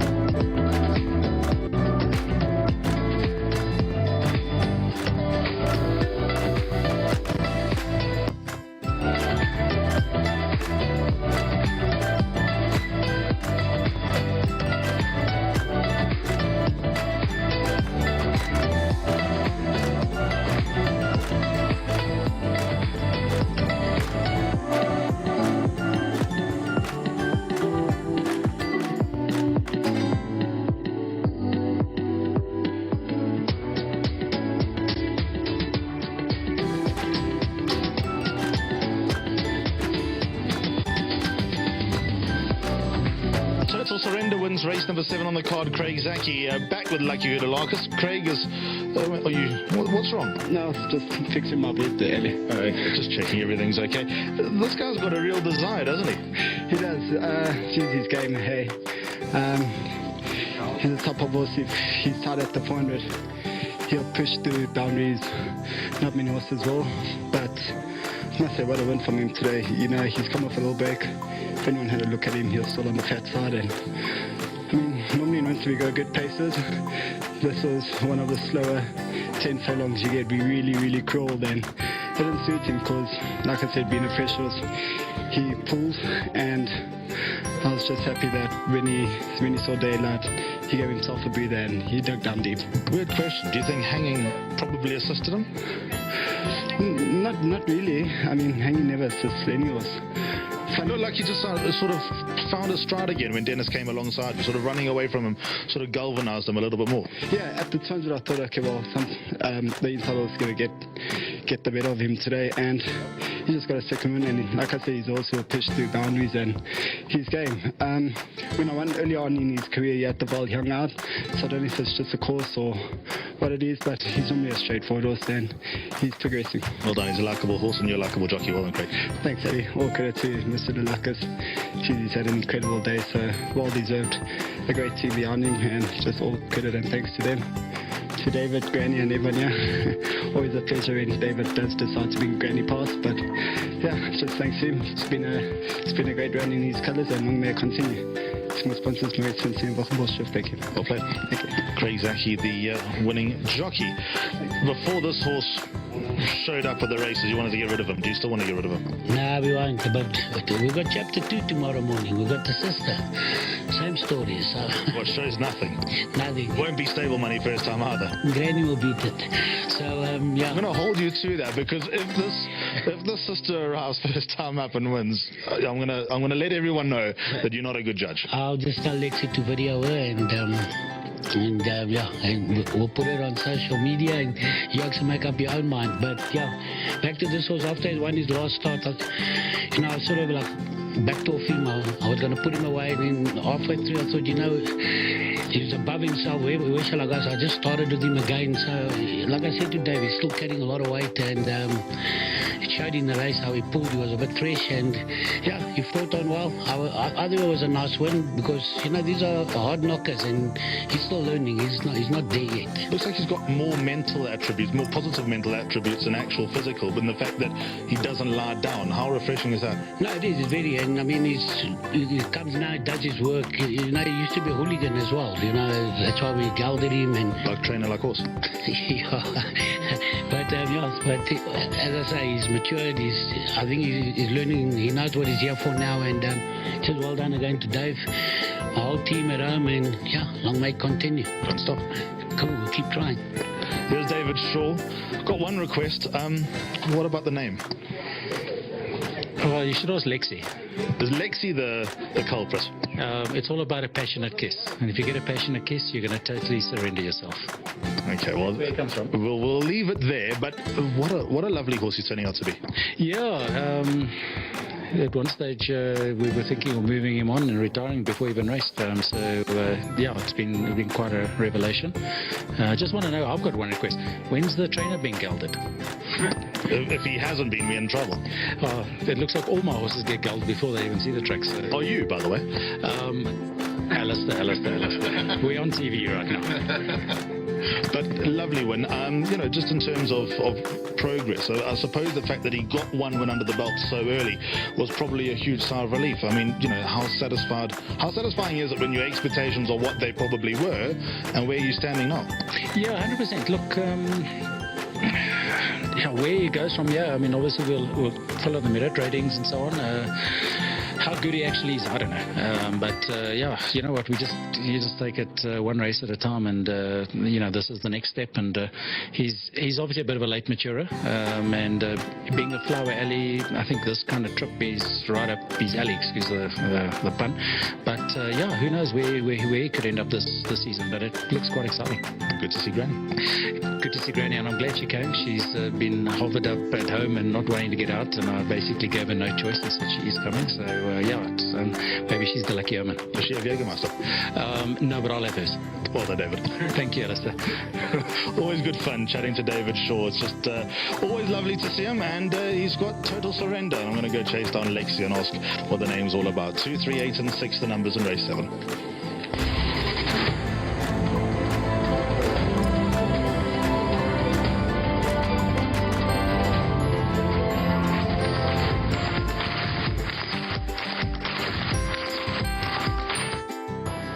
To complete the lineup, 2,000 meters, they're all set, and away they go.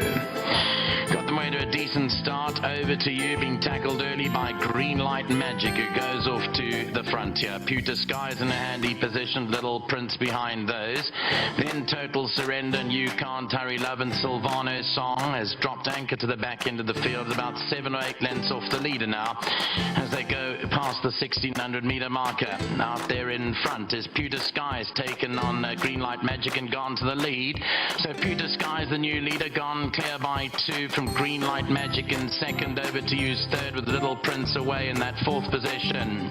Then came Total Surrender and You Can't Hurry Love. They race about 6 lengths off the lead, and a further 3 lengths away to Silvano's Song, who's at the back end of the field. There's 8 or 9 lengths covering them as they round the side of the track now, and they've got 1,200 metres left to go, and it's Pewter Sky ambling along by 2.5 to 3 lengths now from Green Light Magic and Little Prince.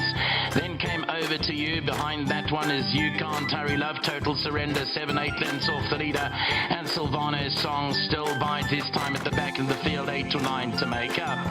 Homeward bound and head down the Vaal straight. They come further down to the 800 metre mark here, and in front is Pewter Sky, the leader.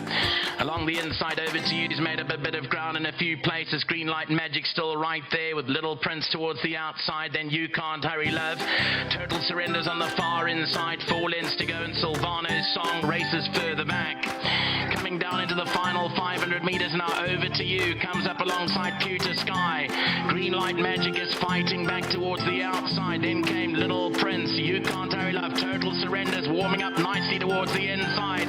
Further back to the outside, Silvano's Song's being hooked to the extreme outside of the track. Over to You. Total Surrender comes home strongly down the inside. You Can't Hurry Love, and Silvano's Song is finding a good finish on the outside. You Can't Hurry Love picks it up from Total Surrender, then Silvano's Song. You Can't Hurry Love and Total Surrender. These are the two. Total Surrender there gets up to it. A Total Surrender beat You Can't Hurry Love. Silvano's Song third. Then came Over to You. Further back was Little Prince, Pewter Sky, and behind that Green Light Magic.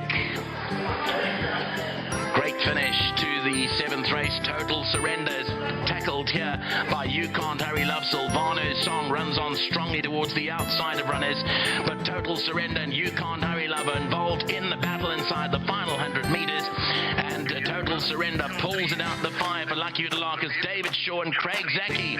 Total Surrender goes on to score here by about half a length in the end. Second, You Can't Hurry Love. Silvano's Song not as Grace, beaten just over a length. Over to You was 4th. Behind that Little Prince, then Pewter Sky, and further back in the field was the horse that was pulled out of the contest. That was Green Light Magic.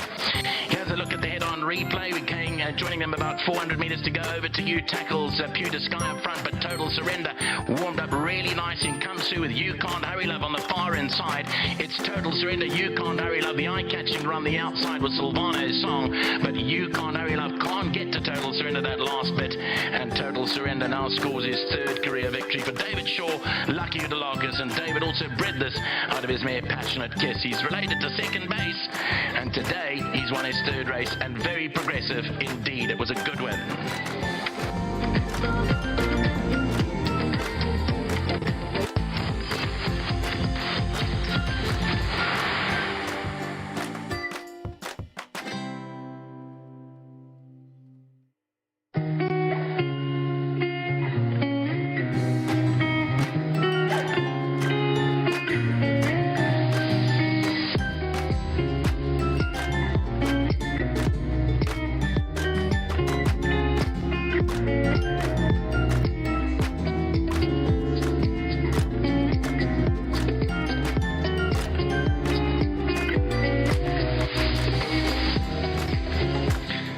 Let's go on to race number 8. They're in the parade ring for the penultimate on today's 9-race program. 3:45 is the off time.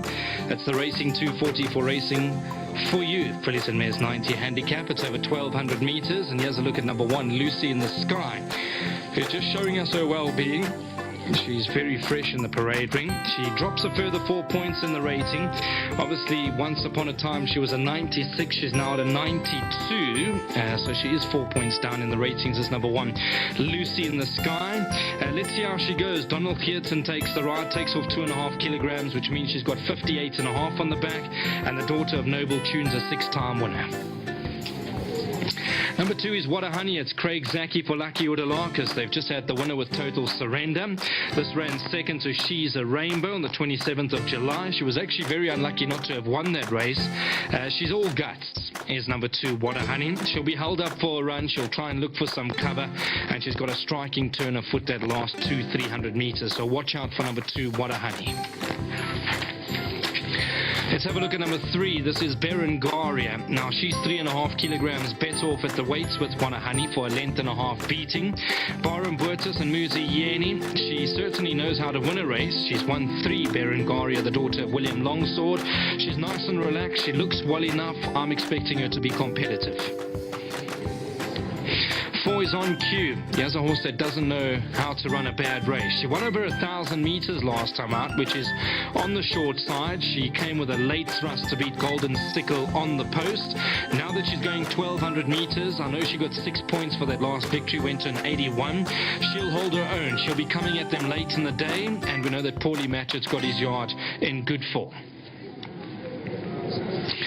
Number 6 is Kayla's Champ. Respect this horse. 30 points down in the ratings. Now racing off a rating of 80. Yeah, she's not getting any younger. She's a 7-year-old bay mare. But she's there and thereabouts. She's run with some of the best in the country as number 6, Kayla's Champ. Last time out, I thought she was a bit disappointing. She's drawn to the inside. They'll probably have a game plan to hold her up and come with a late dash. But I would respect that rating drop. And like I say, on her day, she knows how to win. She's a 6-time winner. And today will be her 80th run. Number 7 is There She Goes. I'm not convinced about There She Goes against this sort of class. It's a big jump in class for the 5-year-old bay mare. She's got a nice turn of foot. She'll also be held up for a run. She got 6 points for beating Simply Magic back on the 15th of July. Richard Ferree's been booked to ride for the Mowing team. She's done nothing wrong in her career, but we have to respect the fact that she is now up in class. All right, so I think that's pretty much the field as we get a good look at number 5, Second Breath. It looks an absolute picture. Robin Claassen did have a winner a bit earlier on this afternoon with Falcon Strike, and this 4-year-old daughter of Twice Over, she ran second to Captain Dizzy last time. Back to Basics came to frank that form line on the 25th of July. When I put Robin on the spot, I said, Robs, what's your next best for the afternoon? She was quick to mention that she thinks Second Breath will run a good race this afternoon, so please include her into your play. She does look very well. All right, so I'm going to leave you there. I see there is a horse that's leaving the parade ring ahead of the others. It is number 1, Lucy in the Sky. It's Donald Geertsen and Brett Weber. She must have some sort of a chance as well. I think we've covered the entire field. Now we're just left to watch them move down to the start, and from there me and Alistair will try and find you a winner. There's just 2 more races to come through. This is race 8, and then we've obviously got the lucky last being race number 9. Not forgetting about the UK racing, which is also just about to start on Channel 240 and Global 1. And for the international viewers as well, we've got the York Ebor Festival, which starts, I think it's tomorrow. So we look forward to that. There's good racing out for the York Ebor Festival. Let's go up to Nico K. He'll take them down to the start. It's over 1,200 meters.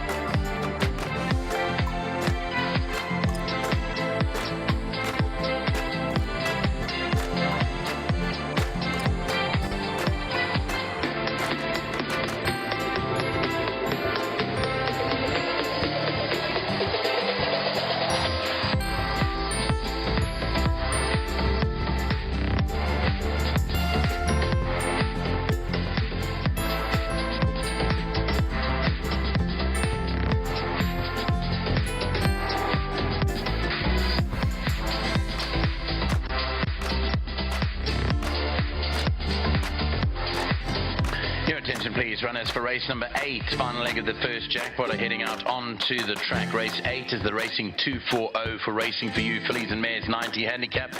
The distance is 1,200 metres. Field of 7 runners here.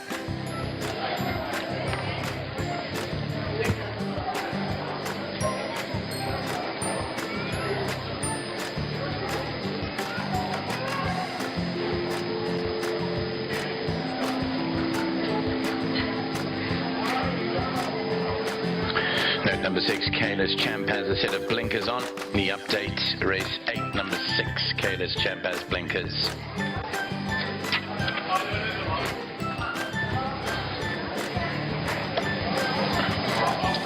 Stake value is 85,000 Rand. Let's call them down to the start for you. 1,200 metres. Here's number 2, What a Honey and Craig Zaki.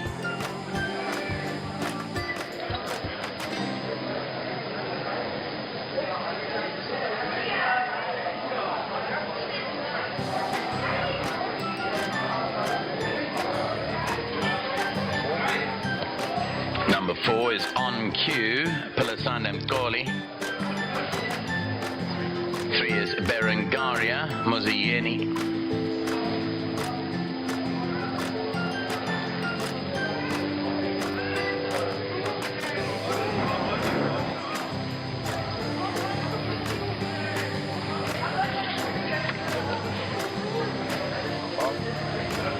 Next to go by is number 5, A Second Breath, Gavin Lorena.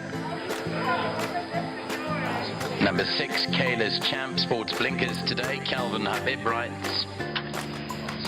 7,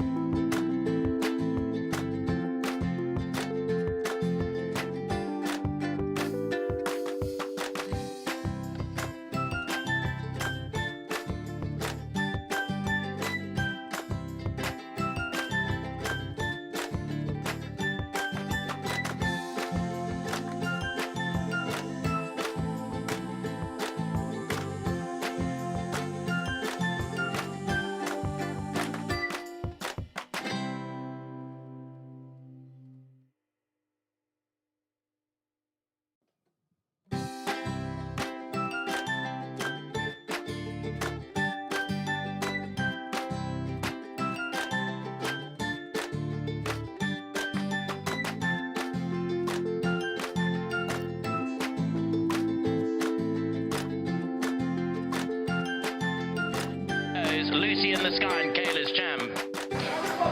A double for Robin Clarkson here. Second breath looked exceptionally well, and she'll go on to record a double for the Clarkson stable. Gavin Larena in the irons here, in the colours of New Atlas Racing, nominates the PJ Clarkson, and second breath, the daughter of Twice Over, will pick up a third career win. What a Honey tried hard, but in vain. A second breath didn't want to know today. On Cue got lost, does run into the third position for the trifectas and for the place accumulators, I think, ahead of Berengaria. Let's hold on for that position.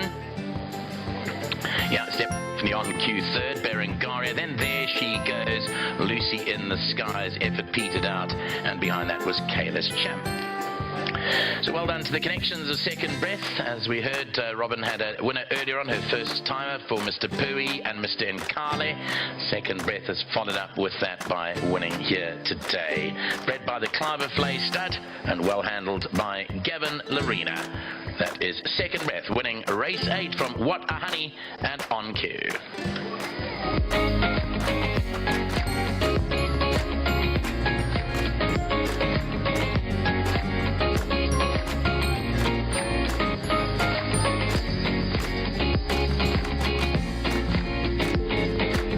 Who gets a reward for consistency on a string of reasonable runs. She gets it right for the third time in her career. She's done very nicely throughout her career. She's, like I said, probably overachieved, and she's continued on her merry way. Robin Clarkson with a double today. Gavin Larena was not going to let up on this daughter of Twice Over.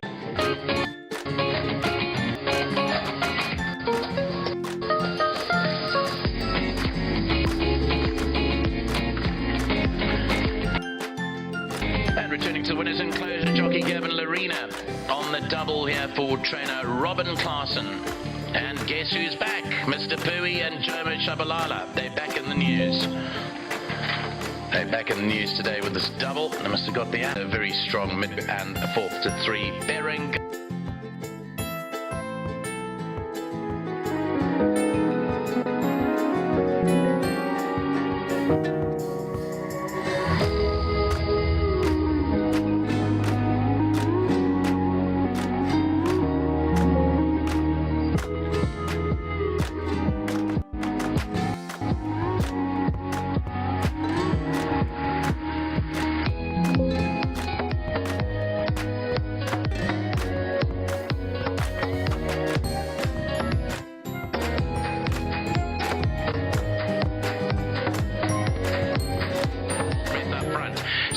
Second breath from Berengaria. Behind that, Lucy in the Sky. On the outside is On Cue. What a Honey darts towards the inside and further back to there she goes. Entering the last 300 metres now. It's still second breath the leader. Berengaria. What a Honey's on the far inside. On Cue's towards the outside with there Shinying to roll from What a Honey. Second breath goes from What a Honey, and second breath beats What a Honey. On Cue is run third. Berengaria.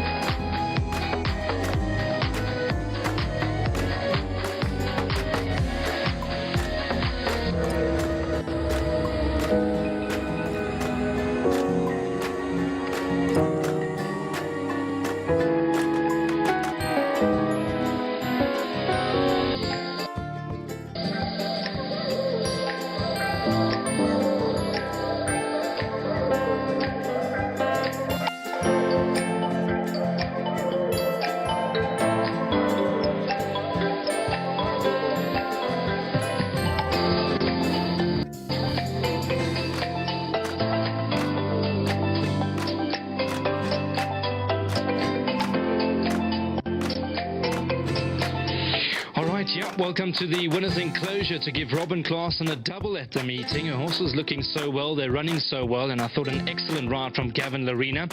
Well done to New Atlas Racing, to Philip Klaasen, a massive well done. Let's go and speak to the winning jockey, Gav. Well done, Gav. I was just wondering what you were trying to recover on there. I know light ride's not easy these days, but Alistair was telling me if you can convince Gavin enough, he'll get down to this sort of weight, and you must have seen something. Yeah, look, her last run was a great run, Brand. She was running against the boys. She had a lot of weight to shoulder that day, and she ran a great second. So it was nice that Robin backed up so nicely, and she felt very well going to the gates, and it was a good win. Look, Gav, you've seen it a number of times. I mean, we need the younger trainers to come through the ranks. Good trainer, Robin, been around horses her whole life. Horses are just looking incredible. Plaited manes. I mean, you must feel like $1 million on top. Yeah, 100%. Well done to Rob.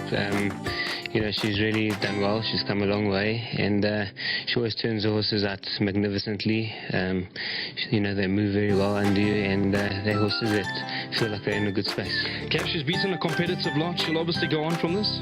Yeah, I think she will. I think she'll almost be a little bit better in the summer. Okay. The softer ground. But today was a great win, and big thanks to Rob for leaving the race to me. There was just no pace in the race, and this filly likes to run at them, but thank goodness she left it to me, and I stuck to my stations down the inside, didn't want to give anyone the cover, and it's worked out well. Don't need to give good jockeys instructions. Well done, Gav. Thank you very much, and big thank you to the Klaasen family, to New Atlas, thank you, to Wilgerbosdrift and Mersfontein, thank you, and again to Robin, her second double in a week. Well done. Keep it going. There we go. That's Gavin Larena. Good man. Lovely to have him back in the winner's box. Well done, Robs. Lovely stuff. I mean, things are going so nicely. I was just telling Alistair off air, what's that, 6 wins in the last few meetings now? I mean, this isn't... Last week we were celebrating first double for the yard. Now it's almost become second nature. Yeah, listen, it didn't happen on its own. Obviously, the whole team back home deserves to be mentioned. Towards the end of the last season, we had a bit of a dry patch. We had a terrible time in Durban, and the whole yard caught a wake up from there. And I just hope that they see the results and the difference in the results when everybody plays their part. So well done to them. I must just say a special well done to my dad. This is his favourite horse. He loves her. She grew up on the farm. She's one of the first horses that we ever bought, and he's loved her since day one. So well done to him, and to New Atlas and my Uncle Wayne for being so patient. They've had a little bit of a dry spell. Even though the yard's been ticking over well, it hasn't been for them. So thank you to them for being so patient, and well done to Gavin, and thank you to Gavin for being Gavin. Yeah, professional. He's a real professional. And Rob's, it's true they tell me when you crack the whip at home, things really straighten up, because, I mean, you were telling me the guys, I mean, it happens in every single yard. Sometimes we do get too comfortable, but you've straightened everybody up, from your assistants all the way down to whoever it may be, to the vets, to everybody. I mean, you must just be so happy with things are going, and hopefully it continues into the new season. You need support. We've got the sales coming up. You've got boxes available? Always have boxes available. So anyone... And how can they reach out to you, Rob? Have you got social media platforms? You got somebody doing that for you? I do it myself, so if you were to message on one of those platforms, then you'd be speaking directly to me. Okay. Robs, well done over here. You done for today? Done for the day. Thank you. Lovely stuff. Enjoy it. Thanks. Go and have a bra, Robs. Good you. stuff. There we go. That's Robin Klaasen. Always good to see her in the number one enclosure. Such a pleasant young lady, and I tell you what, the sky's the limit. These horses are coming to the course looking very well, and long may it continue for Robin Klaasen and her family. I know that her dad loves this horse, Second Breath, so well done to New Atlas. Of course, a big well done to Uncle Wayne. He'll also be over the moon. I'm not sure why he's not here. He's probably got some work to attend to, but he'll be happy with Second Breath's performance. Top ride, Gavin Larena. We've got one more to come through from the Vaal, and that...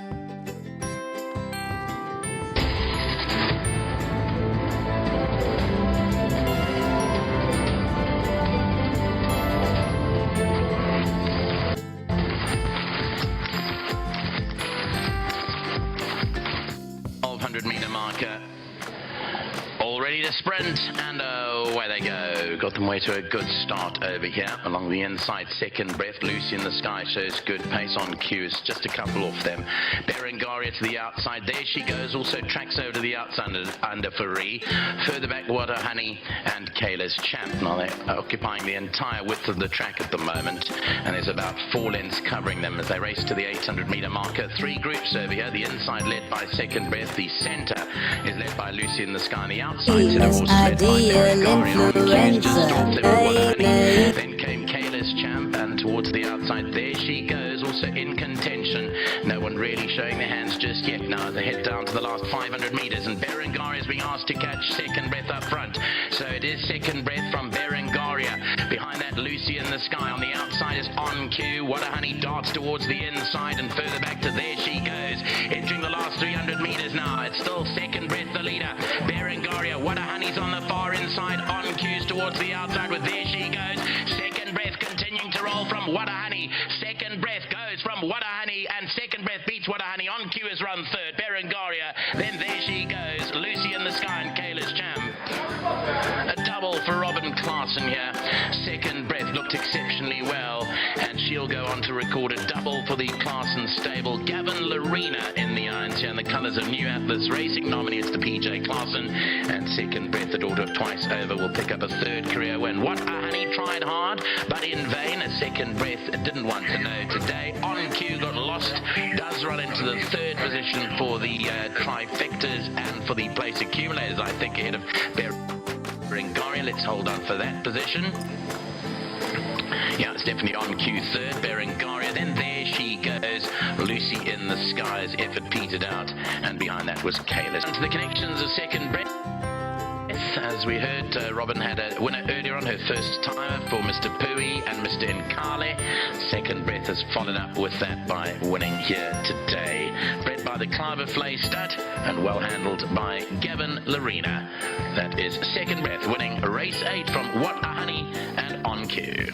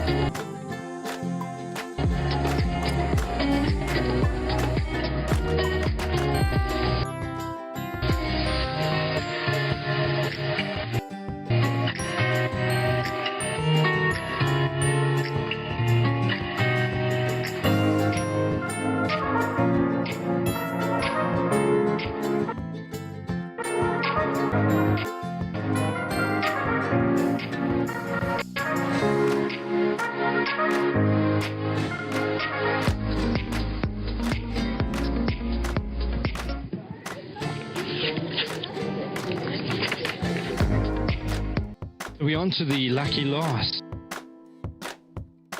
The good finishes Well done to all the winners. The next Vaal race meeting will be Thursday, the 24th of August. This is a fillies and mares 74 handicap. It's over 1,200 meters. Here's a look at number 3 in shot. Number 3 being Alabama Anna.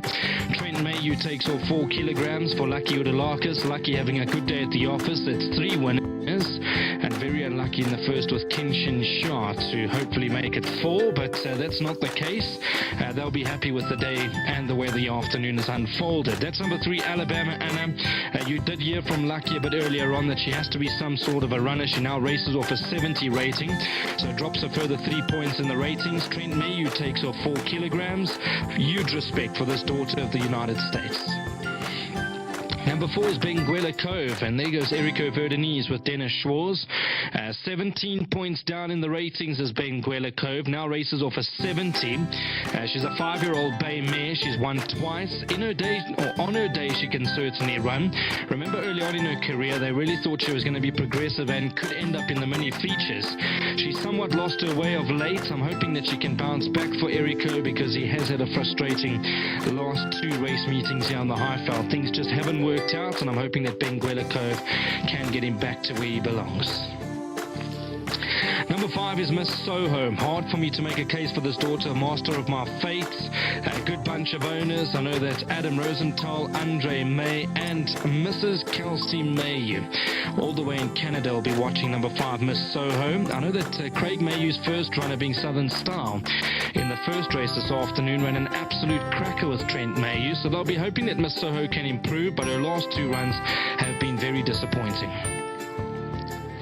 Let's have a look at number 1.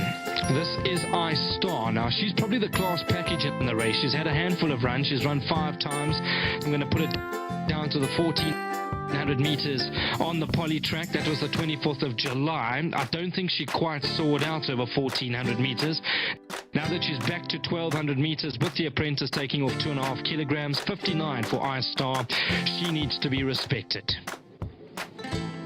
Number 2 is Dancing Dora. We talk about horses that have dropped in ratings. Dancing Dora from a 75 to a 71. I do prefer her on the inside track at Turfentine. I'm not going to make a case for her, unfortunately, here. I do think she's a better horse around the bend on the inside track at Turfentine. But Gavin Larena gets the ride. He's fresh off victory in the previous race with Second Breath. And Dancing Dora, on her day, she can certainly run a big race. Number 6, Mika's Bomb, Calvin Abib-Fofani Broncos. Now, that was a good run out of the maidens, only 5 lengths behind On Q, who didn't run a bad race in the previous race. This daughter of Lancaster Bomber, she'll be held up for a run, I'm sure, and she can turn it on into the closing stages. She's probably one of those horses you do need to include into exactas, trifectas, and quartets. Number 6, Mika's Bomb. Let's have a look at number 7. This will be Raining Rubies. Now, make a big case for Raining Rubies. She looks very well. She's a 4-year-old daughter of Soft Falling Rain. She was staying on beautifully behind Law of Success out of the maidens back on the 12th of August. In fact, had that race been another 100 meters, I think Raining Rubies goes on to win. Wesley Malwin gets the ride for the Fun of Estes and team. We've got their horses in good form, so include number 7, Raining Rubies. She's a big price, but I think she'll be on the premises. Number 8 is Blue Waters. I can't give you any confidence, unfortunately. I've been very disappointed with her. Her last 3 runs, we go back to the 8th of July. Well beaten by Call Me When You Need Me. The 11th of July, she was 19 lengths behind Flag Bearer. And the 10th of August, she was 6 lengths behind Lulu's Boy and ran second last on that occasion. She does need to come back to form. Number 8, Blue Waters. Number 9 is Feather the Nest. Phyllis Under Mtoli for St. John Gray. What you see is what you get with Feather the Nest. She pretty much runs at every meeting, and she always runs an honest race. It's hard for me to... because I can't see Feather the Nest winning for Monty Racing Pty Limited, but she's one of those that can sneak into the quartets. Number 10 is Splendid Season. Same comments. Hard for me to give you any confidence. The daughter of What a Winter. She's been well beaten in her last 3 runs. 8 lengths behind Samoa, 11 lengths behind Funky Music, and then ran last behind Lulu's Boy in its last run on the 10th of August. So I'm sure Mr. Lima and, of course, Mrs. Stapelberg with the Fissers, they'll be hoping that she can come back to form. Number 11 is Meet the Captain. Now, here's my idea of the winner. She was a big price. She was 15-1. I haven't refreshed the market just yet, but now that she's back over 1,200 meters up the straight with 52 kilograms and a man that's really riding well is Muziyeni, drawn towards the middle half of the field, he'll get the right toe in. I think Meet the Captain's a big runner for Dougie Lawrence. I would include her into all bets. 13 is Blinded by the Lights. She hasn't done too much in her last few starts. I know the connections have expected a bit more from Blinded by the Lights. She will need to improve. 14, Gimme the Flame, showed speed last time out and then flattened out that last 300 meters and ran 5 lengths behind Law of Success. So she does have quite a bit to do to beat a horse like Raining Rubies, who I see just gone past me, looks very well on her toes. Coat looks to be in good condition. I'd watch out for that one at a decent price as well. And then finally, number 15, Prey Upon a Star. I know, like I said, the victors are here. They'll be hoping to have a winner. Their horse Now I Got You ran a very good race a bit earlier on. She could run into the back end of Quartet's Prey Upon a Star. She looks well, and it's good to see that Corey Lensley's horses are slowly starting to turn for the better. Number 12, is that number 12? Yeah, that's number 12. Mix the Magic for Philip Labuskaghni, Jason Gates. When I did ask for some confidence a bit earlier on, they were battling to give me the confidence they need on number 12, Mix the Magic. But maybe Jason Gates can give us a good ride again, and this one could go into the quartets. And then the last horse I'm going to speak about is number 16, Risky Business. She does need to improve. She hasn't really done too much. Atandiwem Goodwa gets the ride for St. John Gray. Okay, so let's leave it at that. Let's watch him go down to the start. It's a big field. The quartets, the trifectas, the exactors, swingers, they're all going to pay money in the lucky last. Let's go up to Nico Kritsiotis. He will take them down to the 1,200. Thanks so much, Brandon. The last race of the day, and a very pleasant day it has been out here at the Vaal today. We'll have more of the same on Thursday. Not the same track, on the classic track, but we will be back all the same on Thursday for more action. Last race runners going by. Here's number 2, Dancing Dora. Gavin Lorena rode the winner of the previous race. Tries for the race-to-race double here with 2, Dancing Dora. 3 is Alabama Anna. This is apprentice Trenton Mayhew, claiming 4. 6 is Mika's Bomb, Kelvin Habib. Number 4 is Benguela Cove, Dennis Schwartz. Number 9, Feather the Nest, Palasande Mkoli. 7, Raining Rubies is Wesley Mowing. 8, Blue Waters, apprentice Kiratile Kacheri. 11, going by, is Meet the Captain, Muziyeni. 15 is Prey Upon a Star. That's Chase Morjan's ride.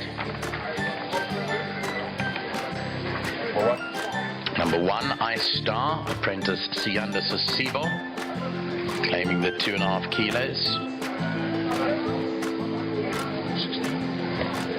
We also had Splendid Season, I think I saw go by as well. Here's number 16, Risky Business, Atandiwe Magudla. 13, Blinded by the Lights. Jeff Saister rides on 13, Blinded by the Lights. Number 12, Mix the Magic, Jason Gates. And number 14 is Gimme the Flame and Jared Penny. Scratch number 17, Storm Jewel. So we've got 16 to line up at the 1,200 meter marker. The race is off at 20 past 4, so 9 minutes to race time. 9 minutes to go for this next Vaal race meeting, Thursday, 24 August. Fillies and Mare 74 handicap, valued at 70,000 rand. Hotly contested, a very open race. And let's see what transpires in the last of the day. More racing here on Thursday. Let's cross to Alistair and to Brannon to work it all out for us. It looks all Greek to me. Yeah, thank you very much, Nico. It does look to be a very open race. Let me read the market first before we go to Alistair Cohen and see what he likes. I've got a funny feeling he does like something in this race that looked very well, but he'll tell us in a moment. Number 1, I-Star 11-2. 3, Alabama Anna 11-2. Number 11, Meet the Captain 5-1. The 7, Raining Rubies 9-1. 8-1 About the 9, Feather the Nest, and it's 10-1 in bets of those. So wide open race. This is probably where you want to structure a quartet. Let's have a look, Ali. What are we going to do in the lucky last? I see your lovely wife has been able to bring you something to drink. Spoiled man. Not vodka, not gin either. It's water. You were telling me married life is a hard life, but look at that. Did I say that? Ali, Candace, he didn't say that. I'm only lying. Last thing we want is drama on the way back from the Vaal. It's a full car as well. You won't hold back. Ali, I know that Kelsey, Mayu Munga and Ryan Munga are tuned in from Canada. They're racing at Woodbine tonight. I don't think so, but of course they had a big meeting there over the weekend where I think Ryan's or Silent Miracle ran 5th. You should have seen the grandstand. What's the King's Plate worth in Canada? I'm not sure. But it's a few million. So 5th one, they'll get us right out of it. Wouldn't need to work for another year. Yeah, well, Ryan doesn't need to ride. He's already out of it. So all the best to them. I know they tuned in. They're obviously hoping for Trent Mayu to go very close. Yes, Ryan. Love playing cricket and golf with him. Good fun. Lovely interview. He's just a real gentleman, Ali. He's such a good man, and it's great to see. You know, he's like you. He doesn't miss a heartbeat with South African racing. Kelsey as well. That's what they do in their spare time. You'd think they'd be exploring Canada, but yeah, they are sitting, watching replays. The time to explore, because in 3 months' time where they are, freezing. There's no exploring. Yeah, they're hoping to get back to South Africa just to maybe go off to the Kruger or do something. It's nice to have money. I reckon Munga will show his face at the Vaal sometime and make a cameo appearance. He'll be a riding work, guaranteed. For who, though? You never know with Ryan. Ryan's no more fortune. Yeah, Ryan's a lucky packet. He'll have something up his sleeve. You're right for Craig Mayu, yeah, but he's a very intelligent man, Alistair. As far as jockeys go. That's all right. Now we need to find a winner. The lucky last, I'm on Meet the Captain, I'm going to tell you that. But when you walked in, you were gone for a few minutes and you came back and you said, Brandon, I-Star looked an absolute picture. So I've had one bet today and it's not on I-Star. But if I-Star runs in the first 4, I'll be happy enough. I've gone double floats on the quartet, 3 and 11 by field. Meet the Captain, the Money Horse, and Alabama Anna just strikes and merit rating drop, 4 kilo claim, etc., etc. So those are the 2 horses that I like on form, and I'll go through their credentials now. But as far as looks are concerned, I was looking at them with a few people, and I-Star comfortably stood out leaving the parade ring. Sianda Sasiba takes her on. She's, more progressive than any of the others in the race. She got top weight, obviously the 2.5 kilo claim helps out a little bit. I think travelling her to Durban twice in the space of a month probably backfired, because the first one obviously worked out well. Look at her go down to the start. The first time worked out well when she was a winner over flying the start, Hollywood Bets Gravel. She tried the poly again over 1,400 metres. Might have been a mix of going back again too soon and going 1,400 metres. I like what I saw in the parade ring. I like what I saw going down to the start. She's on the drift, which is a worry because we know the connections aren't scared. Their money would speak volumes. But I like what I saw from number 1, I-Star. So she's been promoted a number of places in my pecking order. Can you believe she was a 2-year-old just a few weeks back, Ali? She's massive. Yes, she is a big girl. But that is one of the trademarks of William Longsword. Yes. By the way, he's come alive as a stallion. I never got to see him on horseflesh, but they say he was a big boy. He was a big boy, and a lot of his progeny are very, very big. In fact, there's a school of thought out there that the smaller with William Longsword, the better. They tend to be very athletic when they're a little bit smaller. When they're big, they can get into a bit of trouble. She is big, and she's not in trouble. So I think William Longsword's now starting to show a lot more versatility. Anyway, that's a conversation better served for Saturday and Sunday when we get to the sales. I-Star looked a picture. Alistair, I did speak to Fabian Habib after that last start, because that was the day the yard didn't really fire on all cylinders, and he did say to me, listen, some of the horses didn't really travel the way he would have liked to, and he put it down to the 1,400 meters. He says it's just too far in her career. It does look to be an out-and-out sprint, so even though if you look at her, you probably say she'll go a mile plus.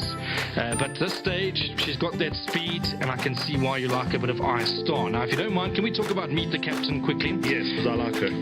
I thought 15 to 1 was a ridiculous price about Meet the Captain. I see she's gone 11 to 2 now. Back down the straight, Muzi Yeni, 52 kilograms. This is her game. I called the run on the 13th of June, and that was the day that Zero on the outside did anything, but Jared Penny stuck to her stations, and she took off to run 3 lengths behind Lulu's Boy, who's won a couple of times subsequently. When she beat Dark Tide, she was not winning out of turn, she was well handicapped, etc. Muzi Yeni rode her. I don't think 14.50 at her penultimate start was the office. Last time out, she ran third to Rattlebag, who ran a fair enough race on Saturday. She didn't win, she didn't obviously repeat the feat from a week earlier, but with that said, she wasn't disgraced, was Rattlebag.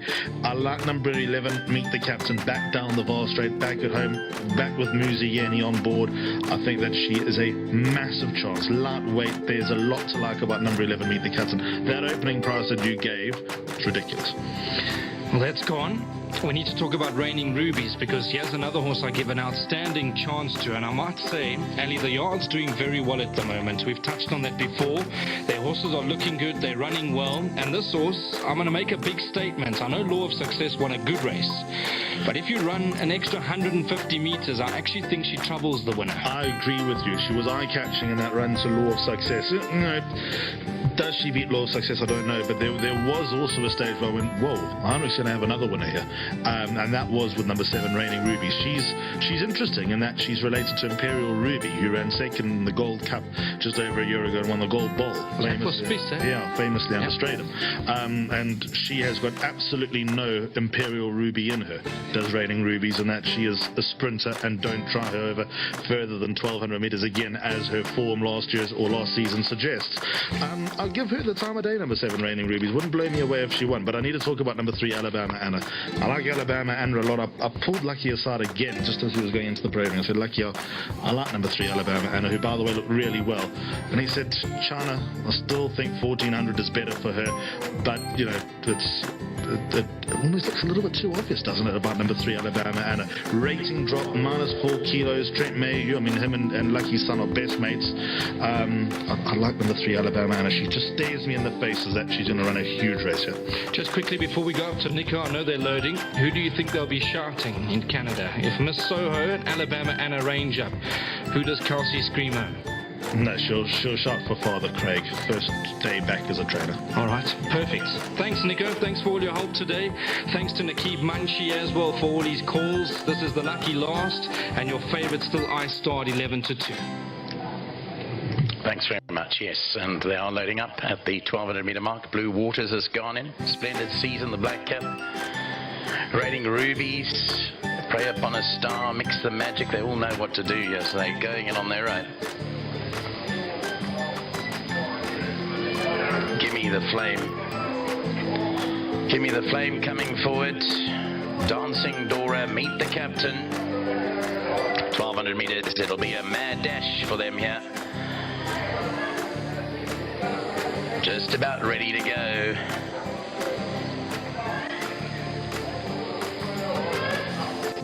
All set now. 1,200 to sprint and away and racing. Got the way to a good line over here. Blinded by the lights was the first to respond. Reigning Rubies, Miss So is up there. Ice Star in a prominent early position down the centre of the track. Towards the outside, Benguela Cove. Splendid Season. Mix the Magic races behind that with Risky Business further back to Feather the Nest. Then we go back to Meet the Captain, who's about 4 lengths off the leader. Blue Waters up towards the inside. Gimme the Flame, and Alabama Anna is at the back end of the field, is way back early on, about 9 lengths off the leader. 600 to go, and Miss Soho gallops strongly up front, led it from Ice Star in second. Mickers bombs the far side. Reigning Rubies, Benguela Cove, Mix the Magic, Dancing Dora. Risky Business trying to weave its way through. Towards the inside of those came Blue Waters. Heading to the last 200, it's Miss Soho, the leader. Mix the Magic, Ice Star, Dancing Dora, Reigning Rubies, Gimme the Flames, also finishing with Meet the Captain. 150 to go, Miss Soho for Craig May, who continues to roll. On the outside is Mix the Magic, but it's Miss Soho from Mix the Magic. Miss Soho gallops strongly. Mix the Magic will run second. Third place, and that'll go to Ice Star. Fourth to Meet the Captain.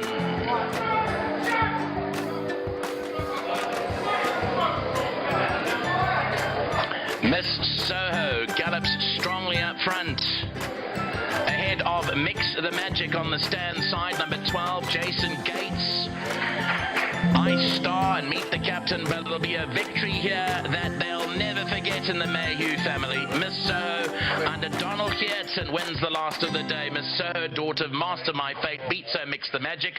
Ice Star will run into third. Fourth, Meet the Captain, Risky Business, Dancing Dora, Give Me the Flame, then Alabama Hannah. Behind that, Raining Rubies. Owners are Mrs. Rosenthal, May and Kelsey Mayhew Munger. No doubt they'll be listening in from Canada.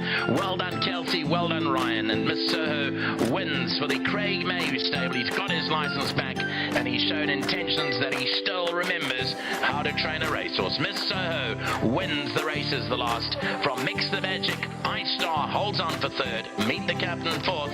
And then came Risky Business. That wraps up our 9 races at the Vaal today. Hope you've had a good one. There's more racing here on Thursday.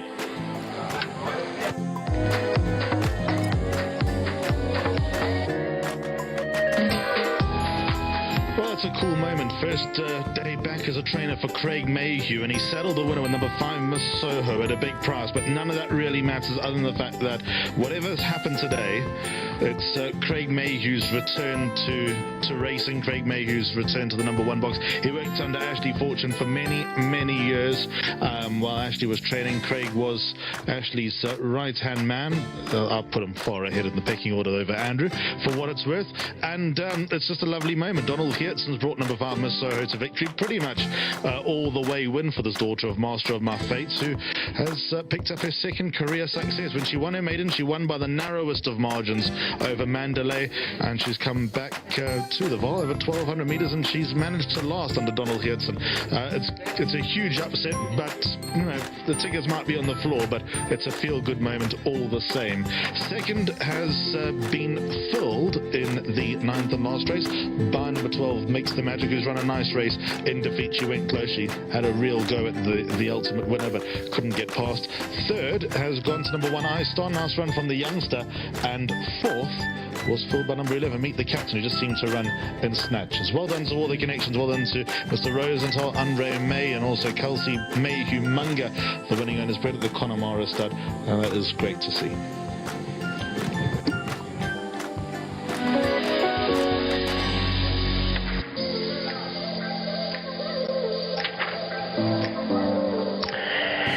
Returning to the winners' enclosure in the last of the day, a welcome return to horse racing for trainer Craig Mayhew. The win here for Donald Geertsen aboard number 5, Miss Soho. 4-year-old bay filly by Master of My Fate out of the Spectrum mare Rainbow Bell, bred by the Connemara stud, owned by Mrs. A. Rosenthal, Andre May, and Mrs. Kelsey Mayhew Munger. Miss Soho wins the last of the day. Second was number 12, Mix the Magic. Third goes to number 1, Ice Star. And fourth, number 11, Meet the Captain. The result of the last.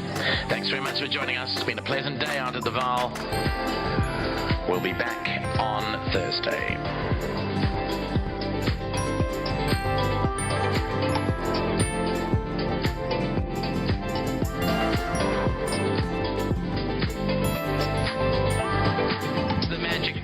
Dora, Risky Business trying to weave its way through. Towards the inside of those came Blue Waters.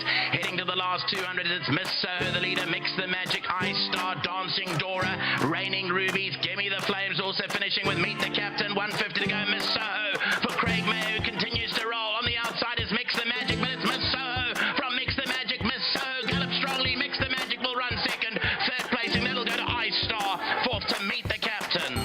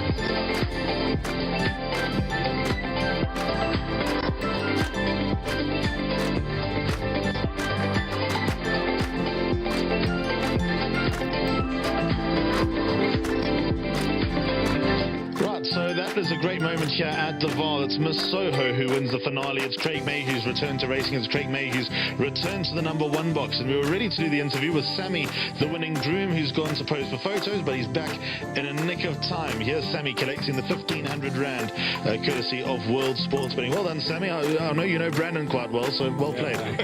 Thank you very much for first winner for Mr. Mayhew. Yeah, thank you very much. Well done, Sammy. Thank you. Great. Well, Donald Heertson's going to go into the Mayhew good books for a long time. You have the honour, come a little bit closer, don't bite. You have the honour of riding Craig Mayhew's first winner back on return. Just absolute salt of the earth, great guy. And you'll also be popular with Ryan Munger and Kelsey as well, because obviously this was one of the apples of the hour. Yes, so no, it's a very big privilege to ride Mr. May's first winner back. I've been riding a bit of work for him, and he's such an awesome guy, and I'm very happy to have ridden his first winner back. I just want to say a very big thank you to all the owners, Miss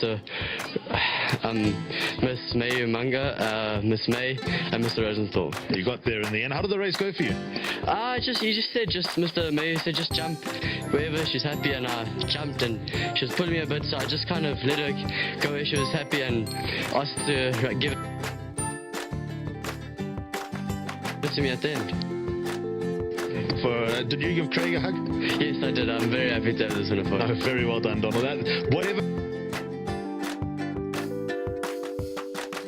happened. We have a few horses at the sale, and I'd also like to say a big thank you to the Academy. Give them a visit. Thank you very much. Well done to Donald Heertson. Well, Craig Mayhew.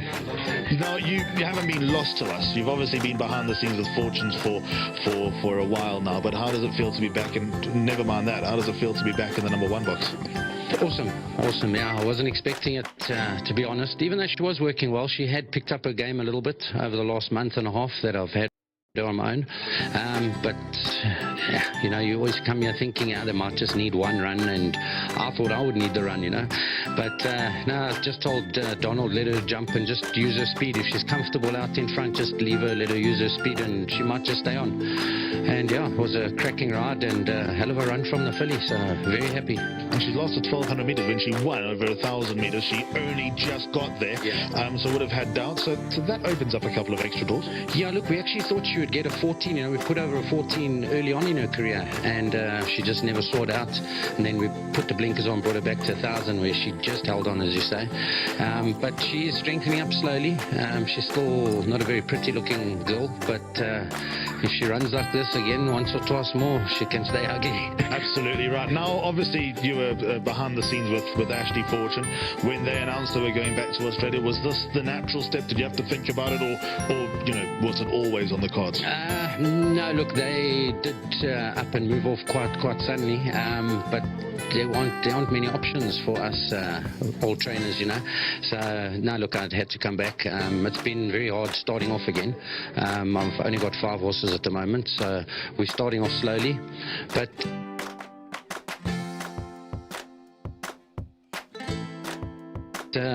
thank you.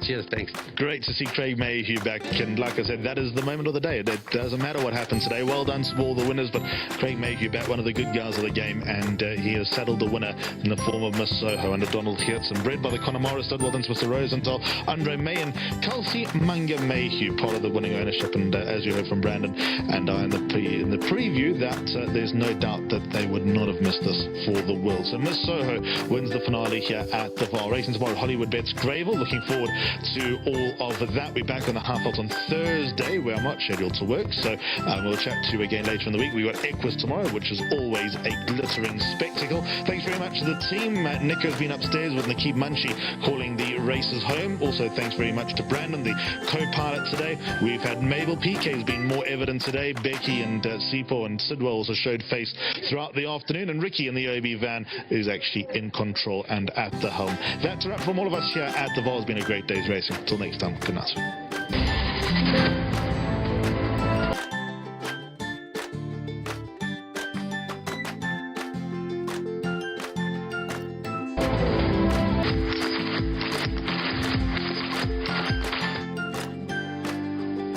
All set now.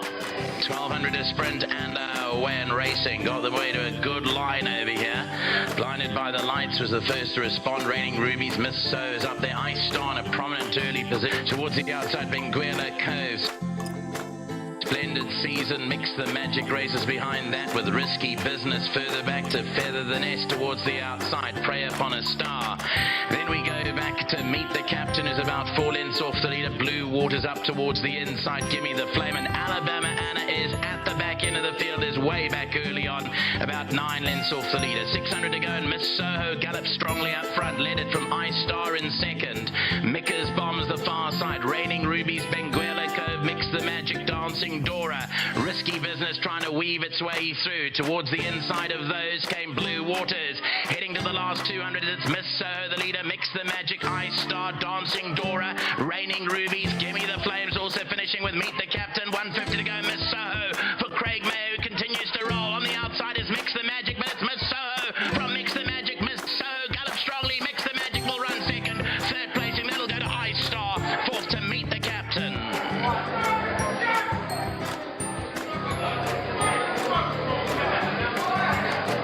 Miss Soho gallops strongly up front, ahead of Mix the Magic on the stand side, number 12, Jason Gates, I Star and Meet the Captain, but it'll be a victory here that they'll never forget in the Mayhew family. Miss Soho under Donald Kiertsen wins the last of the day. Miss Soho, daughter of Master My Fate, beats her Mix the Magic. I Star will run into third.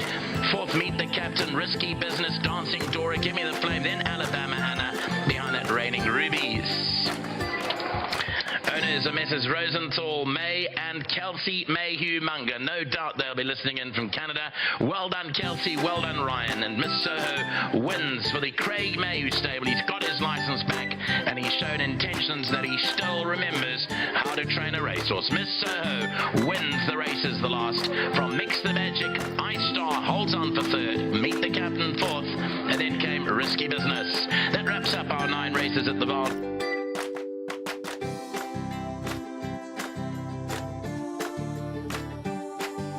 Today. Hope you've had a good one.